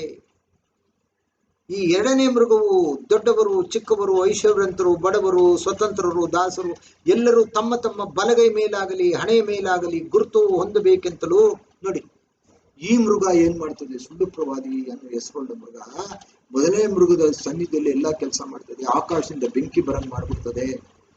ಆಮೇಲೆ ಇನ್ನೊಂದು ಏನ್ ಮಾಡ್ತಾ ನೋಡು, ಈ ಮೊದಲನೇ ಮೃಗಕ್ಕೆಲ್ಲ ನಮಸ್ಕಾರ ಮಾಡ್ಬೇಕು ನೀವು. ಅದರ ವಿಗ್ರಹವನ್ನ ನೀವು ಮನೇಲಿ ತಗೊಂಡು ಇಟ್ಕೊಳ್ಳಿ, ಅಂದ್ರೆ ಅದಕ್ಕೆ ಜೀವ ಕೊಡ್ತದೆ. ಆ ವಿಗ್ರಹ ಮಾತಾಡ್ತದಂತೆ. ಎಷ್ಟು ವಿಚಿತ್ರ! ಈಗ ಮಾರ್ಕೆಟ್ನಲ್ಲಿ ವಿಗ್ರಹಗಳೆಲ್ಲ ಮಾರಲ್ವಾ, ಎಲ್ಲ ದೇವರುಗಳ ವಿಗ್ರಹ. ಆ ವಿಗ್ರಹಗಳೆಲ್ಲ ಮಾತಾಡ್ತವ? ಮೂಕ ವಿಗ್ರಹಗಳಿಗೆ ನಾವು ನಮಸ್ಕಾರ ಮಾಡ್ತೀವಿ, ಪೂಜೆ ಪುರಸ್ಕಾರನು ಮಾಡ್ತೀವಿ. ಅದೊಂಥರ ನಂಬಿಕೆ. ಇಲ್ಲಂಗಲ್ಲ. ಈ ಮಾರ್ಕೆಟ್ನಲ್ಲಿ ಸಿರೋ ಮೃಗ, ಕ್ರಿಸ್ತ ವಿರೋಧಿ ಮೃಗವನ್ನು ತಂದಿಟ್ಕೊಂಡ್ರೆ ಅದಕ್ಕೆ ಈ ಸುಳ್ಳು ಪ್ರವಾದಿ ಜೀವ ಕೊಡ್ತದೆ. ಆ ಮೃಗ ಮಾತಾಡ್ತದೆ, ನನಗಿದು ಬೇಕು ಅದು ಬೇಕು ಅಂತ ನಾವು ಆರ್ಡರ್ ಮಾಡಿದ್ರೆ ನೀವು ಟೇಬಲ್ ಮೇಲೆ ಬರ್ಬೋದು. ಅದು ಅಂತ ಮಹತ್ಕಾರ್ಯಗಳನ್ನ ಮಾಡ್ತದೆ. ಆಮೇಲೆ ಒಂದು ಹೇಳ್ತದೆ ನೋಡಿ, ನೀವು ಮೊದಲನೇ ಮೃಗದ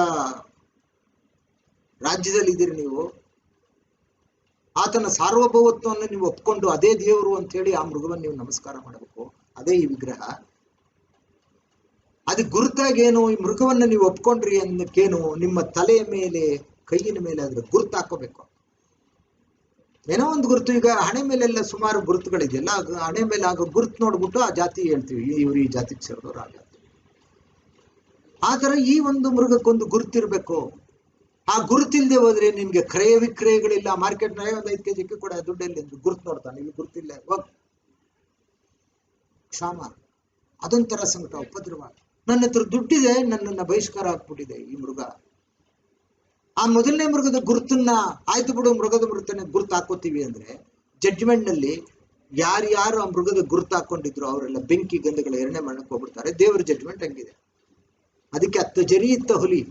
ದೇವರ ಜಡ್ಜ್ಮೆಂಟ್ ಹಿಂಗಿದೆ. ಆದ್ರೆ ಈ 7 ವರ್ಷದಲ್ಲಿ 2-3 ವರ್ಷದ ಆ ಉಪದ್ರವ ಹಿಂಗಿದೆ.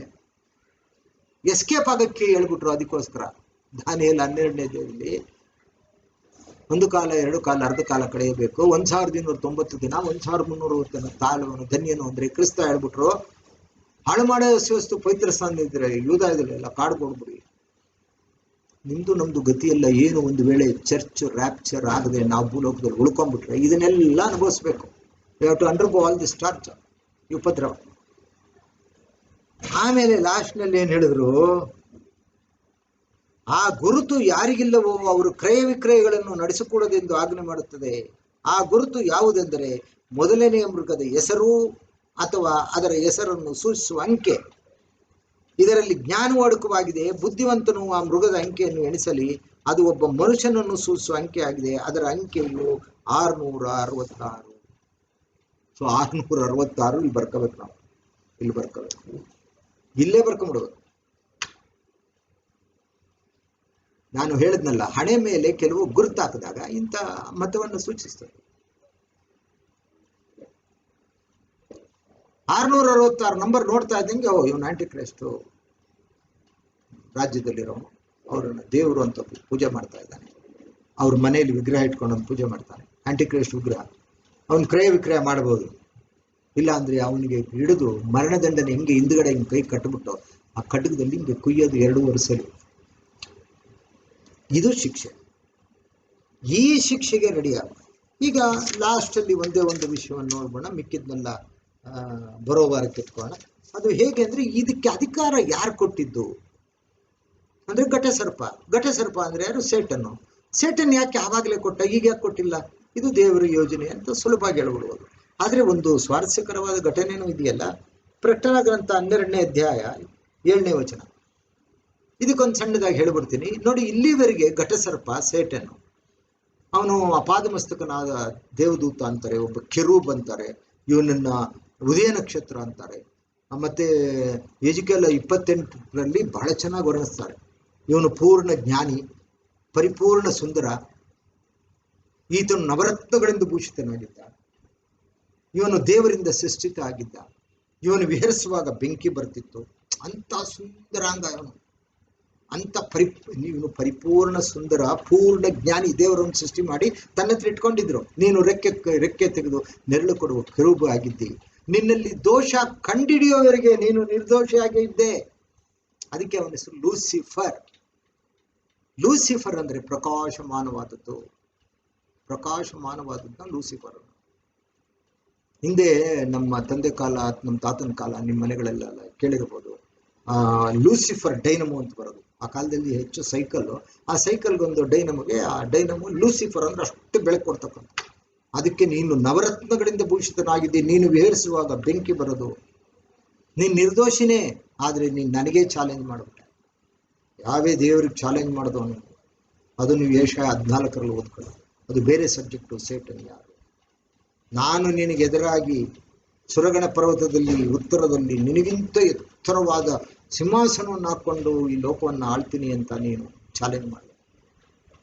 ಅದಕ್ಕೆ ಎಲೆ ಉದಯ ನಕ್ಷತ್ರವೇ ಬೆಳ್ಳಿಗೆ ಹೇಗೆ ಆಕಾಶದಿಂದ ಭೂಮಿಗೆ ಬಿದ್ದಿ ಅಂತ ಅದೊಂದು ಪ್ರವಾದನೆ ಇದೆ. ಅದು ಈಗ ಬೇಡ.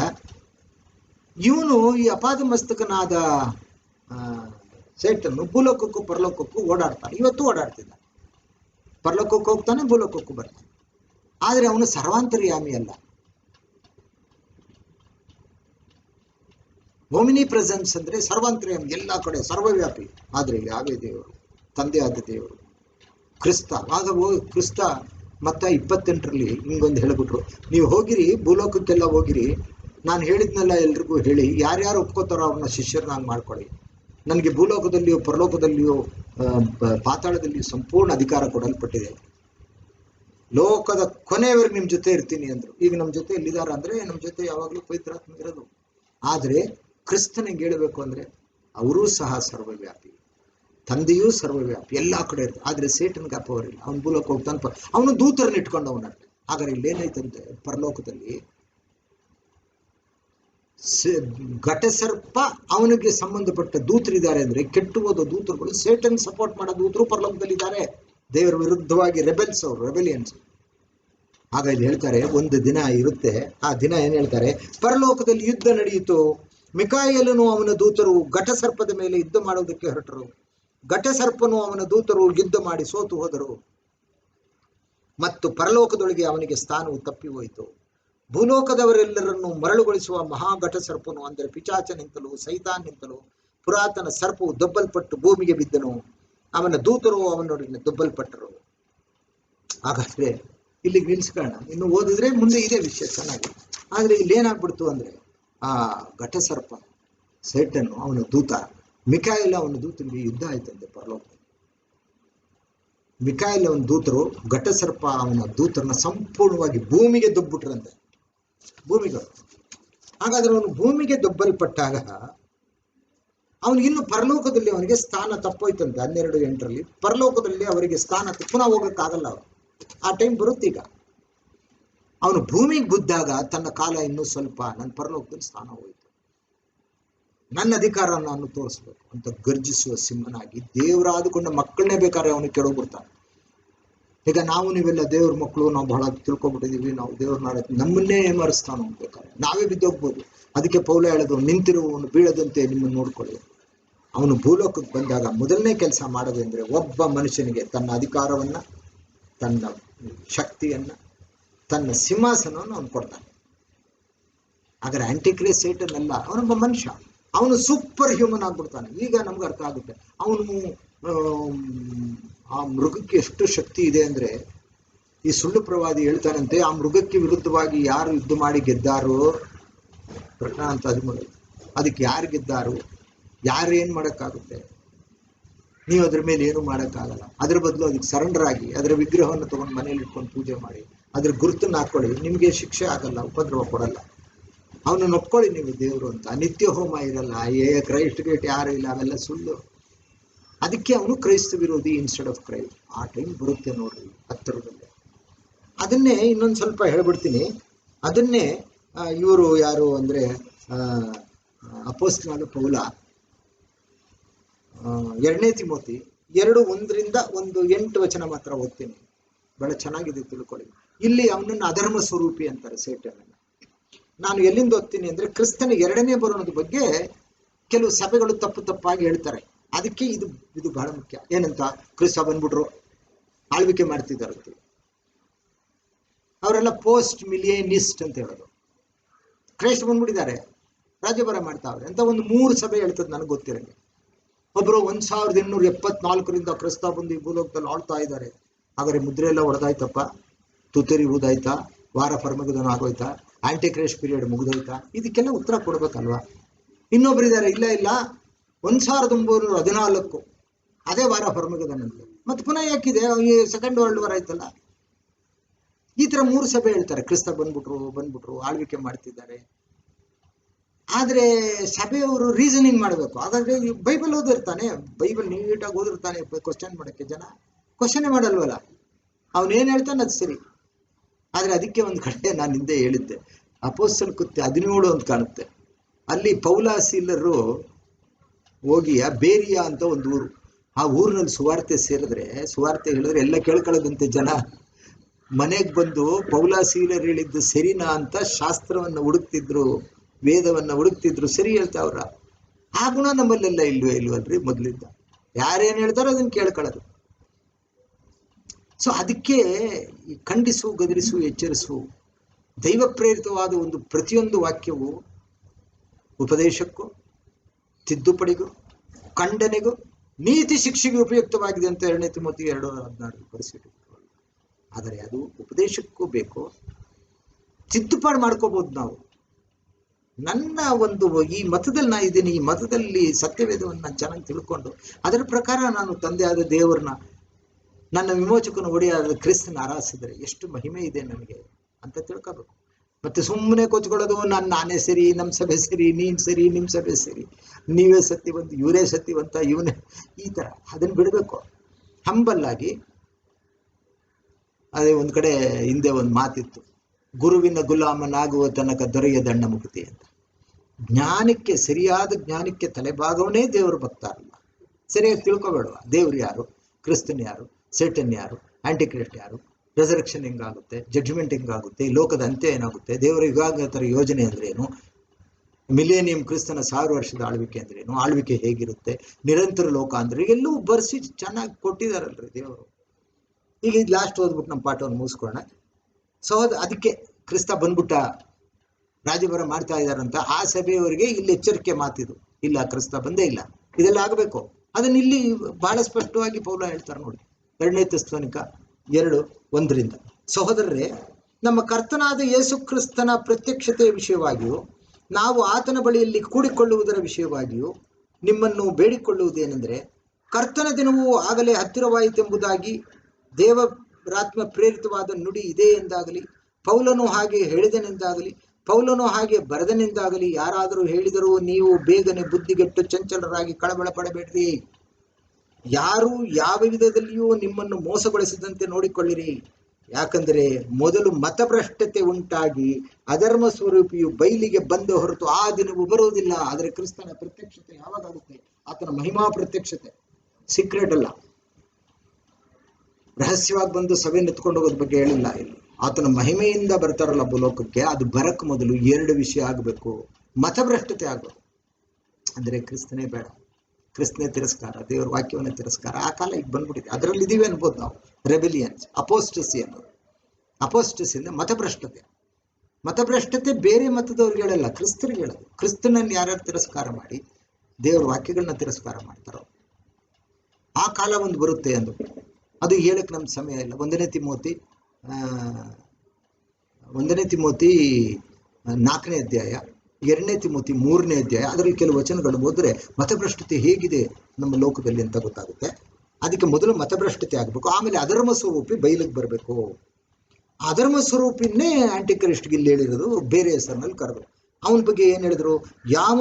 ಯಾವುದು ದೇವರೆನಿಸಿಕೊಳ್ಳುತ್ತದೋ, ಯಾವುದು ಪೂಜೆ ಹೊಂದುತ್ತದೋ ಅದನ್ನೆಲ್ಲ ನಾಶನಕ್ಕೆ ಅಧೀನನಾದ ಆ ಪುರುಷನು ಎದುರಿಸಿ, ಅದಕ್ಕಿಂತ ಮೇಲಾಗಿ ತನ್ನನ್ನೇ ತಾನು ಹೆಚ್ಚಿಸಿಕೊಂಡು ತಾನು ದೇವರೆಂದು ಹೇಳಿಕೊಂಡು ದೇವರ ಗರ್ಭಗುಡಿಯಲ್ಲಿ ಕೂತುಕೊಳ್ಳುತ್ತಾನೆ.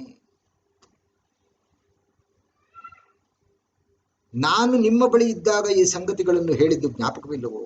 ಇದಲ್ಲದೆ ಆ ಮನುಷ್ಯನು ನೇಮಕವಾದ ಸಮಯದಲ್ಲಿ ಹೊರತು ಬಯಲಿಗೆ ಬರುವುದಕ್ಕೆ ಏನು ಅಡ್ಡಿ ಮಾಡುತ್ತದೋ ಅದು ನಿಮಗೆ ತಿಳಿದೆಯದೆ. ಅಧರ್ಮವು ಈಗಲೂ ಗುಪ್ತವಾಗಿ ತನ್ನ ಕಾರ್ಯವನ್ನು ಸಾಧಿಸುತ್ತದೆ, ಆದರೆ ಇದುವರೆಗೂ ಅಡ್ಡಿ ಮಾಡುವವನು ತೆಗೆಯಲ್ಪಡುವ ತನಕ ಅದು ಗುಪ್ತವಾಗಿ ಇರುವುದು. ಅದು ತೆಗೆದುಬಿಟ್ಟಲ್ಪಟ್ಟ ಕೂಡಲೇ ಆ ಧರ್ಮ ಸ್ವರೂಪಿಯು ಕಾಣಬರುವನು. ಅವನನ್ನು ಯೇಸು ಕರ್ತನು ತನ್ನ ಬಾಯಿಯ ಉಸಿರಿಂದ ಕೊಲ್ಲುವನು, ತನ್ನ ಪ್ರತ್ಯಕ್ಷತೆ ಪ್ರಕಾಶದಿಂದ ಸಂಹರಿಸುವನು. ಹಾಗಾದ್ರೆ ಮೊದಲು ಮತಭ್ರಷ್ಟತೆ. ಈಗ ಯಾರು ಕೇಳ್ಬೋದು, ಯಾವತ್ರೀ ಬರೋದದು, ಯಾಕ್ರಿ ಇನ್ನೂ ಬಂದಿಲ್ಲ?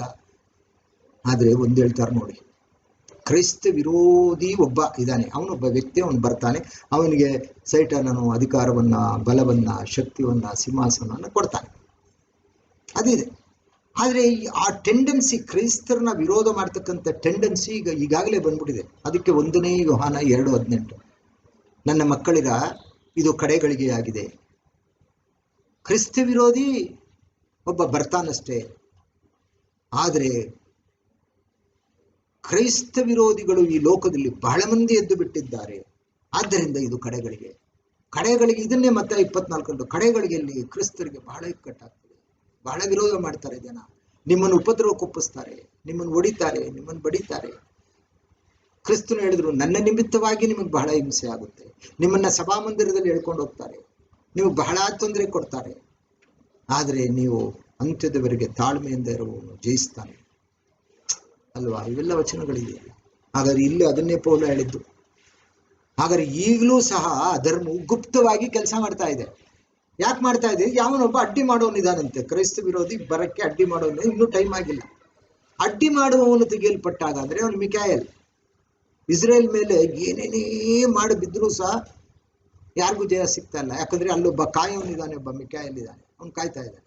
ಆದ್ರೆ ಅಡ್ಡಿ ಮಾಡುವವನು ತೆಗೆಯಲ್ಪಟ್ಟಾಗ ಅದರಂ ಸ್ವರೂಪಿ ಬಯಲಿಗೆ ಬರ್ತಾನೆ. ಆಗ ಇಸ್ರೇಲ್ ಇಲ್ಲ, ಇಸ್ರೇಲ್ ಎಲ್ಲ ನಾಶ ಆಗ. ಹಂಗೆ ಅಂತ್ಯ ಆಗ್ಬೇಕು ಈ ಲೋಕ. ಅದಕ್ಕೆ ಮಹಾಸಂಕಟ ಅನ್ನೋ ವಿಷಯವನ್ನು ತಗೊಂಡಿರೋದು ನಾವು, ದ ಗ್ರೇಟ್ ರೆವಲ್ಯೂಷನ್. ಆದ್ರಿಂದ ಸಮಯ ಸ್ವಲ್ಪ ಜಾಸ್ತಿ ತಗೊಂಡ್ಬಿಟ್ಟಿದ್ದೀನಿ ನಾನು ಬಹಳವಾಗಿ. ನನಗೇನಂದ್ರೆ ಇದು ಒಂದು ಘಟ್ಟ ಮುಟ್ಟಬೇಕು. ಈಗ ಬರೋಬಾರ ಬಂದಾಗ ಡೈರೆಕ್ಟ್ ಆಗಿ ಆ ಉಪದ್ರವಗಳು ಹೇಗೆ ಪ್ರಾರಂಭ ಆಗುತ್ತೆ, ಒಂದೊಂದು ಮುದ್ರೆ ಹೊಡೆದಾಗ 4 ಕುದುರೆಗಳು ಯಾವುದು, 5ನೇ ಕುದುರೆ ಯಾವುದು, 6ನೇ ಕುದುರೆ ಯಾವುದು, ಇದು 4 ಕುದುರೆ. ಆಮೇಲೆ 5ನೇ ಮುದ್ರೆ ಹೊಡೆದಾಗ ಏನಾಗುತ್ತೆ, 6ನೇ ಮುದ್ರೆ ಹೊಡೆದಾಗ ಏನಾಗುತ್ತೆ, ಅದೇ ತರ ತುತ್ತೂರಿಗಳು. ಅದನ್ನ ಬರೋವಾರ ಮುಗಿಸ್ಬೋದು ಅನ್ಕೊಂಡಿದ್ದೀನಿ. ಅದರಿಂದ ನೀವು ಯಾರ್ಯಾರು ಈ ವಿಷಯಗಳನ್ನೆಲ್ಲ ಕೇಳ್ತಿರೋ ನನಗೆ ಗೊತ್ತಿಲ್ಲ, ಆದರೆ ಯಾರ್ಯಾರು ಸಮಾಧಾನವಾಗಿ ಈ ವಿಷಯಗಳನ್ನೆಲ್ಲ ಕೇಳ್ತಿರೋ ನಿಮ್ಮೆಲ್ಲರಿಗೂ ಧನ್ಯವಾದಗಳು. ಈ ಅಲ್ಪನಿಗೆ ಈ ಒಂದು ಅವಕಾಶವನ್ನು ಕೊಟ್ಟು ಈ ಒಂದು ಆನ್ಲೈನಲ್ಲಿ ನಮ್ಮ ಸಭೆಯವ್ರಿಗಾಗಿ ಈ ದೈವ ವಾಕ್ಯ ಸಂದೇಶವನ್ನು ನಾನು ಹೇಳೋದಕ್ಕೆ ನನಗೆ ಅವಕಾಶ ಮಾಡಿಕೊಟ್ಟ ಎಲ್ಲ ಸಭಿಕರಿಗೂ, ಈ ಒಂದು ಸಭೆಯ ಆಡಳಿತ ಮಂಡಳಿಯವರಿಗೂ ನನ್ನ ಧನ್ಯವಾದಗಳು. ಈಗ ಮುಂದೆ ಒಂದು ಅಂತಿಮ ಸಂಗೀತ ಪ್ರಾರ್ಥನೆಯನ್ನು ಮಾಡಿಕೊಳ್ಳೋಣ. ಅಂತಿಮ ಸಂಗೀತವನ್ನು ಹಾಡಿಕೊಳ್ಳೋಣ. ಅಂತಿಮ ಸಂಗೀತವಾಗಿ ಆದುಕೊಂಡ ವೇದ ಸಂಗೀತಗಳಲ್ಲಿ 125ನೇ ಸಂಗೀತ, 125ನೇ ಸಂಗೀತ, ಯೇಸುವಿನ ರಾಜ್ಯವು. ನಾನು ಹಾಡುವಾಗ ನೀವು ಹಾಡಿದ್ರೆ ಒಂದು ಆರಾಧನೆಯಲ್ಲಿ ಒಂದು ತೃಪ್ತಿ ಬರುತ್ತೆ.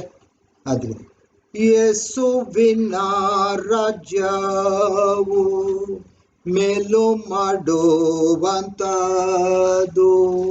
ಯುದ್ಧಗಳ ಶಬ್ದವು ಅದರಲ್ಲಿ ಇಲ್ಲವೋ, ಖಡ್ಗ ಬಲ್ಲೆ ಬಾಣವು ಇನ್ನು ಮೇಲೆ ಸಿಕ್ಕವು, ಯುದ್ಧ ಯಾವತ್ತೋ ನೆಗಲಾಗ ಮಾಡುವರು, ತೊಳಕುರಿಯೊಂದಿಗೆ ಸ್ನೇಹವಾಗಿ ಮಲಗಿ, ಮೇಕೆ ಮರಿ ಹುಲಿಯ ಜತೆಯಲ್ಲಿ ನಡೆದು, ಕರು ಹೊರಿ ಸಿಂಹವು ಕೂಡಿ ವಸಿಸುವೋ, ಸರ್ಪದ್ರತ್ರ ಬಾಲನು ಆಡಿಕೊಳ್ಳ ಹಂಜ, ಸರ್ವರಲ್ಲಿ ಪ್ರೀತಿಯು ತುಂಬ ವಾಸಿಸುವುದು, ಪ್ರತಿ ಗೃಹದಲ್ಲಿಯೂ ಸಮಾಧಾನವಿರ್ಪಾದು, ಪರಸ್ಪರ ಸ್ನೇಹವು ಎಲ್ಲ ಕಡೆಯಲ್ಲಿಯೂ ಸರ್ವ ಜನರೊಳಗೆ ಹುಟ್ಟಿ ಬೆಳೆಯುವುದು, ಸರ್ವ ಸೃಷ್ಟಿಯಲ್ಲಿಯೂ ಹೊಸ ಭಾಗವಾಗುವುದು, ಪ್ರತಿ ಮುಖದಲ್ಲಿಯೂ ತುಂಬ ನಂದ ಕಾಣುವುದು, ಜಯ ಗೀತಾರೆಲ್ಲರೂ ಆಗ ಎತ್ತಿ ಹಾಡುವರು, ಯೇಸು ಸ್ವಾಮಿಗೆಂದಿಗೂ ಅತಿ ಸ್ತೋತ್ರ ಇರುವುದು. ಈಗ ಅಂತಿಮ ಪ್ರಾರ್ಥನೆಯನ್ನು ಮಾಡಿಕೊಳ್ಳೋಣ. ಸರ್ವಯುಗಗಳ ಅರಸನು, ಸುಜ್ಞಾನ ಶ್ರೇಷ್ಠನು, ಭೂಪರಲೋಕಗಳ ಒಡೆಯನು. ಪರಲೋಕದಲ್ಲಿ ಅಗಮ್ಯವಾದ ಬೆಳಕಿನಲ್ಲಿ ಕೆರೂಬಿಗಳು ಶರಾಫೆರ ಮಧ್ಯದಲ್ಲಿ ವಾಸಿಸುತ್ತಾ ಸದಾ ಸ್ತುತಿ ಯಜ್ಞಗಳನ್ನು ಸ್ವೀಕರಿಸುತ್ತಿರುವ ನಮ್ಮ ಪರಮ ತಂದೆಯಾದ ಯಾವೇ ದೇವರೇ, ನೀನು ಸ್ತೋತ್ರ ಸಿಂಹಾಸನದ ಮೇಲೆ ಕಾಣಿಸಿಕೊಳ್ಳುವಿ ತಂದೆಯೇ. ನಿನ್ನನ್ನು ಸ್ತುತಿಸುವುದು, ನಿನಗೆ ಸ್ತೋತ್ರ ಹೇಳುವುದು ಯುಕ್ತವಾಗಿದೆ. ನೀನು ಪರಿಶುದ್ಧನೂ ಪರಿಶುದ್ಧನೂ ಮಹಾಪರಿಶುದ್ಧನಾದ ದೇವರಾಗಿದೆ. ನಿನಗೆಲ್ಲ ಘನ ಮಾನ ಸ್ತುತಿ ಸ್ತೋತ್ರ ಮಹಿಮೆಗಳು ಸದಾ ಉಂಟಾಗಲಿ ತಂದೆಯೇ. ಇದೋ ಸ್ವಾಮಿ, ಈ ಕಠಿಣ ದಿನಗಳಲ್ಲಿಯೂ ನಾವು ನಮ್ಮ ಮನೆಗಳಲ್ಲೇ ಅಡಿಗೆ ಕುಳಿತಿರುವಂತೆ ಕುಳಿತು ನಾವು ನಿಸ್ಸಹಾಯಕರಂತೆ ಕೈ ಚೆಲ್ಲಿ ಕುಳಿತಿದ್ದಾಗ ಅಪಾರ ಜ್ಞಾನವುಳ್ಳ ಸರ್ವಶಕ್ತಿ ದೇವರಾದ ನೀನು ನಮ್ಮನ್ನು ಕೈ ಬಿಡದೆ ಇಂತಹ ಒಂದು ತಾಂತ್ರಿಕ ಜ್ಞಾನವನ್ನು ನಮ್ಮ ಸಭೆಯಲ್ಲಿ ಕೆಲವು ನೀನಾದುಕೊಂಡ ಪ್ರಜೆಗಳಿಗೆ ಆ ಜ್ಞಾನವನ್ನು ಕೊಟ್ಟು ಅವರು ಒಂದು ಮಾಧ್ಯಮವನ್ನು ಸೃಷ್ಟಿಸಿ ಇಂತಹ ಒಂದು ಆನ್ಲೈನ್ ಕಾರ್ಯಕ್ರಮವನ್ನು ಮಾಡಲು ಅನುವು ಮಾಡಿಕೊಟ್ಟಿದ್ದಿ. ಅದೆಲ್ಲಕ್ಕಾಗಿ ನಿನಗೆ ಸಾಷ್ಟಾಂಗವಾಗಿ ಸ್ತೋತ್ರ ಮಾಡುತ್ತೇವೆ. ನಾವುಗಳ ಆಲಯಗಳು ಮುಚ್ಚಿದ್ದರು, ನಮ್ಮ ಮನೆಗಳು ಮುಚ್ಚಿದ್ದರು, ಪ್ರಾರ್ಥನಾ ಕೂಟಗಳು ಮುಚ್ಚಿ ಹೋಗಿದ್ದರು, ನಾವು ನಿರಾಶೆಗೊಳ್ಳದಂತೆ ನಮ್ಮ ಒಂದು ಉತ್ಸಾಹಕ್ಕೆ ನೀನು ತಣ್ಣೀರೆರಚಿದೆ. ಈಗೋ ನಾನಿದ್ದೇನೆ ಎಂದು ಹೇಳಿ ನಾವು ನಮ್ಮ ಮನೆಗಳಲ್ಲೇ ಕುಳಿತು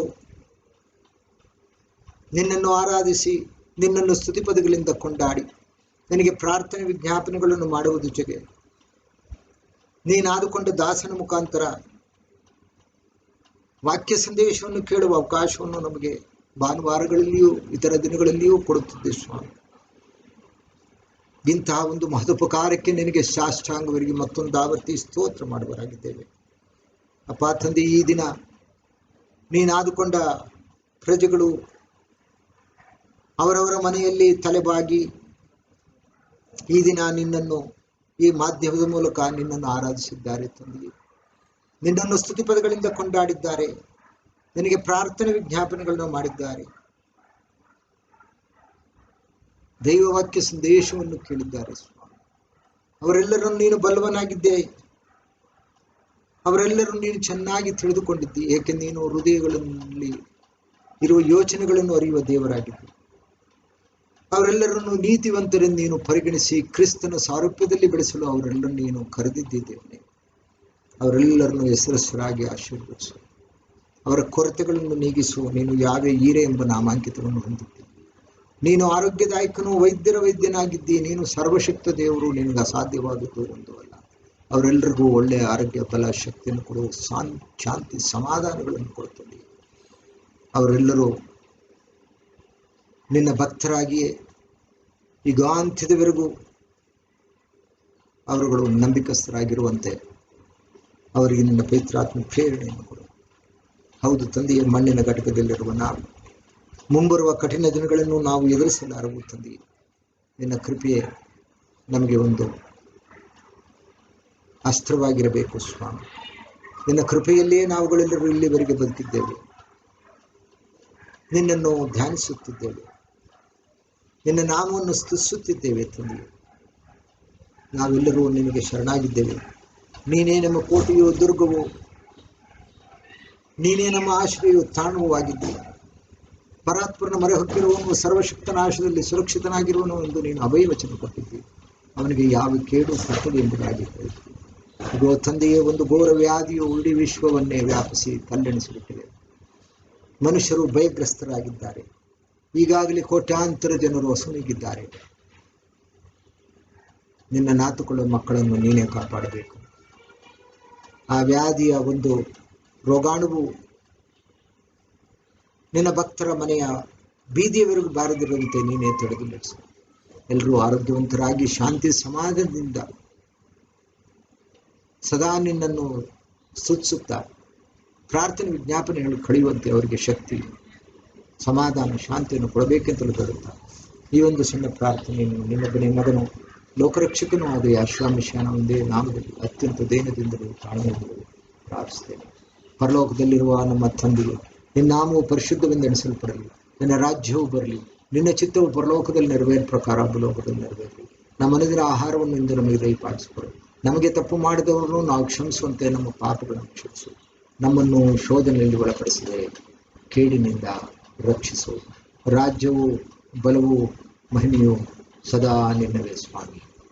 ನನ್ನ ಮನವೇ ಯಾವೆಯನ್ನು ಕೊಂಡಾಡು, ನನ್ನ ಸರ್ವೇಂದ್ರಿಗಳೇ ಆತನ ಪವಿತ್ರ ನಾಮವನ್ನು ಕೀರ್ತಿಸಿರಿ. ನನ್ನ ಮನವೇ ಯಾವೆಯನ್ನು ಕೊಂಡಾಡು, ಆತನು ಮಾಡಿದ ಉಪಕಾರಗಳಲ್ಲಿ ಒಂದನ್ನು ಮರೆಯಬೇಡ. ದೇವರ ಆಶೀರ್ವಾದವನ್ನು ಹೊಂದಿಕೊಳ್ಳೋಣ.